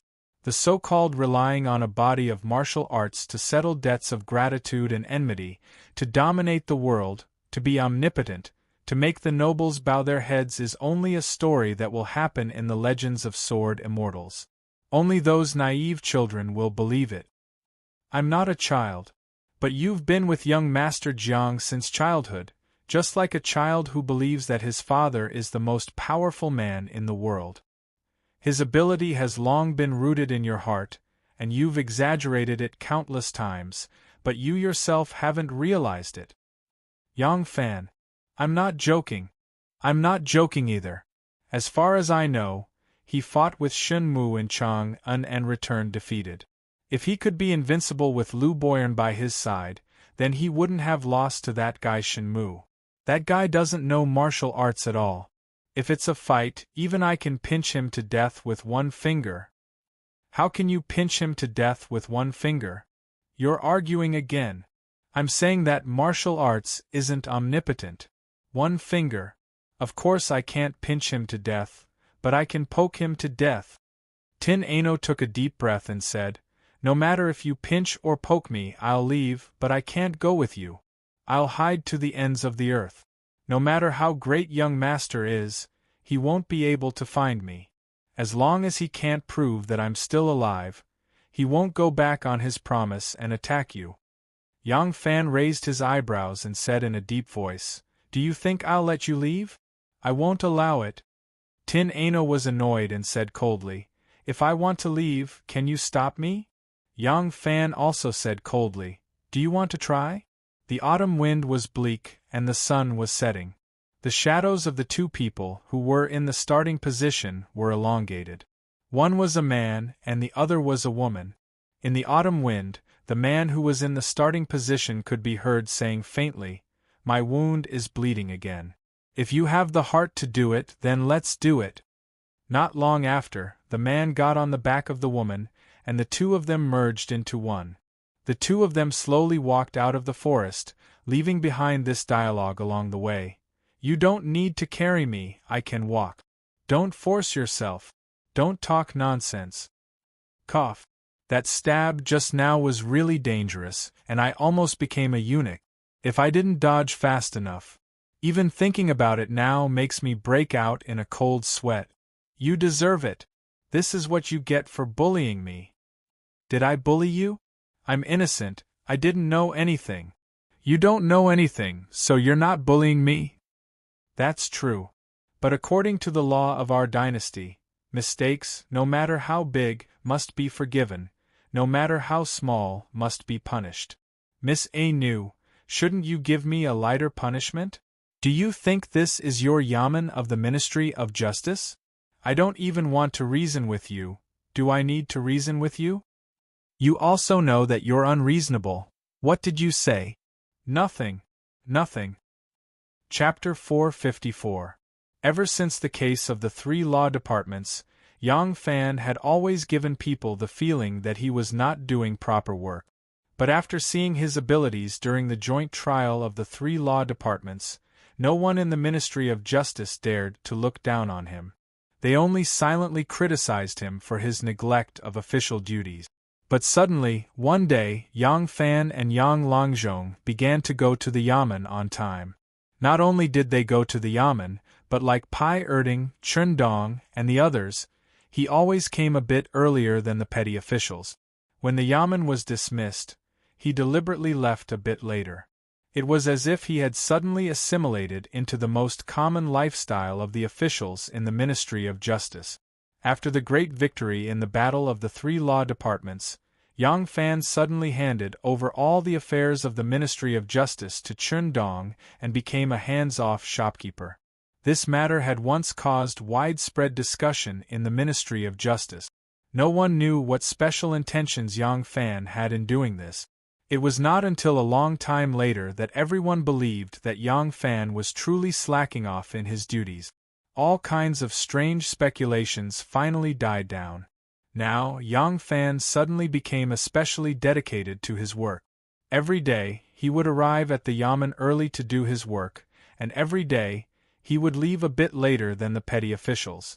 Moreover, he began to study the law with Chun Dong, learn how to handle all kinds of official cases, and learn from the more representative cases of the past. These abnormal actions once again caused everyone to speculate. In reality, those in high positions or those with too great of a reputation were always like this. Even if it was an unintentional action, it would be used as a topic of conversation by those who were so bored that they had nothing else to do but talk about nonsense. They were so ordinary that they had no sense of existence other than talking about important people or famous people. The people in the Ministry of Justice discussed Yang Fan's abnormal actions, but very few people noticed that there was an additional servant at his side. Chun Dong had an attendant at his side. Most of the officials in the Ministry of Justice with the rank of Vice Minister and above had an attendant at their side. Some of these attendants were clever and useful petty officials from the yamen, while others were page boys that the officials were used to since they were young. The attendant was naturally the official's trusted aide. Yang Fan was a new official, so he needed a useful person by his side. This manservant looked to be only 15 or 16 years old. She looked sweet and cute, and she was well-educated and well-mannered. She also had good handwriting. The people in the Ministry of Justice, especially the people in Dr. Chen's room, all thought at first that this manservant was a member of Yang Longzhong's family that he was used to ordering around. Later, when they saw that he stayed in the detention room at night, they guessed that he was some distant relative of Yang Fan's, or someone recommended by a close friend. Because of this, there was naturally no one who would seek trouble and ask Yang Fan what relationship he had with this servant. The people from the other yamens were even less likely to pay attention to this matter. Seeing that the people of the Ministry of Justice were calm and collected about the sudden appearance of this handsome manservant, they began to imagine the origins of this manservant. No one was surprised by this. This attendant was naturally Tin Ano. Tin Ano was originally not that old, and after a girl disguised as a man, she looked especially young. Therefore, in everyone's eyes, she became a 15 or 16-year-old handsome young man at most. Of course, Anu used her superb disguise skills to make some changes to herself. Otherwise, with her gentle and charming appearance, even with Zhang Changzong's beauty as a model, very few people would think that she was a man. Tin Ano wanted to hide far away, but how could Yang Fan agree? Moreover, Tin Ano was only saying it casually. She didn't know how much young Master Jiang already knew, and whether or not he would harm Yang Fan. If she really wanted to leave now, she wouldn't feel at ease. However, she was also unwilling to live in Yang Fan's house. It wasn't because she was still angry at Yang Fan, but because they only guessed that young Master Jiang might already know that she was still alive. However, they couldn't rule out the possibility that Sidu Liang discovered something and didn't have time to report to young Master Jiang. If she lived in the Yang family, wouldn't that be the same as exposing herself? Therefore, Yang Fan suddenly had an idea and suggested that she live in the Ministry of Justice's Yamen. No matter how smart young Master Jiang was, it wouldn't be easy for him to think that after Tin Ano and Yang Fan reunited, she didn't live in his house, but instead found a job in the Yamen as a girl. Right now, Tin Ano was right under Yang Fan's eyes, but she was in a state of under the light, which made it easier for her to hide her tracks. Therefore, there was one more servant in the Ministry of Justice, a very likable, but not eye-catching servant. Hee hee, you don't say. I originally thought that the law was incomparably boring, and I didn't know how much of a headache it would be to learn it. I didn't expect these cases to be quite interesting, and I read them with great interest. Yang Fan held a file and said to Tin Ano with a smile, "There's nothing Anu doesn't know, there's nothing Anu isn't proficient in, I wonder how much you know about the law." Tin Ano was dressed like a servant in green clothes and a small hat. However, there was no one else in the room right now, so she wasn't as respectful towards Yang Fan. Her black and white eyes glared at him, and she snorted coldly, "I'm just temporarily hiding here, don't smile at me, I didn't agree to just like that." Yang Fan winked at her mischievously and said with a smile, "Just like what?" Tin Ano turned her head away in annoyance and said, "I don't know." Yang Fan giggled and said, "What matter don't you know?" Tin Ano said in annoyance, "You think I'm a nosy person, why would I study the law? I don't know what the law you're talking about is." Yang Fan flirted with her for a while, and seeing that she was deliberately changing the topic, he felt great in his heart. He couldn't help but chuckle, and returned to the main topic and said, "Oh, this is a case from a few years ago. Look at this case, it was said that A and B were on the same boat, but the boat was halfway through when it encountered a storm and sank. At this time, A and B both fell into the water, and there was a piece of wood floating in the water, half floating and half sinking. Both of them snatched this piece of wood, but this piece of wood couldn't support both of them, and if both of them lay on the piece of wood, it was very likely that both of them would drown. A was strong and B was weak, so A relied on his strength to snatch the piece of wood." Tin Ano heard a little interest and asked, "What happened after that?" Yang Fan said, "Of course B drowned and A was saved." Tin Ano pouted and said, "That's it? What's the point of this?" Yang Fan said, "The interesting thing came later. The process of these two people falling into the water and fighting over the piece of wood was seen by someone on the shore. After the deceased's wife found out, she sued the court, saying that her husband was killed by A, and wanted A to pay with his life. She said that if A didn't fight over the piece of wood, her husband might not have died, and it was because A pushed her husband away that caused his death." Tin Ano thought about it and said, "That seems to make sense. Speaking of which, this B died in the hands of A." Yang Fan spread out his hands and said, "That's right. But it wasn't A's fault that they fell into the water, it was a natural disaster. As for the piece of wood, it was both of them who snatched it at the same time. If A gave the piece of wood to B, then he himself would drown. If he and B each held one end of the piece of wood, and neither of them let go, then both of them might drown. A also felt wronged, and he argued to the official that he couldn't give the piece of wood to him, and that he should die by himself. I also have a wife and children at home that I need to take care of. If I didn't push him away, he would still die and I would also die. That would be 2 lives. It's true that I pushed him away, but whether I pushed him or not, he would still die. Why should I be blamed for it? Tin Ano heard this and said, I used to think that deciding a case was very simple. If he was guilty, then he was guilty, and if he wasn't guilty, then he wasn't guilty. I didn't think that there would be such a head-scratching case in this world. It turns out that being a judge isn't easy. So how was the case decided in the end? Yang Fan originally wanted to tease her, and seeing that she was also interested, he was about to explain to her how Dr. Chun had originally decided this case when suddenly there was a clamor outside. He didn't know what was going on, but it caused the scribes and petty officials of this department to make a ruckus together. Yang Fan frowned and put down the file. He gestured to Tin Ano, and walked out of the recording room. Standing at the door, he cleared his throat, and pretending to be dignified, he asked, Why are you all making a ruckus? Lu Ling hurried over to Yang Fan, and mysteriously said, Dr. Chun might not know, but this Yaman's assistant minister Chui has been promoted to prime minister. Assistant minister Chui has become prime minister? Yang Fan was immediately startled when he heard this. The prime minister was admittedly awe-inspiring, but now Li Zhaoda's power was growing day by day. Su Wei and the other prime ministers all had to listen to him, and the political affairs hall had already become Li Zhaoda's place. Assistant Minister Chui had been promoted to Prime Minister, but he was ranked last among the Prime Ministers.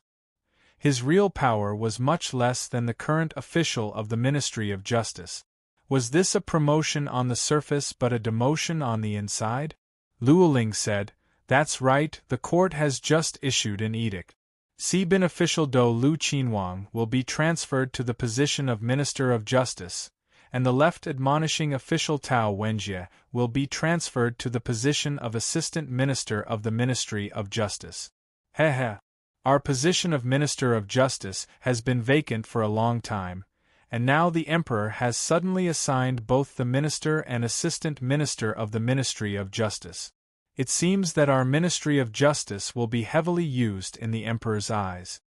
Luo Ling spoke with his head held high. Cui Yuanzong and his master, Chun Dong, were old enemies. Cui Yuanzong was transferred away, of course he was happy.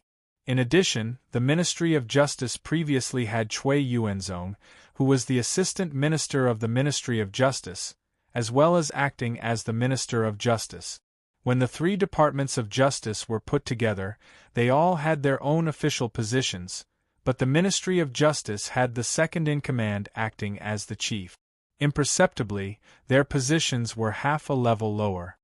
Now that the Emperor had assigned both the Minister of Justice and the Assistant Minister of the Ministry of Justice, it was clear that the Ministry of Justice, which was once the most important in the Emperor's eyes, had once again become important.